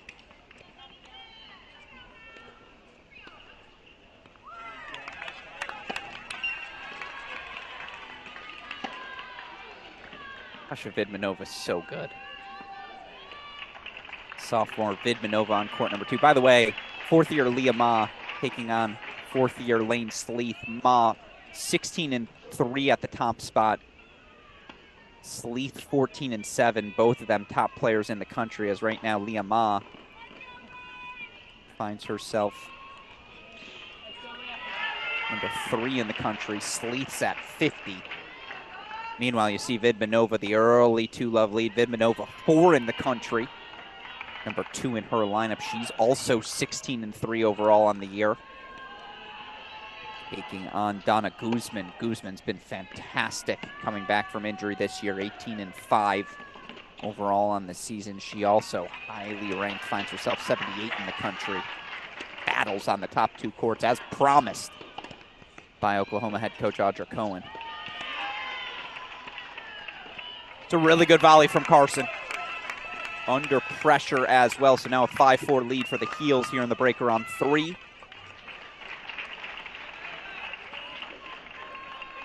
On serve and second sets on 2 and 5, but 2 all, 3 all there. So again, there's a world where the Tar Heels are off court here in the next 20 minutes. God, have they looked good in singles. After dropping an hour-long doubles point, Florida a 7-6 clinch at 1. Tar Heels reminding everyone again why they are the number 1 team in the country.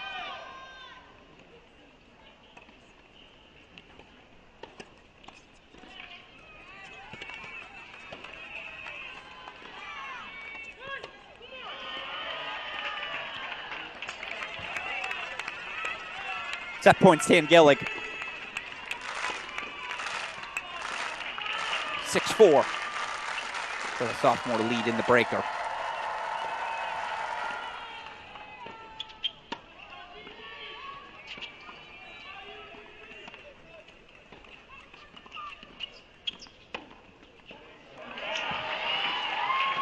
Boost point, by the way, right here for Brantmeyer. She's got a 6-3, 4-1 lead, as you see. Spoiler alert.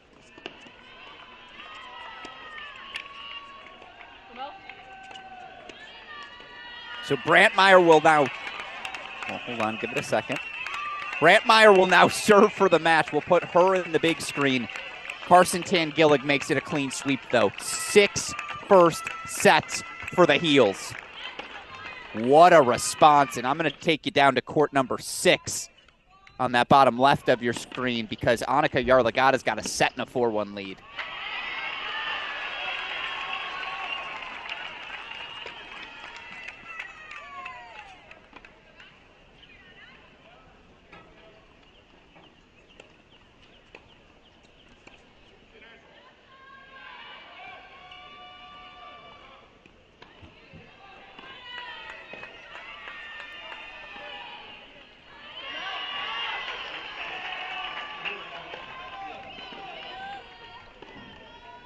Brantmeyer serving for her match again. Yarlagadda in cruise control.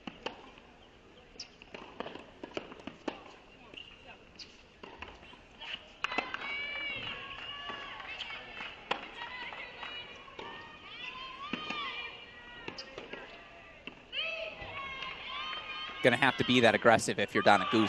Just cannot give Vidmanova all the rhythm in the world. She'll make the most of it.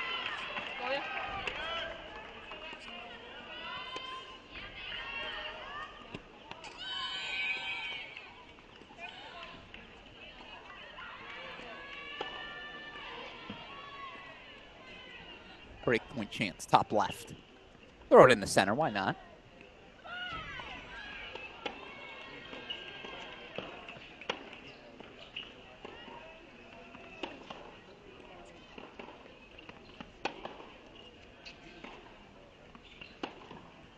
What a serve from Brantmeyer.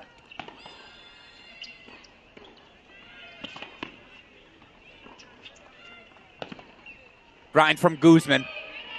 Now she's playing her game, a little rope-a-dope action. Deciding point coming up. Meanwhile, again, Brantmeyer's 2 points away. Obviously, if she gets a match point, we'll put her in your center screen.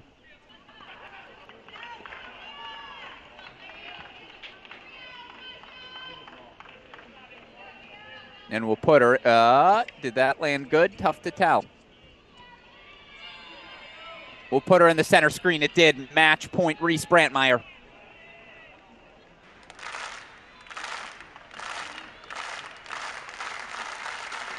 No spoilers this time.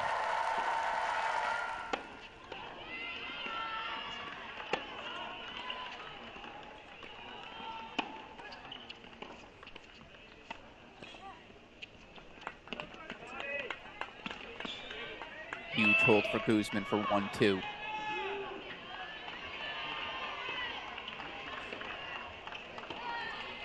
Brantmeyer levels things.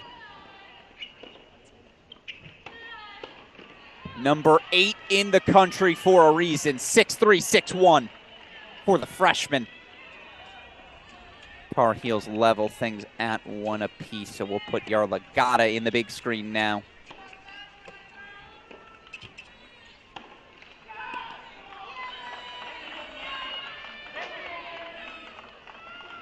We can fix that. There you go. Yarlagadda serving 4-2. Meanwhile, obviously going to get you to a new court.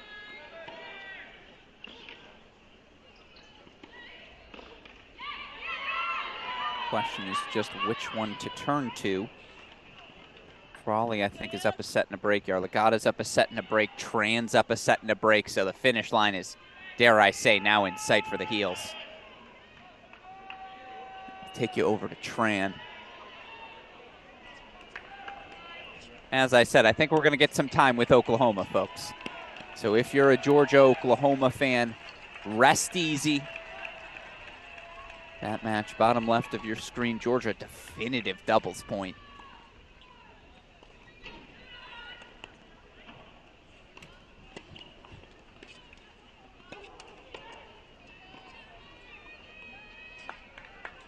Take it to court number 3, where Carmen Corley's up a break at the 4th year. 2-1 lead on the sophomore Mel Riasco. Get more into the stats of each of those players, the matchups, their strengths, when we have more time to focus on it. Here again, the aggressive baseliner Yarlagadda. 15 love here, 6'3", 4'2".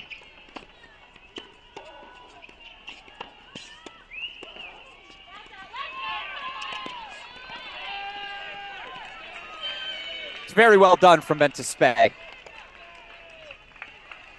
And again, given how young this Florida team is, everyone can come back next year. I know Coach Thornquist is very excited to bring in some talented freshmen as well. This group's a year away. For the Tar Heels, it's right now. Honestly, that Florida group might even be 2 years away.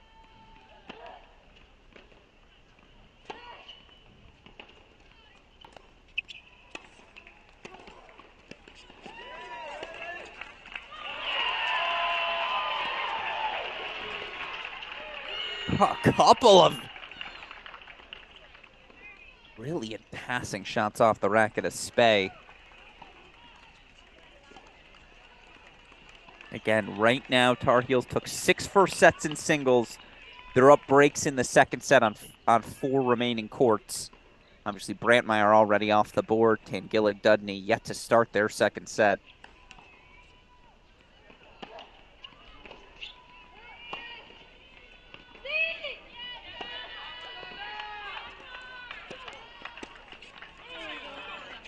Big serve from Yarlagadda, who again wants to be on top of that baseline.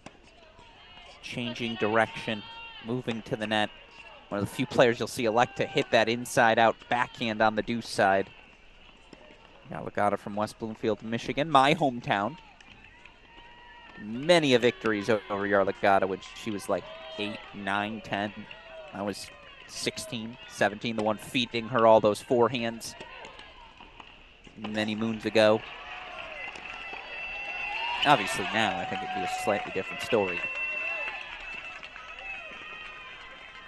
But I'll take the transitive wins. Why not?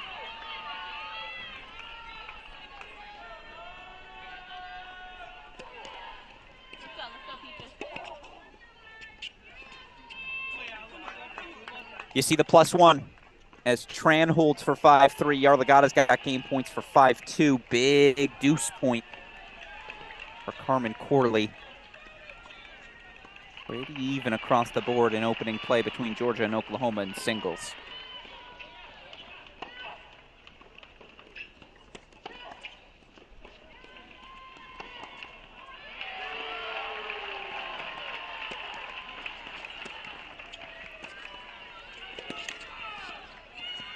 Great ball. And that's where Space seems to be having her most success, hitting behind Yarlagadda. Coach Kalpis going to come over, offer a few words of wisdom. Deciding point coming up as you see Riasco gets the break back.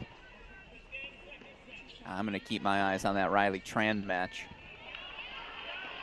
She's at love 15, 3 points away. Again, Abby Forbes pulled from the singles lineup. Let's see why Coach Kalpis is willing to make that decision.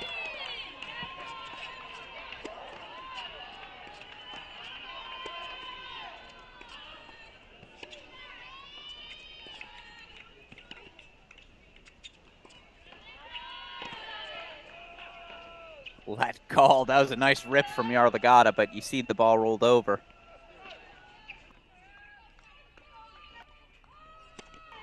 I'm going to take us to court 6 at Georgia. Here's why. Sophomore Gigi Grant, Jeremina Grant, 4-love lead on sophomore Emma Staker. Last year, Staker could not lose a match at 6 singles, was absolute money. She's tried to play a little bit more aggressively this season. As such, a few more errors, a few more losses. I'll tell you what, if Oklahoma's going to survive this postseason, they need 2022 Emma Staker to show up today. Obviously, credit to Grant building that 4-love lead.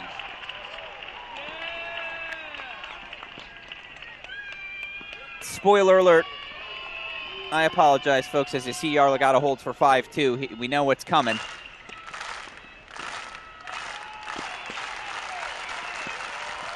Was still very pretty to see as Riley Tran makes it 2-1 Heels. With Yarlagadda a game away, the Tar Heels are closing in on another quarterfinal. 2-1 lead for the Heels. And they're up sets and breaks everywhere. We got to quickly head over to court number 2. I know Yarlagadda's about to serve for the match. Excuse me, she's a game away from the match, but so is Fiona Crawley.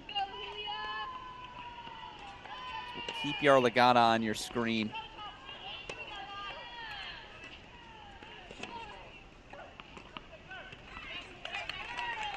I'll be on the watch out for spoilers, I promise. As you see Gigi Grant love 30. Boy, oh boy.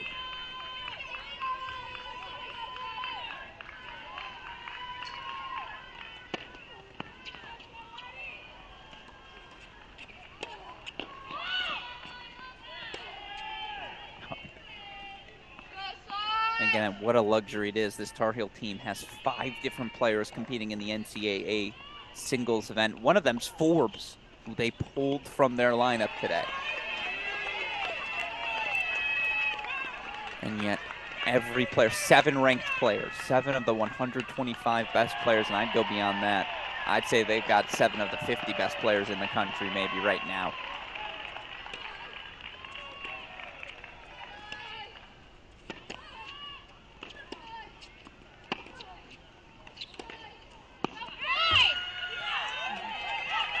Crawley's 2 points away.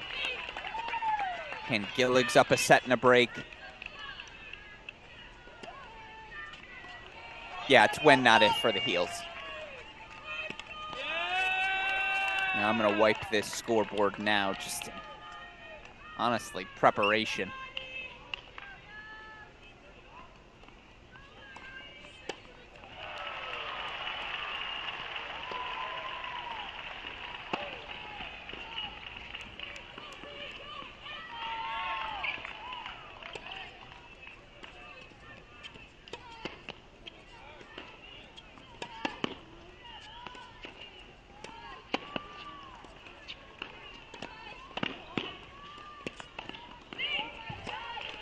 Big forehand swing there from Carly Briggs.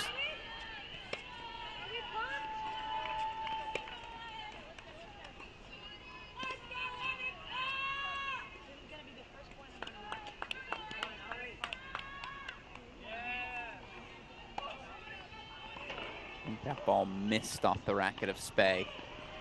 Well, break point chances for Grant for 5-love. 5-love it is. That slice goes wide. Sleece up 3-love at 1. Vidmanova's up a break. Everything else is pretty even. As here we go. Match. Oh nope. Sorry. I thought I sucked. Ignore that. That's premature match point by me.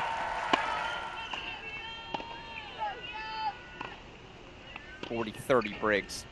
Not the other way around. I apologize, folks. As you see, Kowalski breakpoint chance is on Garcia Ruiz. Serving marker obviously incorrect there. It's freshman Garcia Ruiz on the far side.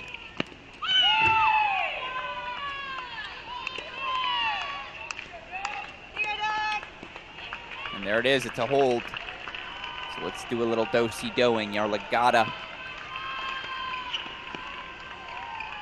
gonna force me to wipe the scoreboard here on court number 6 as she's 2 points away. No, that serves wide.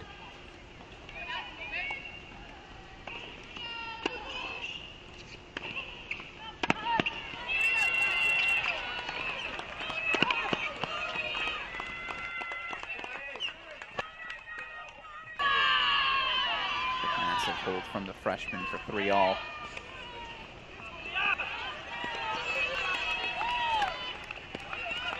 And now it's match point Yarlagadda. Crawley's closing in as well, so you can feel it if you're the Tar Heels. And in fact, let's lock in.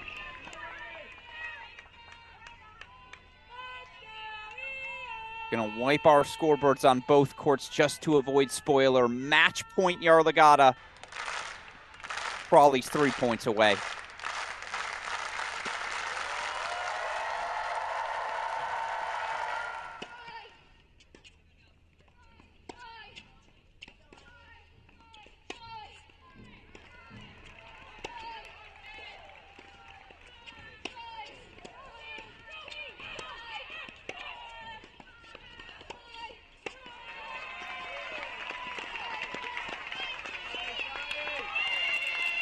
Match to Yarlagadda. It's a 6-3, 6-2 decision for the Tar Heels senior. Puts them 1 point away from another quarterfinal, and we'll go full screen here to 2. Fiona Crawley's 2 points away. Number 1 player in the country. No one else Tar Heel Nation would rather have in this position.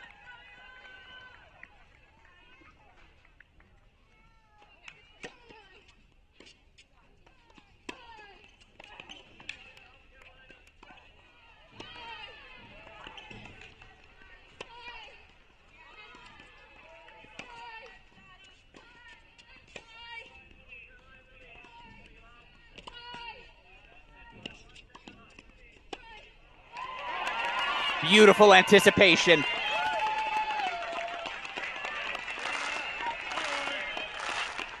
It's on a racket.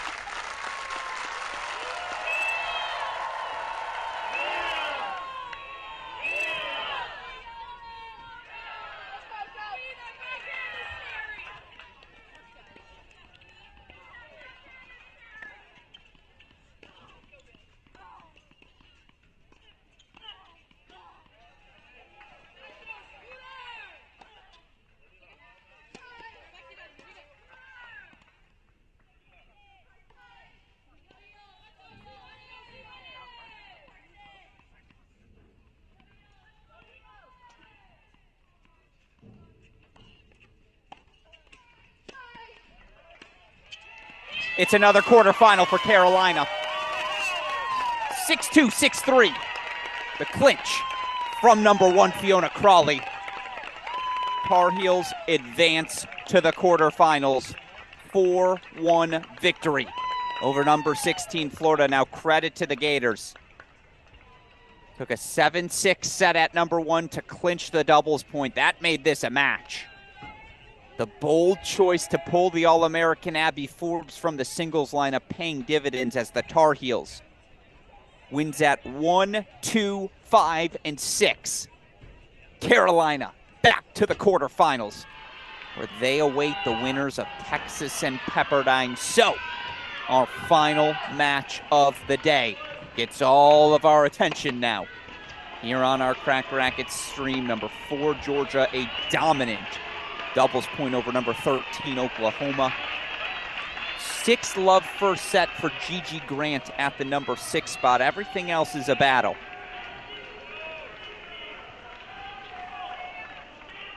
And in a moment here, as we will the rest of the way, we'll go 3 wide, folks. So any of your Georgia fan, Oklahoma fan friends, you call them. And if they're not at this match, you send them to our stream. There is no better way to watch this round of 16 Super Regional.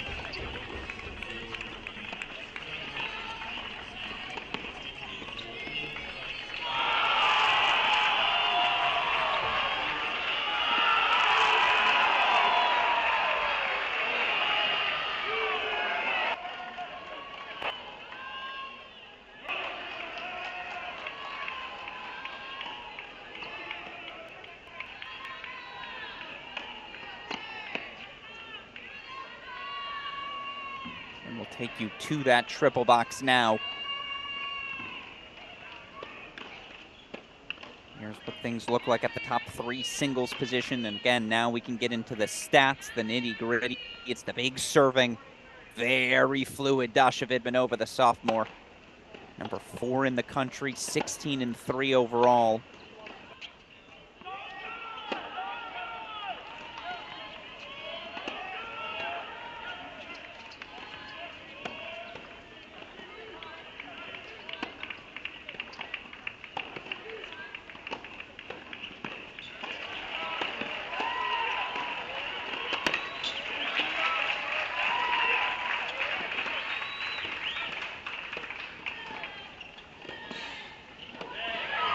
Look at the wheels, the touch. 6'3". And that's how her frame gets around the court. So impressive. So it's a 5-1 lead for Georgia on 2. Again, a 6-love Georgia Bulldog set for sophomore Gigi Grant at 6. And Sleeth, 3-1 lead for Oklahoma at 1. Pisareva's got a 4-2 lead at 4. We haven't shown you any of that, so I'll put that top left of our screen.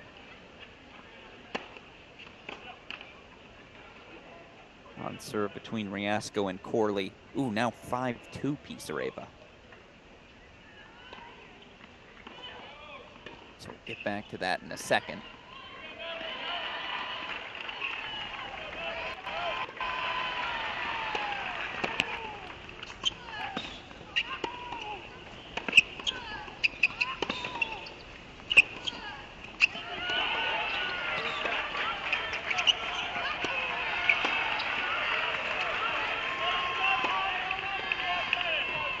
Interesting. Was again a 4-2 win in the National Indoor quarterfinals for Georgia over Oklahoma. only one rematch. That's the matchup on the top court between Sleeth and Ma. Everything else is new.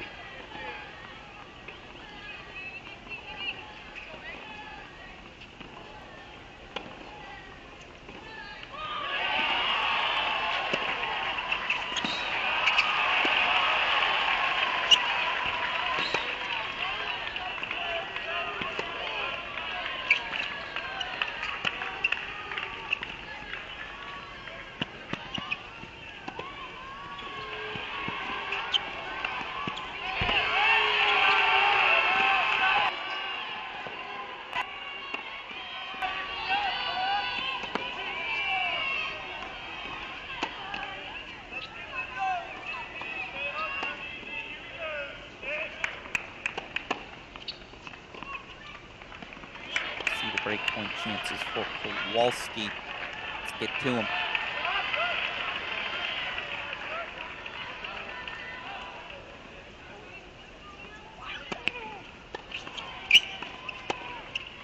It is a break, so Kowalski will serve for the set up 5-3. Vidmanova's 2 points away from the set. Do-si-do again here. Nope, excuse me.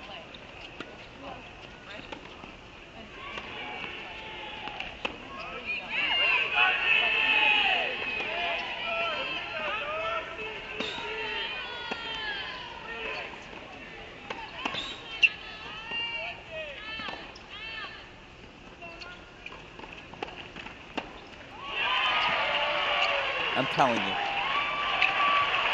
Ask me, as I'm asked frequently, who are the players with the most pro upside in all of college tennis? I'd point to 2. There's an undefeated player by the name of Savannah Brodus, playing number 2 singles for Pepperdine. I think she could be a top 50 doubles player in the world right now. Her and Vidmanova. Those are the 2 I would circle as the next big college to pro successes. It's the size, the athleticism.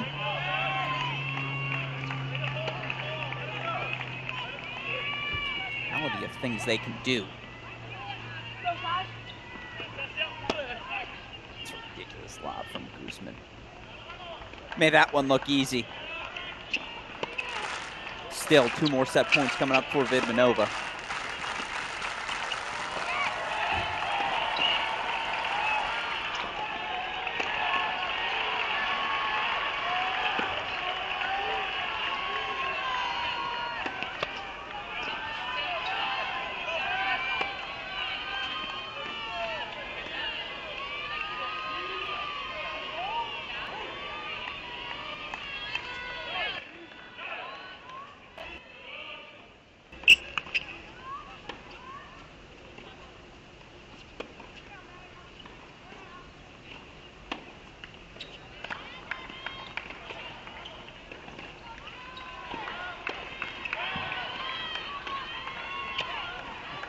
Guzman just gets something going here. She's in for the grind, always.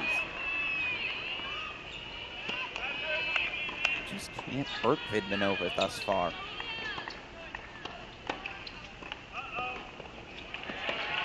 Kowalski's 2 points away. It's another set point here for the number 4 player in the country.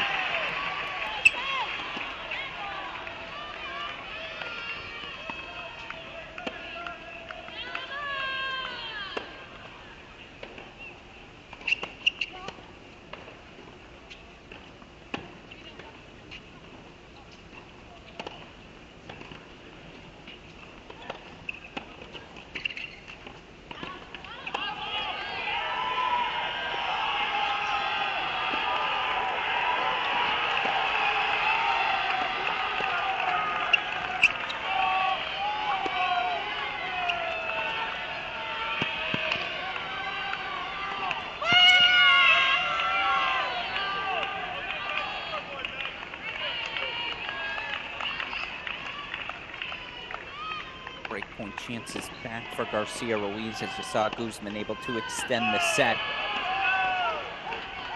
I'll take you over to court number 4 where Sasha Pisareva is serving for the set. Pisareva, the 5th year, taking on freshman Anastasia Lapata. That match as you see Sleeth's got the 4-1 lead on 1. So we'll make court 1, court 2, just so we don't miss Vidmanova serving for the set. Staker's on the board. She holds for 1 love to kick off set number 2 at 6.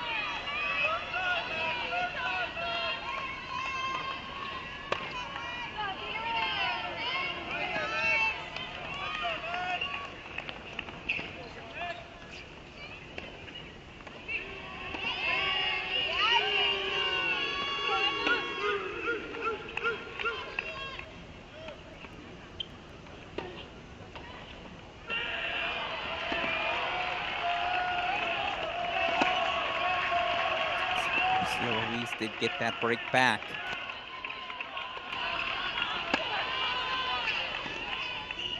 Put Vidmanova in the big screen as she's serving for it again. Home stretch of first sets just about everywhere.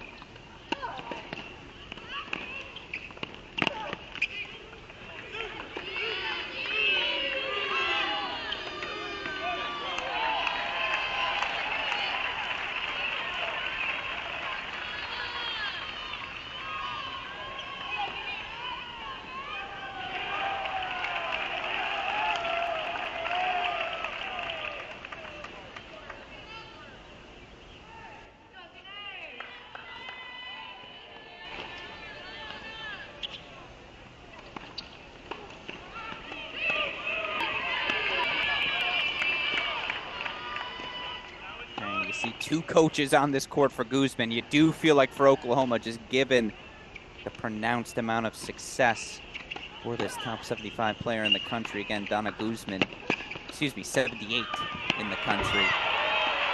More broadly, Guzman this season, 18-5 overall, team leaders in win. The coaches sense, hey, we got to get Donna going. Pisareva's 2 points away. Garcia Ruiz is able to, again, extend her set after Kowalski served for it.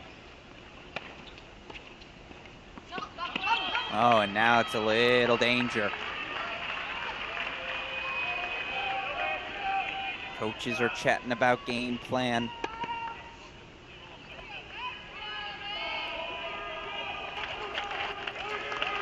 Look at this, 30 alls on the board everywhere. You love to see it.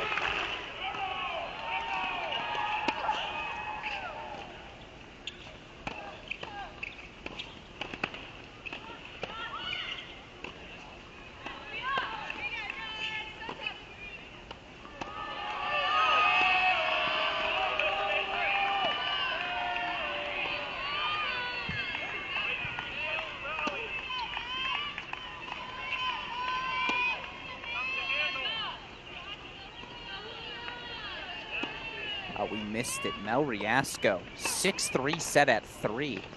My fault, folks.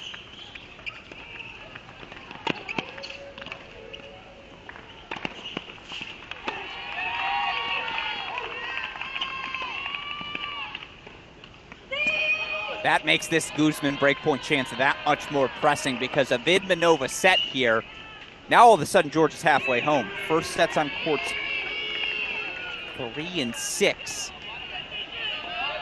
Guzman gonna have 2 chances here to extend the set. Meanwhile, we'll do a quick do-si-do set point chance coming up for Sasha Pisareva.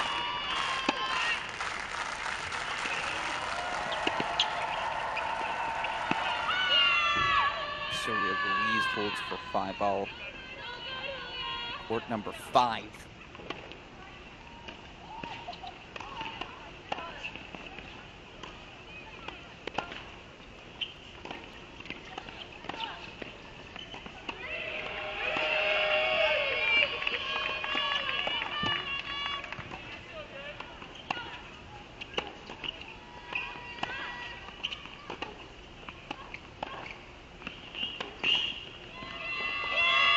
first set for Pisareva and the Sooners. So now we have some movement.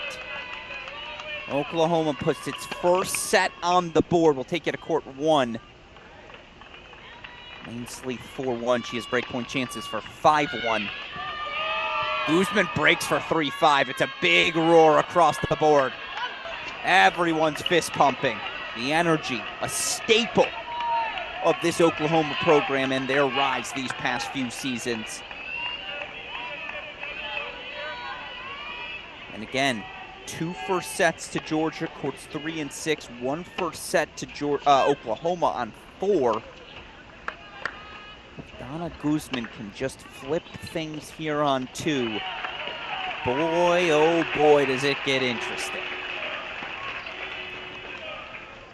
I'm going to do a quick do-si-do as it's a deciding point on 1.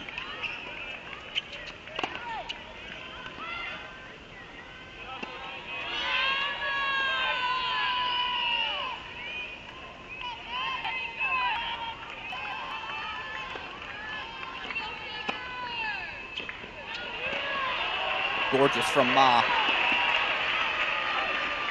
Gets her out of a little bit of a jam. So 2-4 will leave these first sets, on our screen. Alex Gruskin here.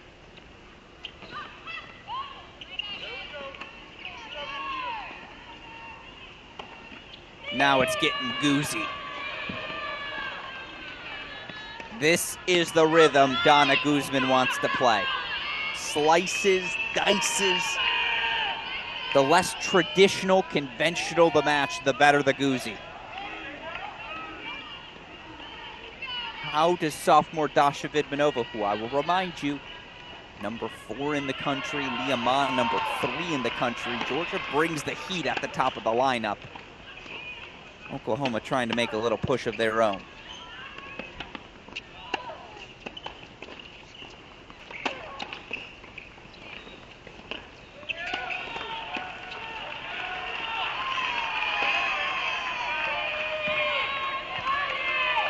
Guzman's been untouchable. Took her about 30 minutes, but she's woken up. And again, this was a match scheduled for 5 p.m. Eastern time. Rain pushing the match to a 6:35 start. The later it gets, who does that benefit? An Oklahoma team that played 1 million midnight matches last season? Or a Georgia team at home in Athens?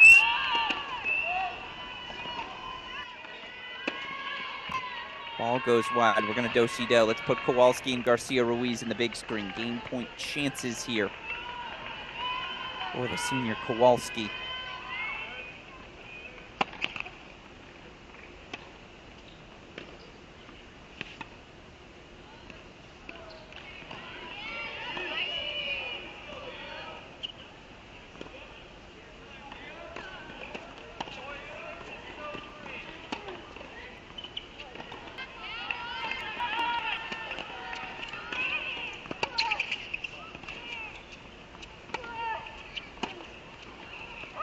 From Kowalski. It's for 6-5. We'll put Guzman obviously back in the big screen. God, has this match been compelling. Meanwhile, Gigi Grant now setting 2-1. Setting a break for the Dogs at 6.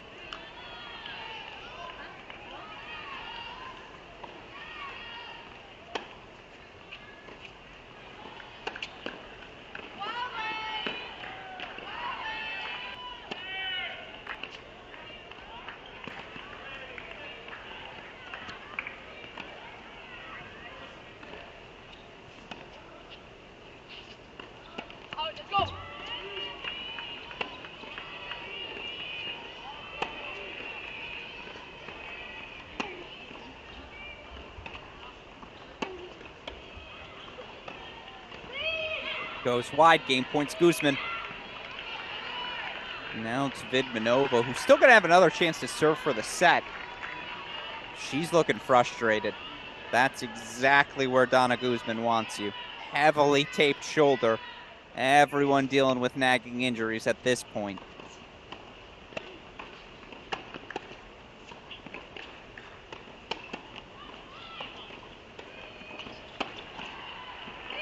Donna Guzman holds 4-4-5, asks the question. So let's put court number 6 on our big screen. Meanwhile, I'm going to get us back to court number 5, obviously, where Garcia Ruiz serving to stay alive in the set again.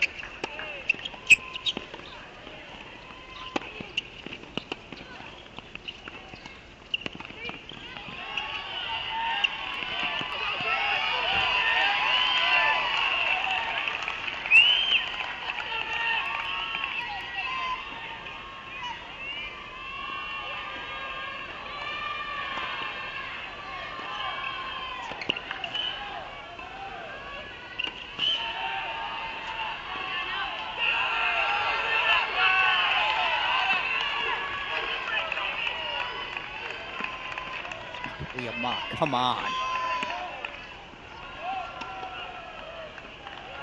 What wheels from Lane Sleeth? That is ridiculous.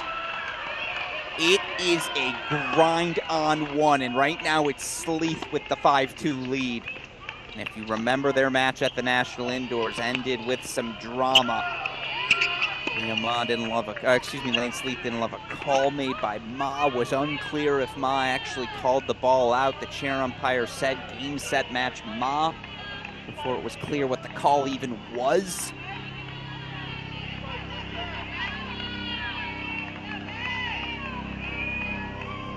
Is that an injury timeout? We're going to put 2 on the big screen. That's not an injury timeout, is it? Excuse me. As you see Garcia Ruiz 30-15. Vidmanova definitely getting something done on the leg. Again, Guzman has taken the momentum, was down 5-1, now 4-5. Vidmanova still serving for the set. See 6-0-3-1 granted, consolidate her lead. 3-point chances here for Garcia Ruiz.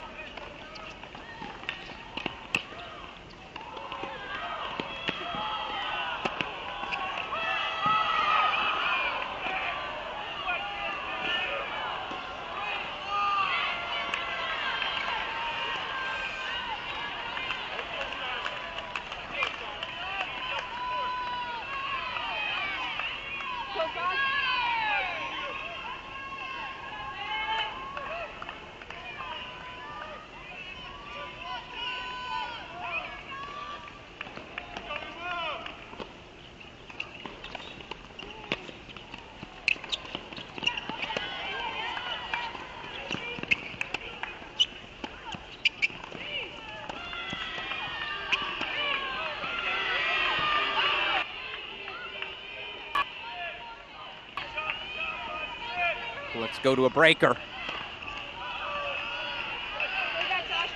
Gonna put Lane Sleeth back on our screen. Clearly it is an injury timeout on court number 2. Vidmanova getting some work done on the leg. Again, Riasco with a first set for Georgia. Grant with a first set for Georgia. Pisareva with the first set for Oklahoma. 3 first sets still ongoing.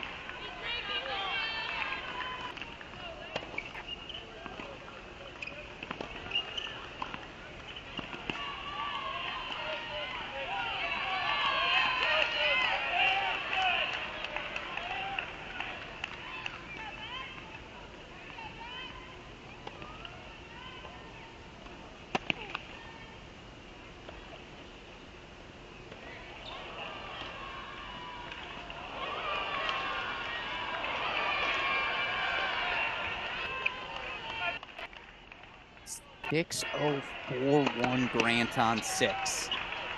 Boy, oh boy, let's bring it back to court number 2. See if we have Vidmanova out the chair. It looks like we do.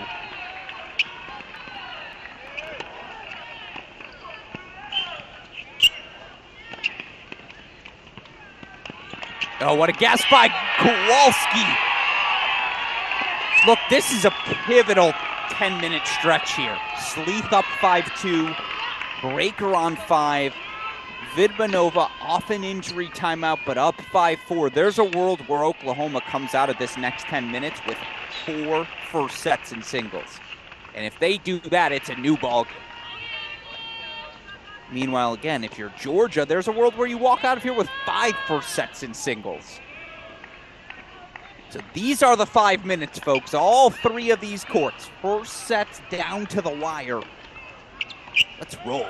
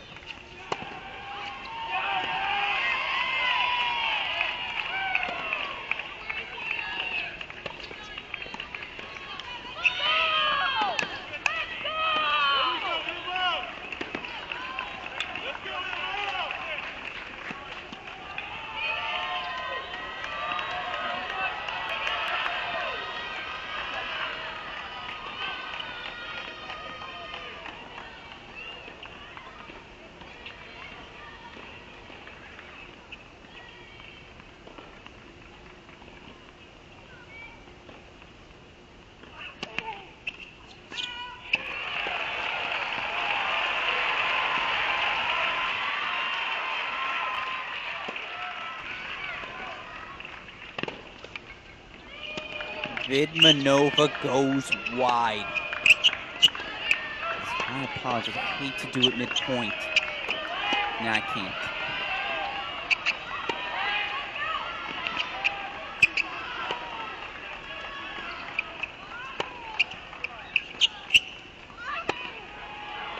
Goes long, so let's get there.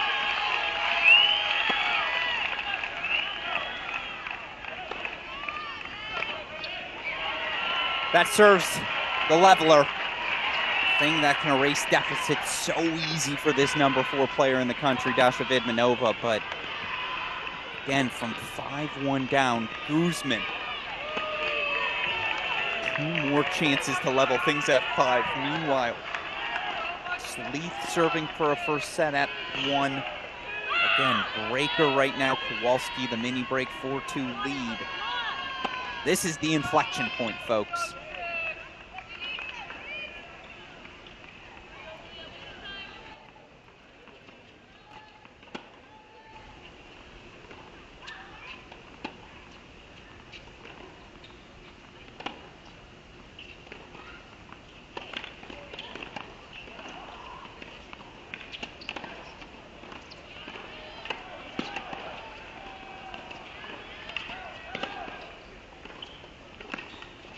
So good. Donna Guzman from 5-1 down all the way back to 5-all.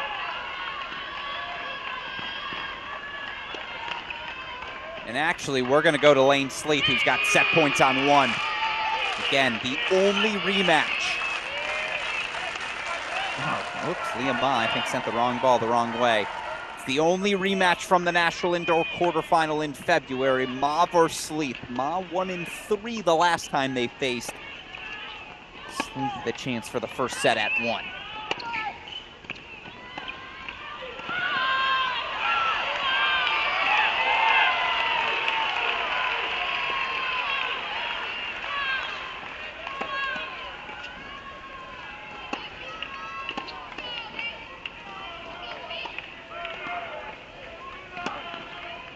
Oh, that's an overrule. Called wide, overruled from Sleeth. Volunteer assistant Mariana Cobra, former head coach at North Florida, of course. Coach at Fresno State as well. A few words for the chair. I think more than she's just asking Lane Sleeth, don't use your overrule there, or don't get overruled there. Give that call. Can't afford it.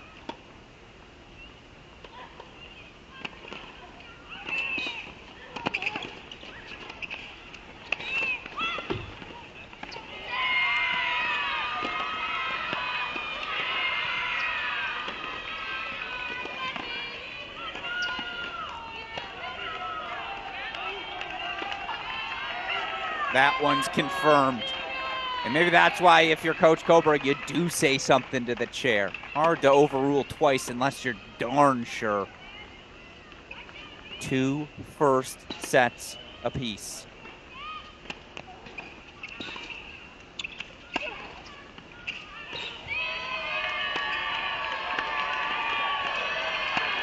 We're going to go spend some time on court number 3 where I know we've spent no time. Mel Riasco, a 6-3 first set. Carmen Corley now a 3-love break lead in the second. Maybe now you see why we haven't spent so much time there. Camera needs a wipe down and honestly maybe a few months off. So we'll head to 6. Here's why. Gigi Grant, 6-love, 5-1 lead for the sophomore from Georgia. All over sophomore Emma Staker right now.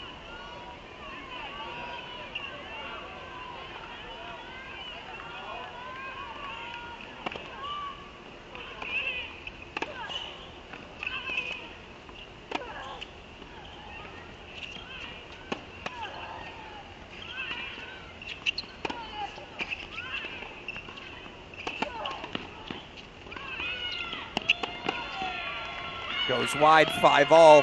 Kowalski's been leading the majority of this first set, but every time she has a window, it does feel like freshman Julia Garcia-Ruiz closes it. Meanwhile, Donna Guzman is on one. Has asserted control from 5-1 down, and again, the trainer came out on court 2 at that 5-over changeover. That was not the best body language from Vidmanova. She is clearly hurting.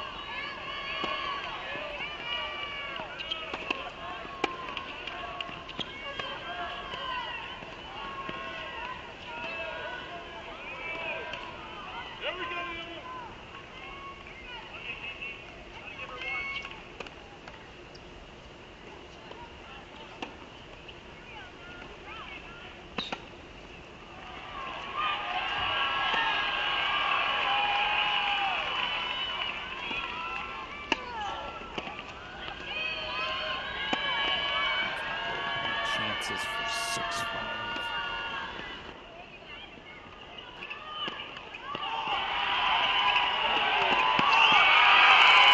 Kowalski. The associate head coach and soon-to-be head coach Drake Bernstein. Big fist pump to his 5th year.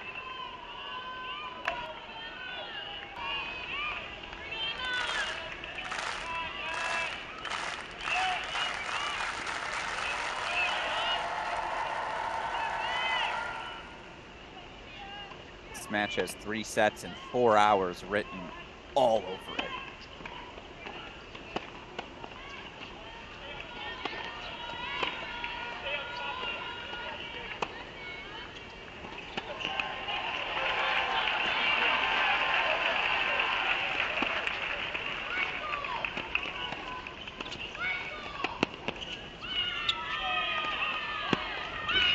Fought off, 6-all at the turn.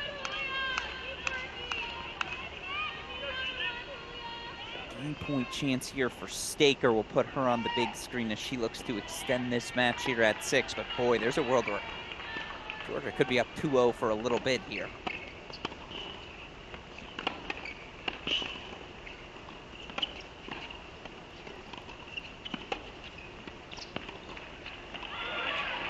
Chip and charge gets the job done, so now it's a match point.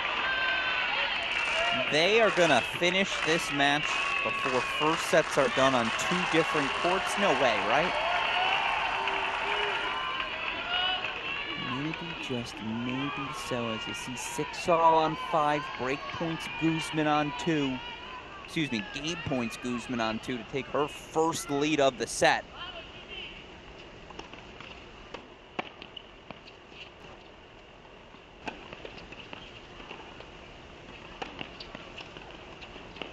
Match extended by Staker.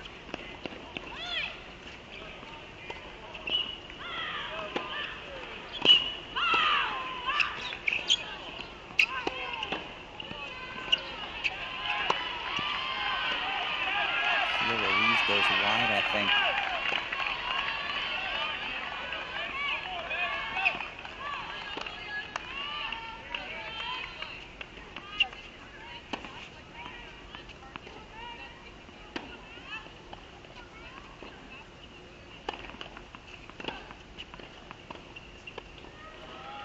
Get Goozy with it. Donna Guzman. 5 straight games for 6-5.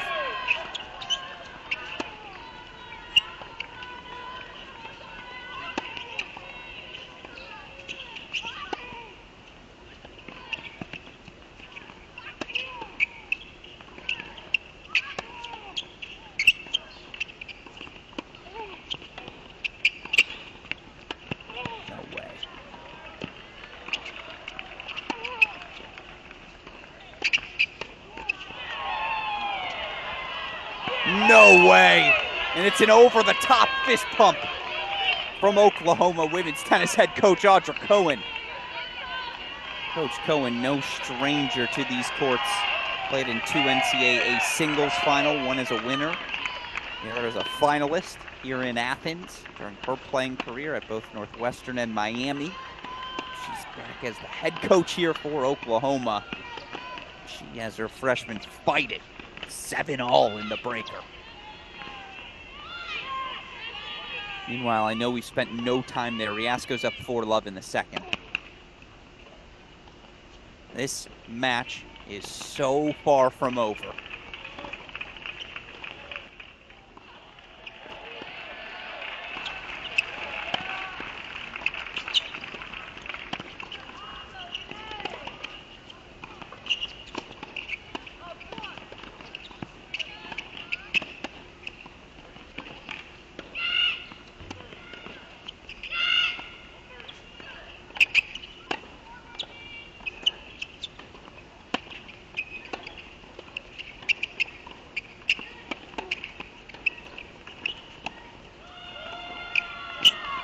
I mean, it's everything.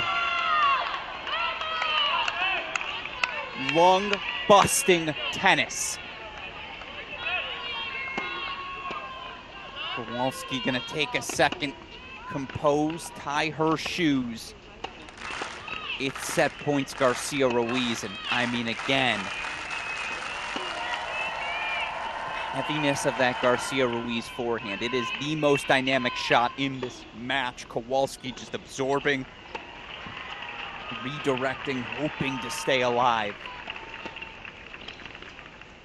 Staker breakpoint chances to extend the match. And that's the Emma Staker we saw last season. Down but never out. Was down 5-2 in her first set against Washington in the second round.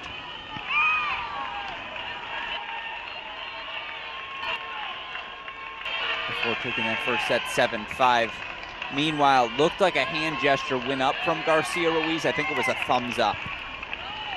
That's an ace wide for Kowalski. Are you kidding me? Loses the lung-busting rally. What does she do to buy herself more time? Ace wide. Ridiculous.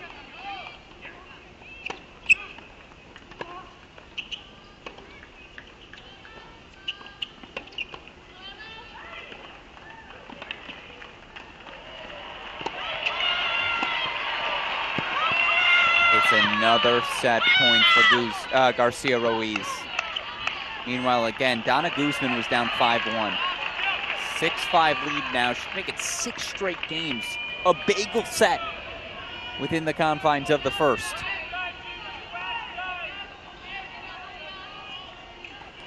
But here we go.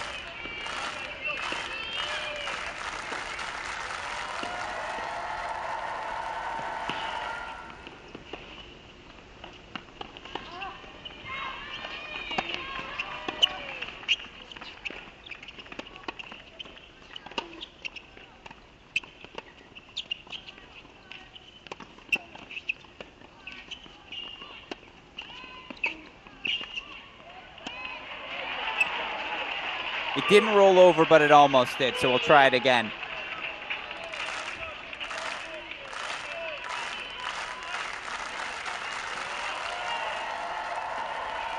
Five-love Carmen Corley in the second set. So it looks like we're headed to a decider on 3.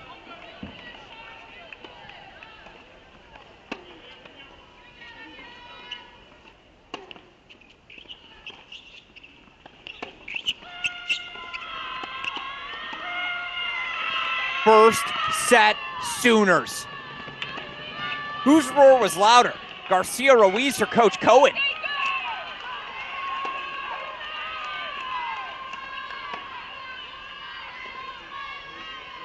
First set for the Sooners now on 2 courts, courts 4 and 5, and now we'll take you over to 3. I know it's not the best camera quality, but it's 5-love Carmen Corley. We just haven't spent enough time with her. Dropped her first set to Mel Riasco 6-3, and again, that's why. It's not the greatest camera, and if someone at Georgia could go give that a wipe, boy, would we love you. Huge pass from Vidmanova. It's a first set, but some scholars would argue this first set at 2, it might just be the match. 3 first sets for the Sooners, courts 1, 4, and 5. Guzman takes this opening set. Now the Sooners are in control. Meanwhile, if Georgia can get this, despite the third set coming on 3, with Grant doing her thing on 6, if she could just get off the court, it's a reset, a feel-good moment here for the Bulldogs, but God, is this match close.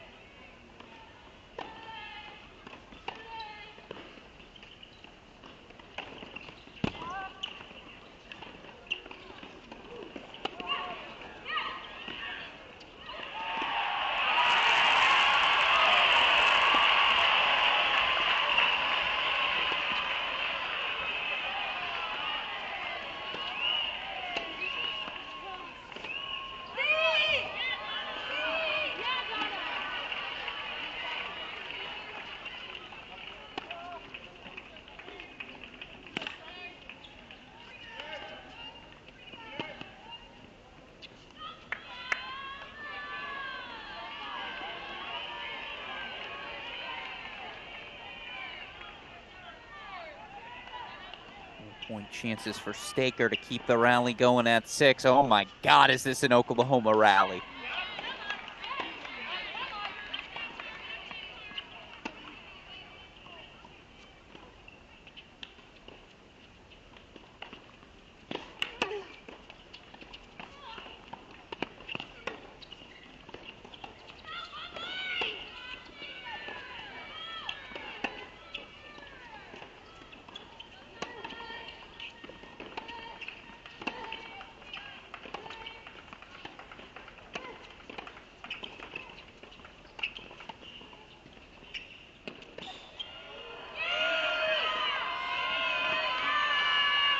Unbelievable. Unbelievable.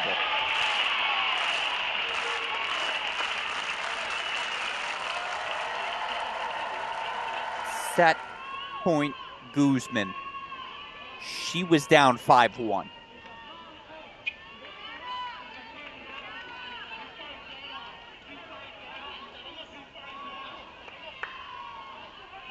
Tell you what, if Grant can't serve out that match at 6, all of a sudden it's very clear who you'd rather be.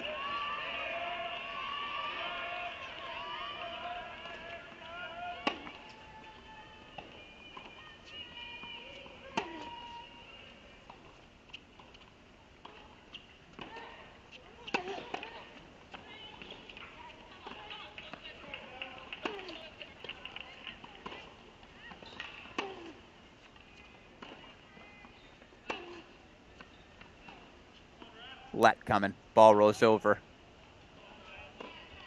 Cobra's going to say, why call a let?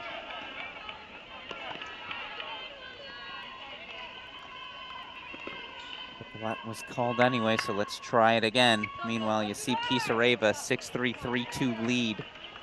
Get you back over to 6.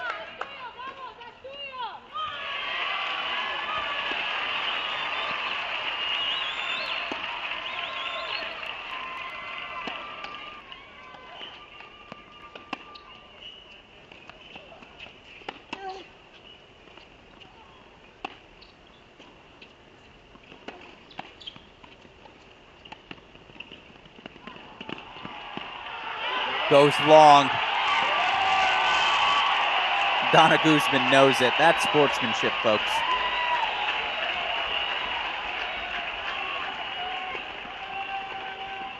I don't want to use hyperbole, but this is about as important as a first set breaker can be. And again, the first set breaker, the first domino, it went the way of Oklahoma at 5. Can Georgia respond with one of their own here? Meanwhile, we're going to put 6 on the big screen. Gigi Grant obviously serving for that match.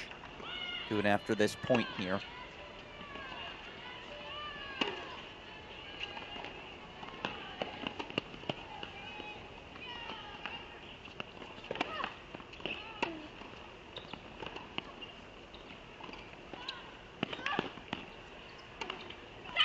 No, Grant airmails the overhead.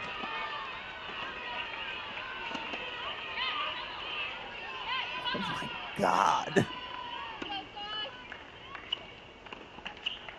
And it's first point Guzman, but we got to go to 6.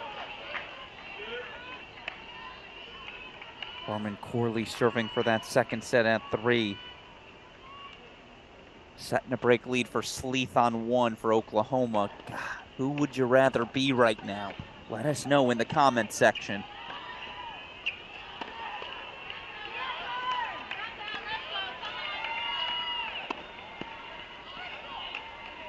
Yeah, she missed it. I think Staker knows it too. So Grant is 2 points away, and God, would a Gigi Grant match here just settle things for the Bulldogs here at home. Double break for Guzman.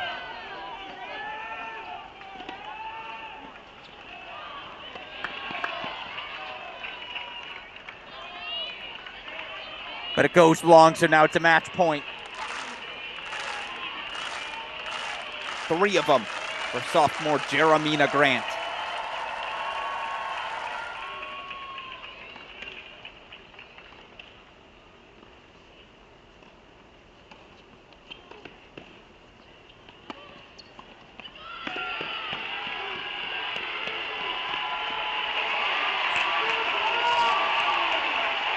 And it is a match, so it is going to be 2-0 Georgia here. The sophomore Grant, 6-love, 6-4 over Staker. She came on strong at the end, but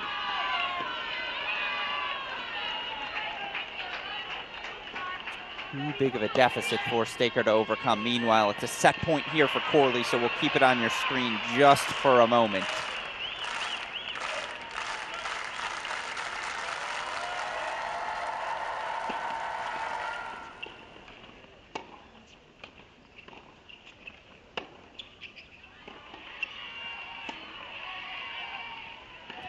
Number 4 Georgia, but again, first sets for Oklahoma on courts 1, 4, and 5. Third set coming up on perhaps here on 3.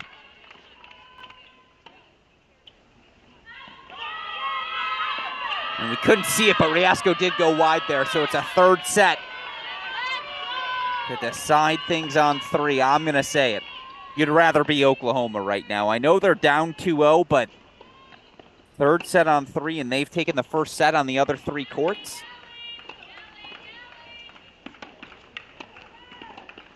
Let me know why I'm wrong.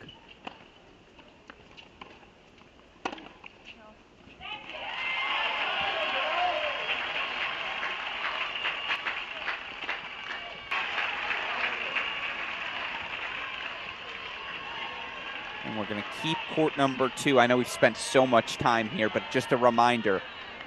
Sophomore Dasha Vidmanova, 16-3 overall, number 4 in the country. She was up 5-1 in the first set. Donna Guzman has run all the way back. And there is not a better scene than this, by the way. Nighttime tennis in Athens. They're going to call a let, right? We see that ball. We're going to call a let. There we go. And there's not a doubt.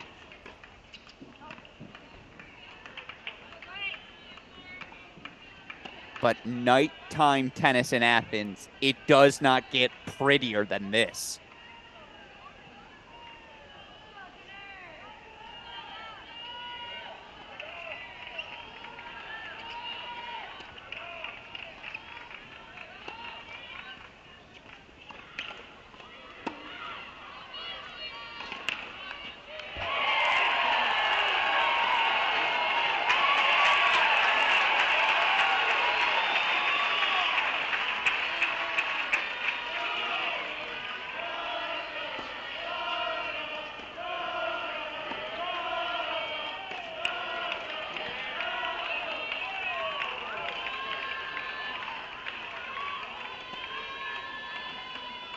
Real at the turn again. Dasha Vidmanova had a medical timeout.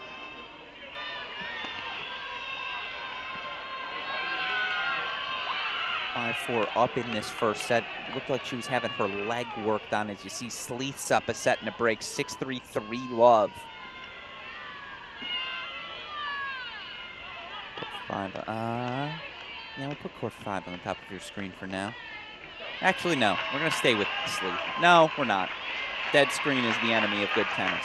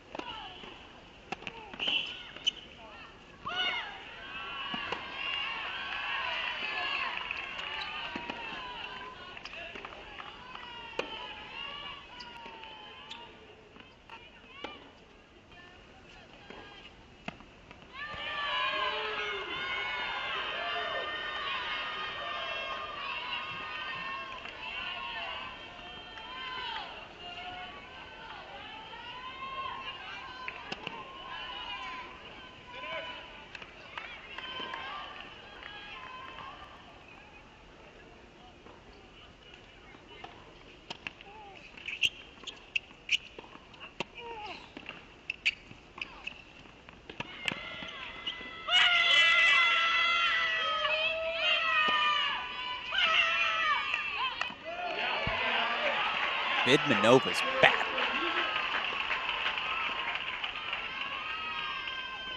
And to answer you, Dipogo, in the chat, Vidmanova 6'3", according to Drake Bernstein, the associate head coach who joined me on the Cracked Interviews podcast earlier this week. You see that size here on your screen. It's not the angle, folks.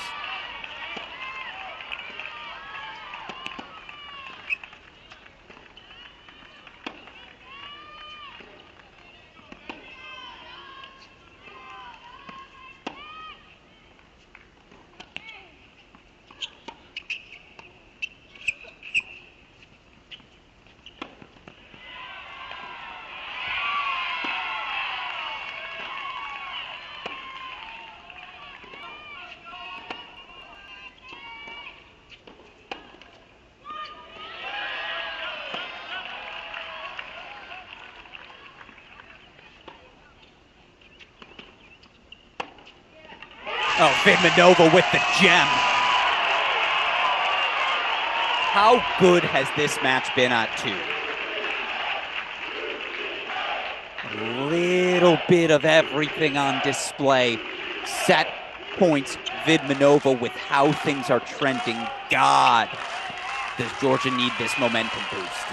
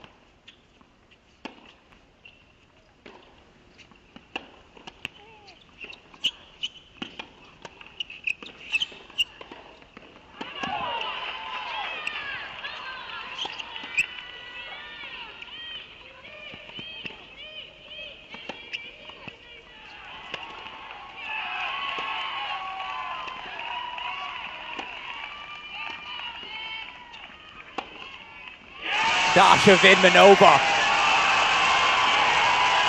down the line winner. And it's a 7-6 first set to Georgia.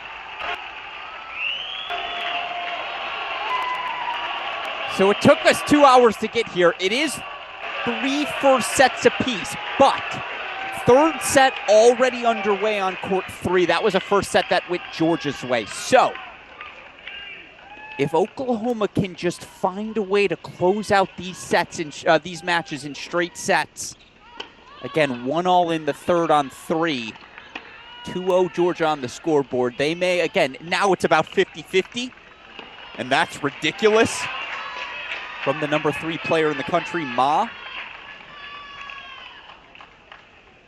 This match might go 9 hours. Again, Kowalski, Garcia, Ruiz, you see it top left of your screen. It's not going anywhere.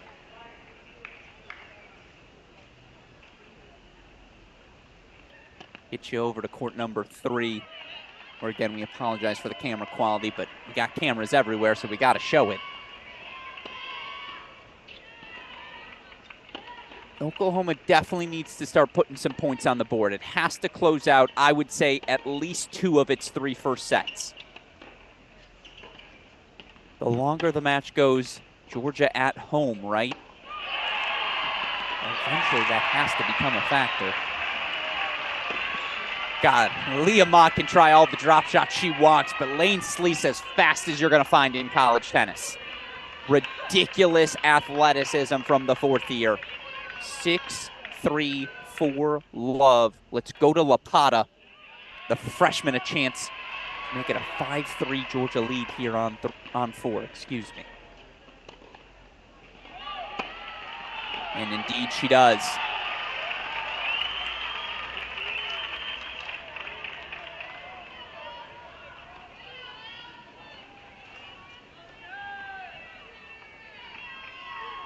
All due respect to 3, we're going to make it court 5.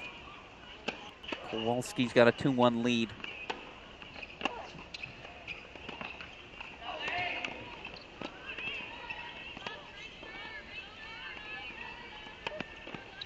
Oh, and the on-the-run magic. You think Meg Kowalski's out of this match? Senior, last match on the job in Athens. You don't think she's got a second win to her? I don't see a pathway to 40 yet for either team.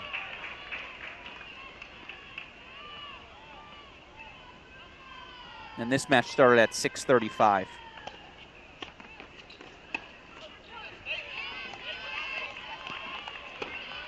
Yeah, Leah Ma's lost the thread, so I'll tell you what, it does feel like Sleeth's going to get there.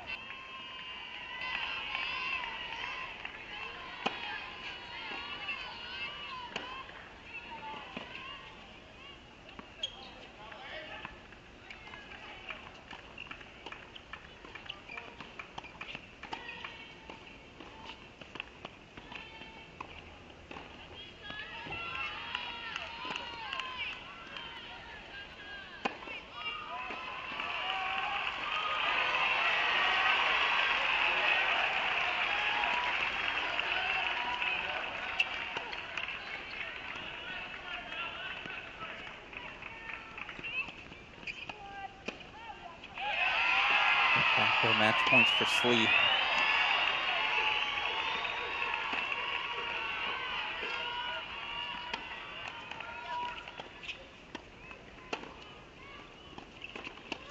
Great pass from Lapata. Great forehand from Ma. We'll put court 1 on the big screen. Again, these are de facto match points. Tough to see Leah Ma overcoming a 6-3 5-love deficit. I know she's number 3 in the country, but again, Sleeth number 50. The physicality of the senior immense.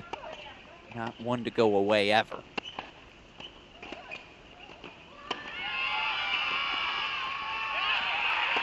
Oh, Leah Ma, where's that been? There's a freedom that comes with this sort of scoreboard deficit, but we got to put court 4 back on our screen as it's a set point for the freshman Anastasia Lapata. Lapata 8-4 in dual match play. She dealt with some injuries all season long, but big shot here for the Dogs.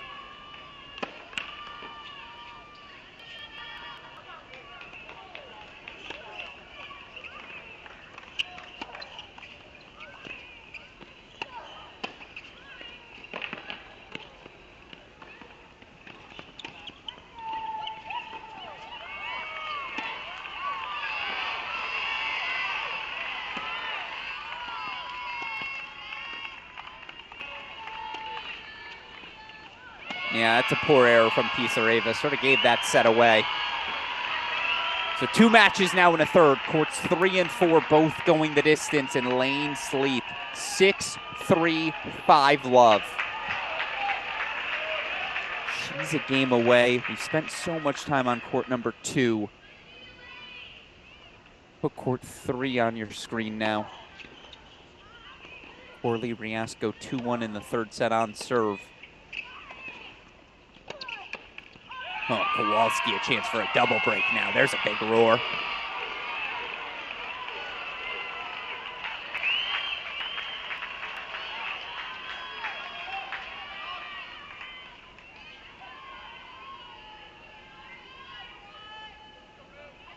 Georgia. They took a dominant doubles point and then a 6-love, 6-4 win from sophomore Jeremy Negrant at the number 6 spot. Again, some other winners today on the women's side. Stanford, Iowa State. Each advancing to the quarterfinals. On the men's side, only 1 match. It was dramatic. 7-6 in the third. Andre Styler clinches a 4-3 victory from Michigan over USC. Back-to-back quarterfinals for the Wolverines. I don't think they've done that since the 80s. If then.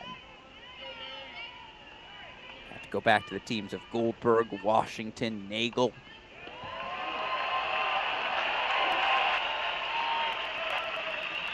Great point chances here for Kowalski.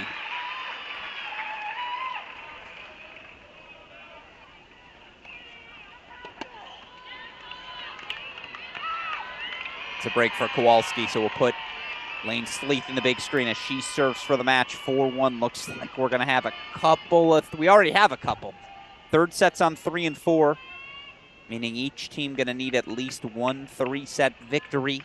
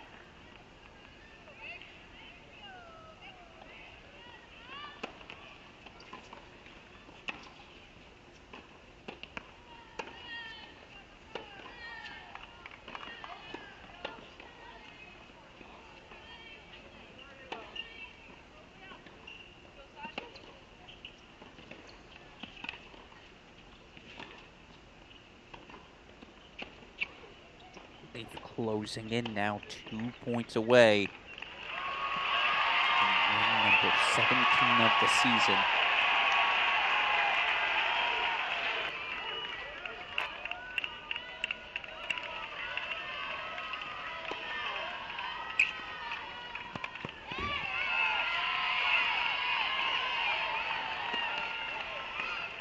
Make it 1 point away.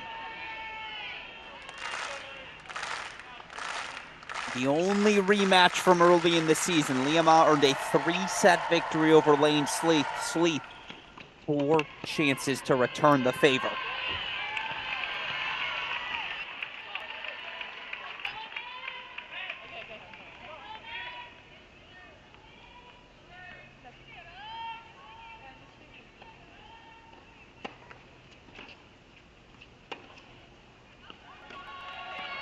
Oklahoma's on the board. 2-1. It's the fourth-year Lane Sleeth, 6'3", 6 love at the top spot. So third sets now on courts 3 and 4. Looks like we're headed towards a third set on 5. And of course, Vidmanova, the dramatic 7-6 first set on 2. I believe she's up 1 love in the second on 2, as Kowalski does hold for 5-1.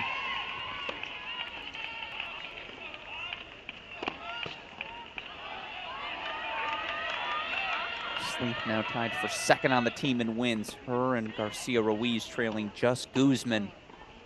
They're going to need a Donna Guzman turnaround here if you're Oklahoma.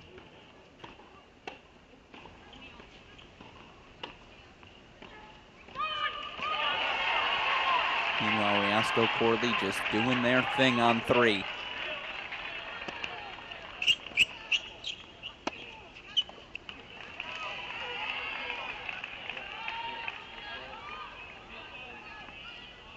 Much more confident is Meg Kowalski in her aggression. We all saw that first set breaker. She was just absorbing, redirecting the pace of Garcia Ruiz, not really doing much dictating herself. That has changed here in set 2.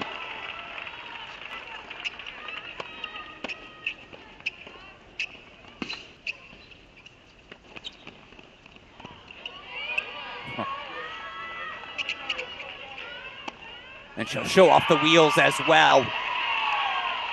Kowalski's 2 points away. Riasco holds for 3-2, so we'll take it to court number 4. And 4 singles matches remaining, 2, 3, 4, and 5. Third set's already underway on courts 3 and 4.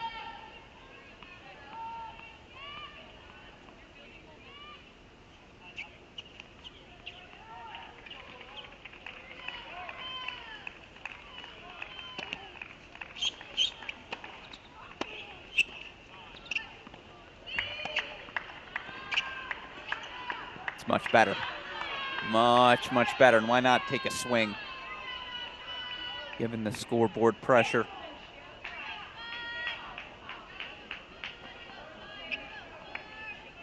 Audra Cohen has been locked in on this court number 5 the entire match, as has associate head coach Drake Bernstein. So again, the chess match within the match. Bernstein versus Cohen here on 5. Guzman does hold for 1-all.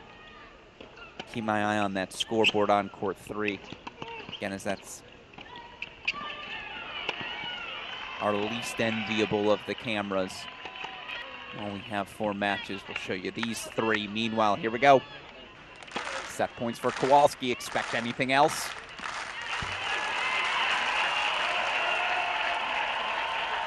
And man, if this match comes down to Vidmanova versus Guzman, hope you don't have early Saturday plans. You're gonna miss him.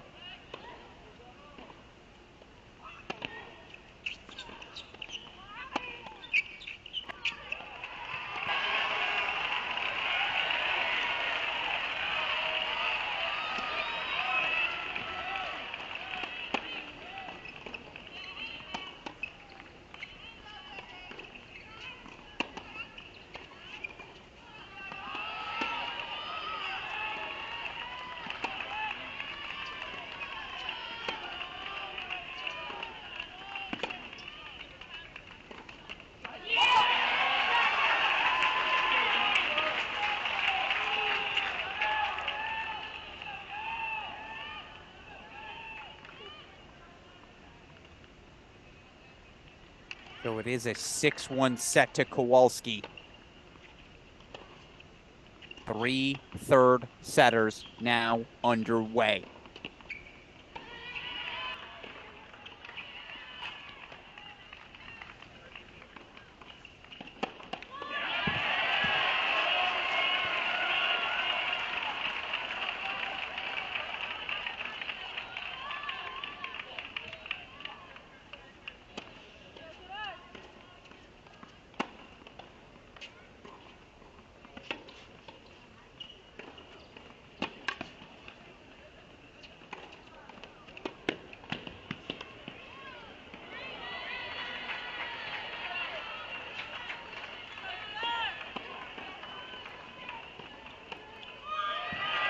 The break.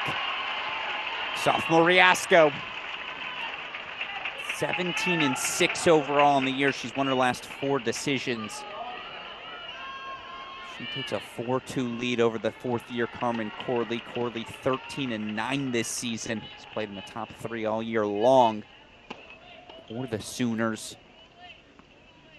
Tell you what, if Riasco can get off the court now, there's just so much scoreboard pressure on the Sooners.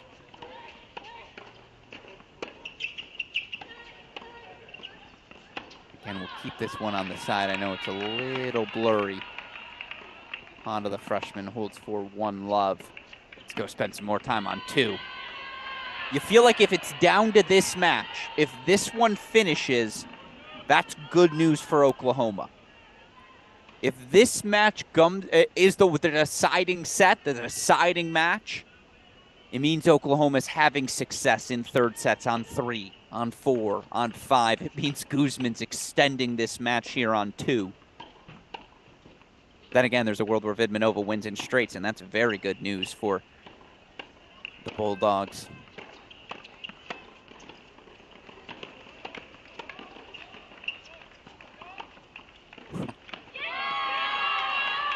Ridiculous. Absolutely ridiculous.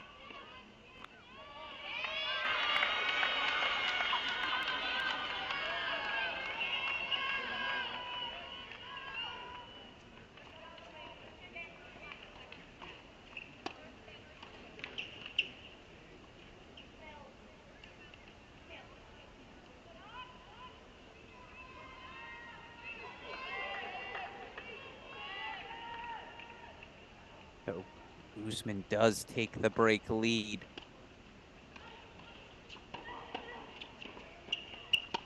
And really early in that third set on 5, so I don't even know if they've hit their first strike yet. Keep you on these 3 courts for now.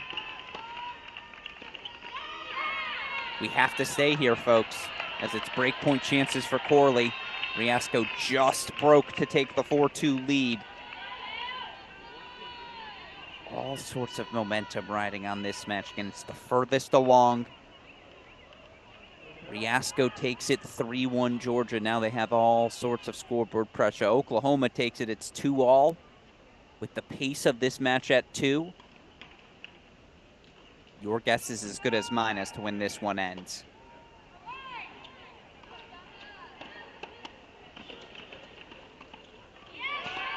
Carmen Corley breaks for 4-3. Gonna keep that. Actually, let's see if they have action now available on 5.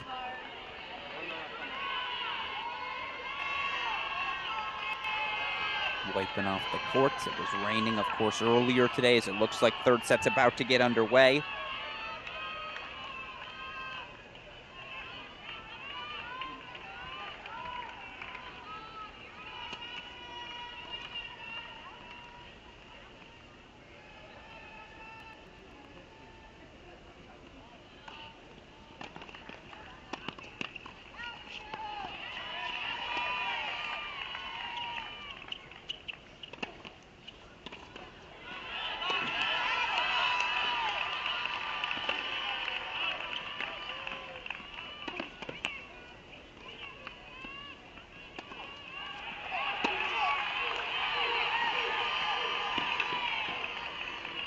So fascinating. Fifth year versus freshman on courts 4 and 5.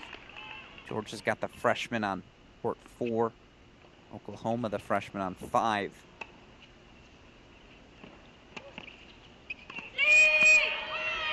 Freaking Guzman. She is everywhere.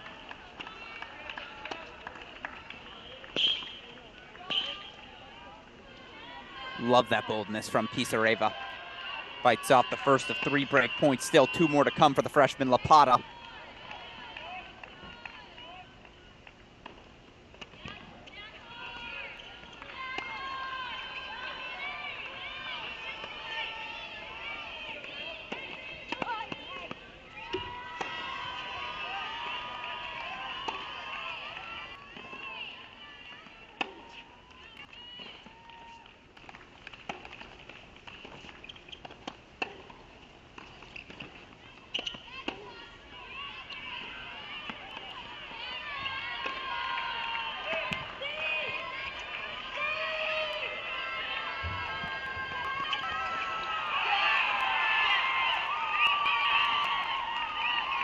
Why not go to a deciding point?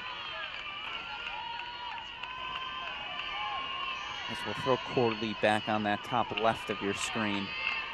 3-4 on serve, the senior for Oklahoma, or 4th year, I should say, serving.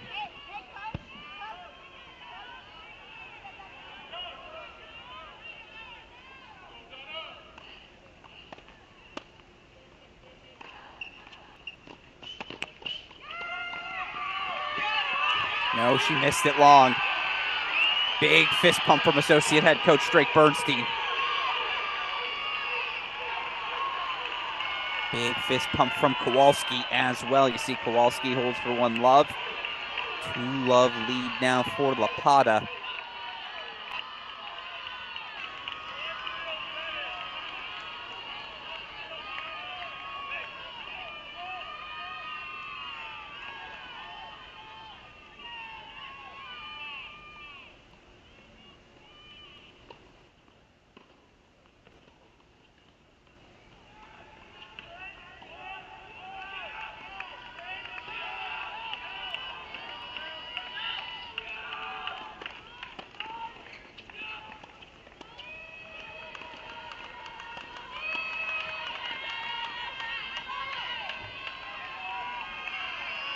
That missed wide?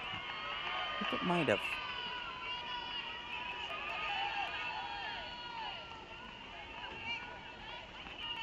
It did miss wide.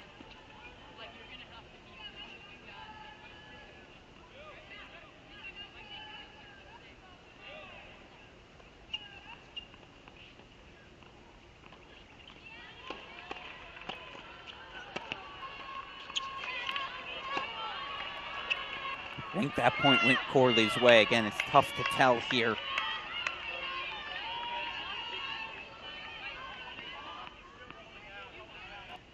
Indeed it is. Game point chances for Corley for 4-all.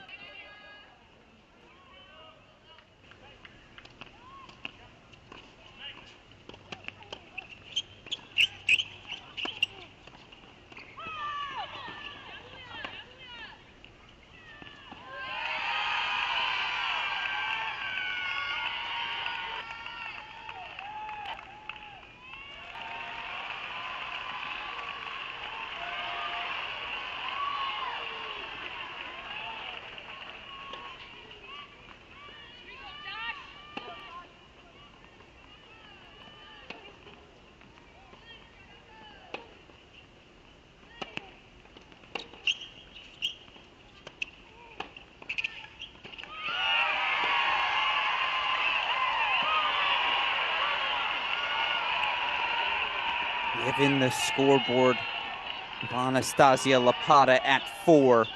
A massive deciding point coming up here at 3. Head coach Jeff Wallace for Georgia, last match on the job in Athens. You see him. A few words for the sophomore.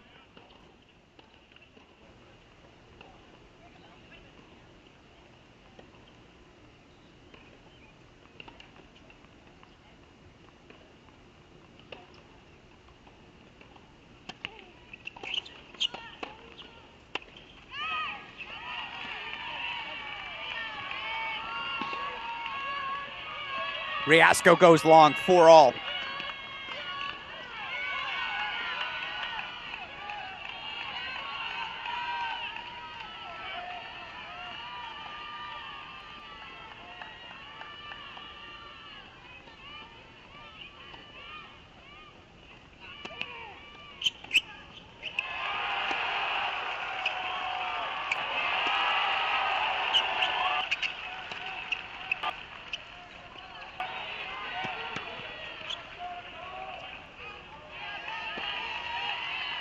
No, it's no longer on our screen, but for what it's worth, 3-1 Guzman on 2 in that second set. Now, will it matter? Only if Oklahoma can take 2 of these 3 matches. But right now, Kowalski's got break point chances. Pana the game point chances for 3-love. Uh-oh.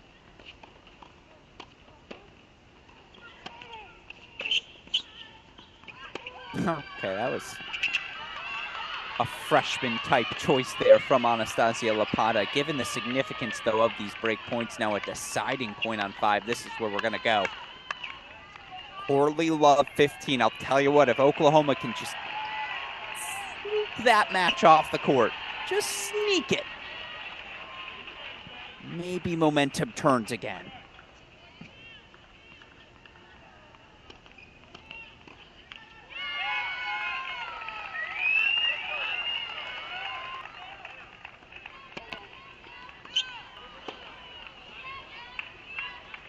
Love 40, Corley.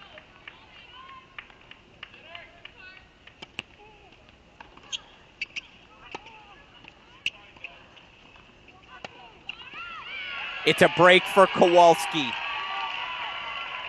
So now 2 can do its thing because Georgia break leads on 4 and 5. That's the path. For the first time today, we have a path to 4, folks. Riasco broken, so Corley will serve for the match. Up 5-4 here on 3. Simultaneous changeovers there. Meanwhile, it's 3-2 on 2, so it's a changeover on 2. 5, the only court with action, so we'll put that on the big screen. We'll keep our courts the same on the side as well. If we have more time to check in on court 2, it means we're going to be there for an hour. As Meg Kowalski, the 5th year, has won a remarkable 12 straight decisions. 9-0-1, meaning 1 unfinished match in her last 10 as well. 17-5 on the year. She's doing what she's done her whole career, delivering for the Dogs when they need her most.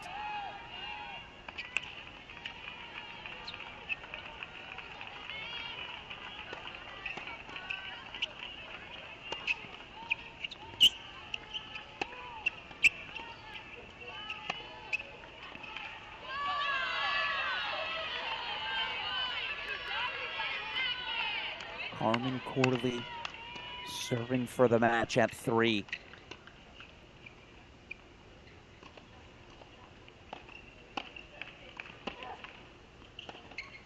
I put it in the big screen, but let's just follow the scoreboard. Unless you all want it on the big screen, you all tell me in the comment section. That's the fun of this game.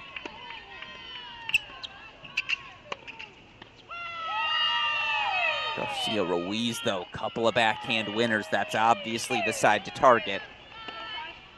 She's ready for it.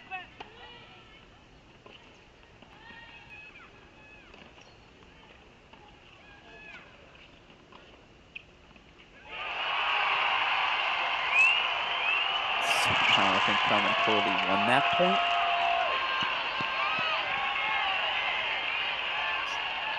Volley from Kowalski. No, she didn't. Okay. So you know what? We are going to put it on the big screen. Given how blurry it is, we need to see the best of it.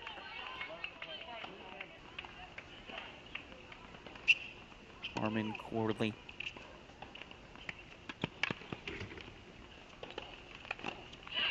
13-9 overall this year, taking on the 17-6 Riasco.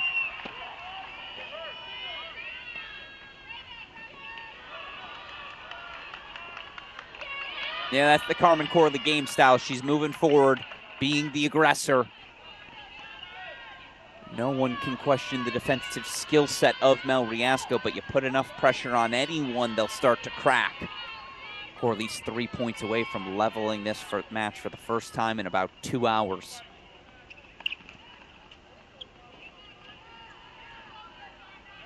That said, will it matter?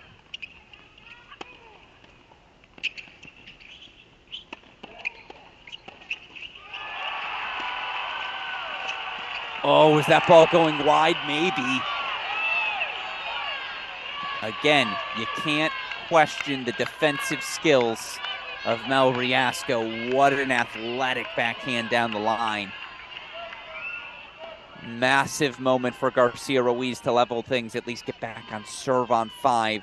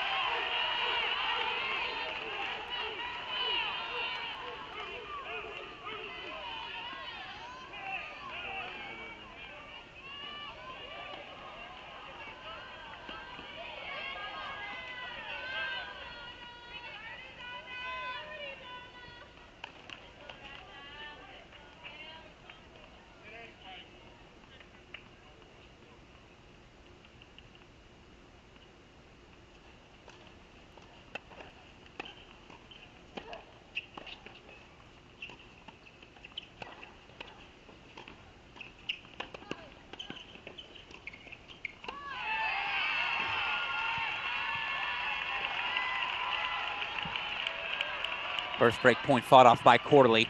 Good aggression. Kowalski, you see, does take that 3-love lead. So again, all Georgia's got to do now is protect courts 4 and 5. Guzman looks like she's about to take a 4-2 lead in the second. Again, that only matters if one of Garcia Ruiz or Pisareva can turn things around.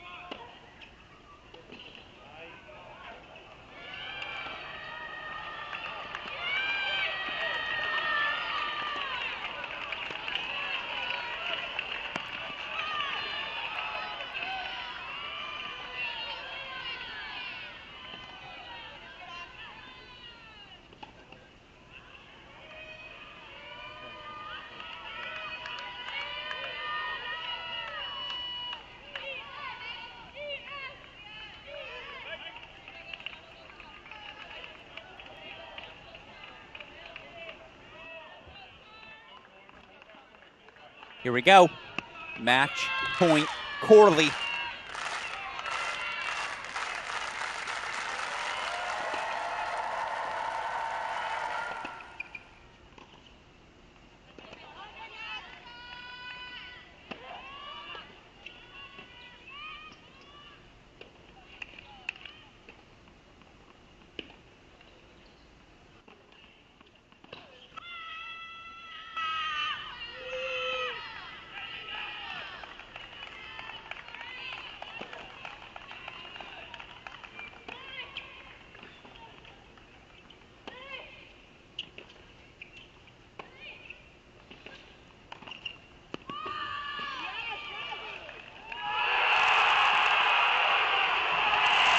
It goes wide.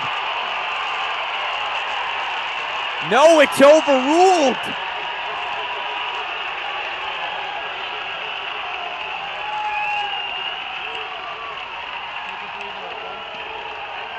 Oh my goodness.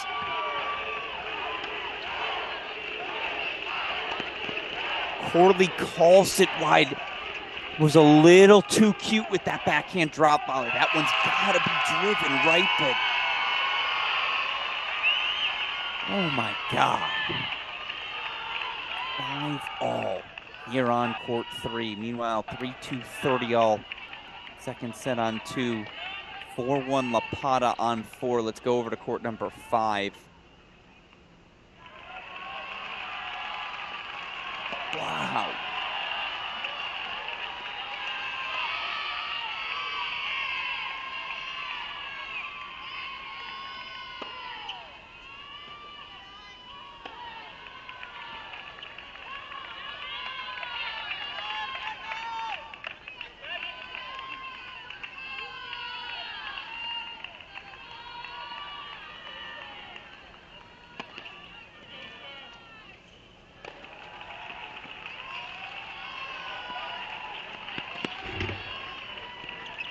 No way.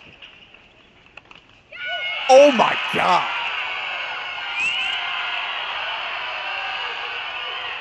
Cut the clip. It's a top 10 play. Somehow Kowalski gets a racket on that ball. Obviously, it's a rowdy fan base in Athens.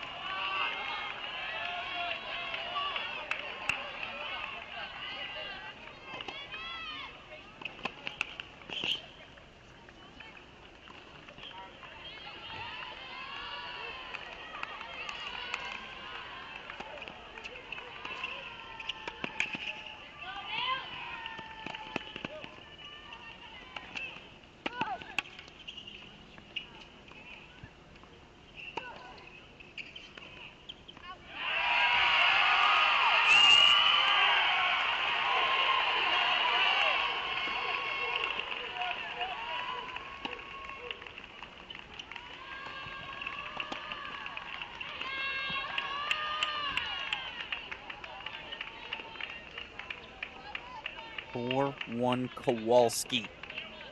Here on court 5, 4-1 La Pata. But the drama continues on court number 3. By the way, Donna Guzman, 4-3, still up that break on 2. Again, that only matters if Oklahoma can escape out of this jam. Corley overruled on match point, serving for it, 5-4 deuce. She break right back.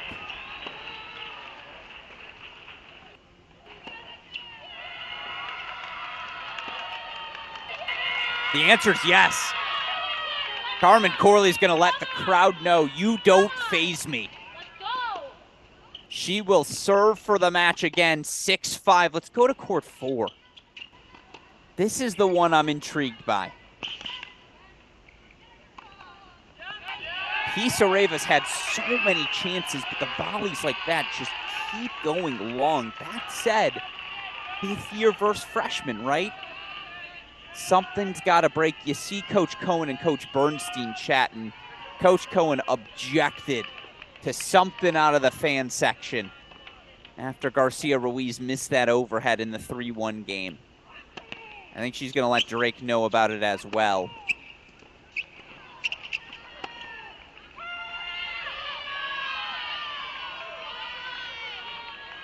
Again, Corley's got to get off the court here, especially after that Lapata hold. Excuse me, Pisareva hold.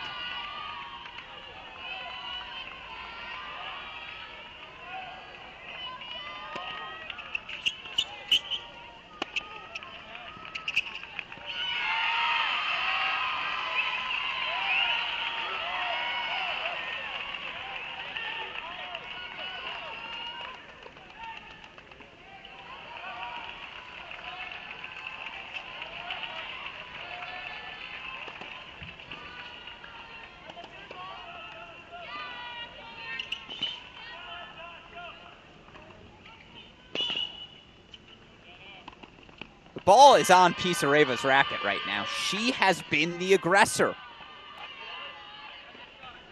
Can she sustain it? How consistent will she be down the home stretch? As Corley's serving for the match again. Vidmanova breakpoint chances for 4-all.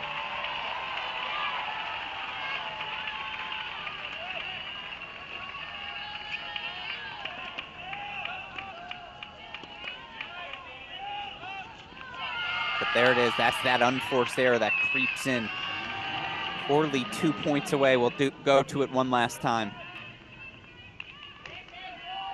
Or perhaps one last time.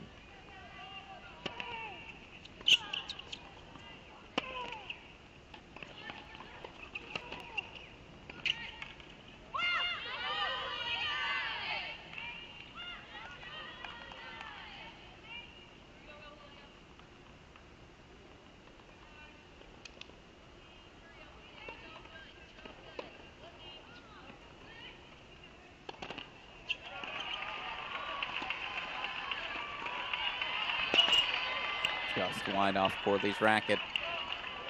It's a must-hold game for Garcia Ruiz. A must-hold game.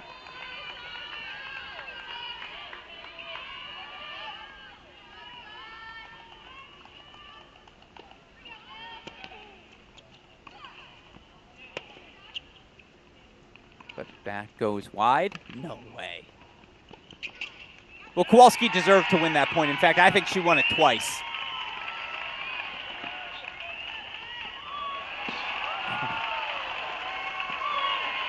Mel Riasco's on skates.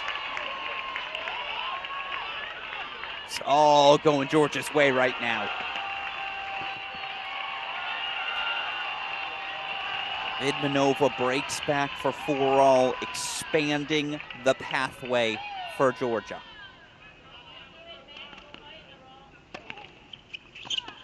Why her taking that first set was so critical. Pisareva goes wide and Garcia Ruiz is broken. Again, Kowalski's won 12 straight decisions. 9-0-1 in her last 10 matches overall, that one being an unfinished match.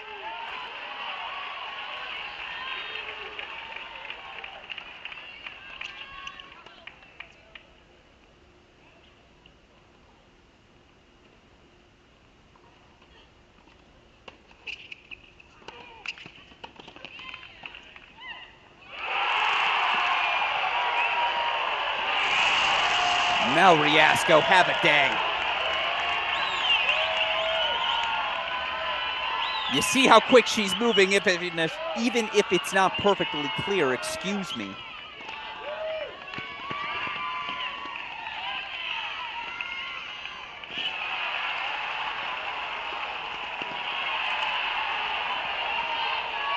Isareva's got breakpoint chances, Riasco's got breakpoint chances, and Kowalski is 2 points away.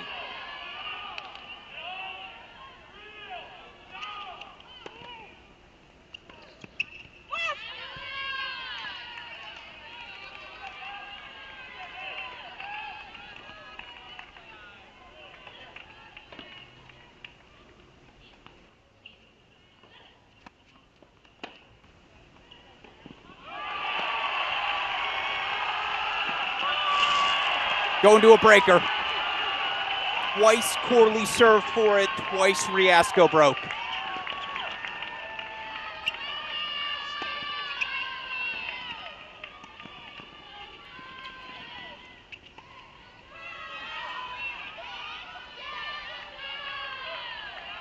Kowalski wanted to call it, not risking it. It was very close. And honestly, I would have accepted a call. But 5-1 up in the third, just don't even play around with being overruled. But now look at this. Riasco 6 points away, Kowalski 2. Isareva did get the break back, so we'll take you over to court 2 as Vidmanova serves 4-all in the second.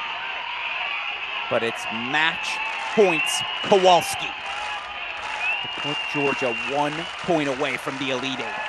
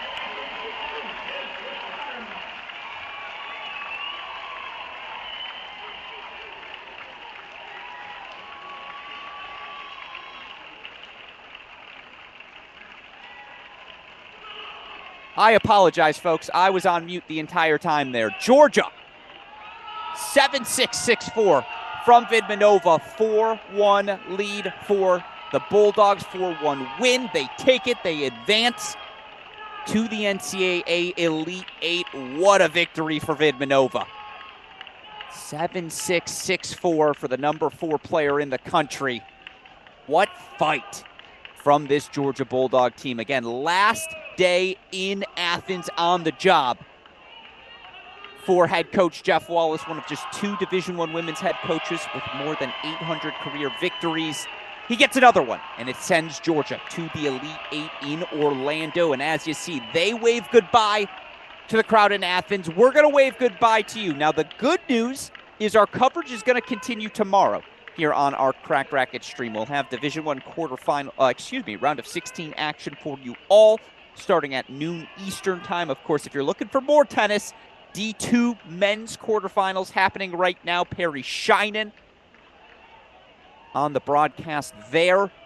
They'll have the conclusion of our night matches, and then that action will resume 9 a.m. Eastern time tomorrow. I'll be on the call for the morning shift, and then I'll switch over here to our D1 event. But folks, we're going to have May Madness the rest of the way here on our Cracked Rackets YouTube channel. Certainly hope you'll all join us as we continue our coverage of what has been a fantastic 2023 college tennis season. With all of that said, a massive shout out to our super producer, Daniel Westoff, makes everything possible here at Cracked Rackets. Of course, a shout out to all of you took the time to tune in throughout the course of this show, and a shout out to all the players, coaches, who made this such a fantastic day of tennis. A recap: North Carolina, A&M, Georgia, all winners 4-1 to advance to the NCAA Elite Eight. Who will join them? We'll have answers for all of you tomorrow as our coverage rolls on. For our fantastic super producer Daniel Westoff and everyone who contributes to our broadcast, I'm your host, Alex Gruskin. You've been watching our Cracked Rackets coverage of the 2023 NCAA Division I tournament. We will see you all with more action tomorrow.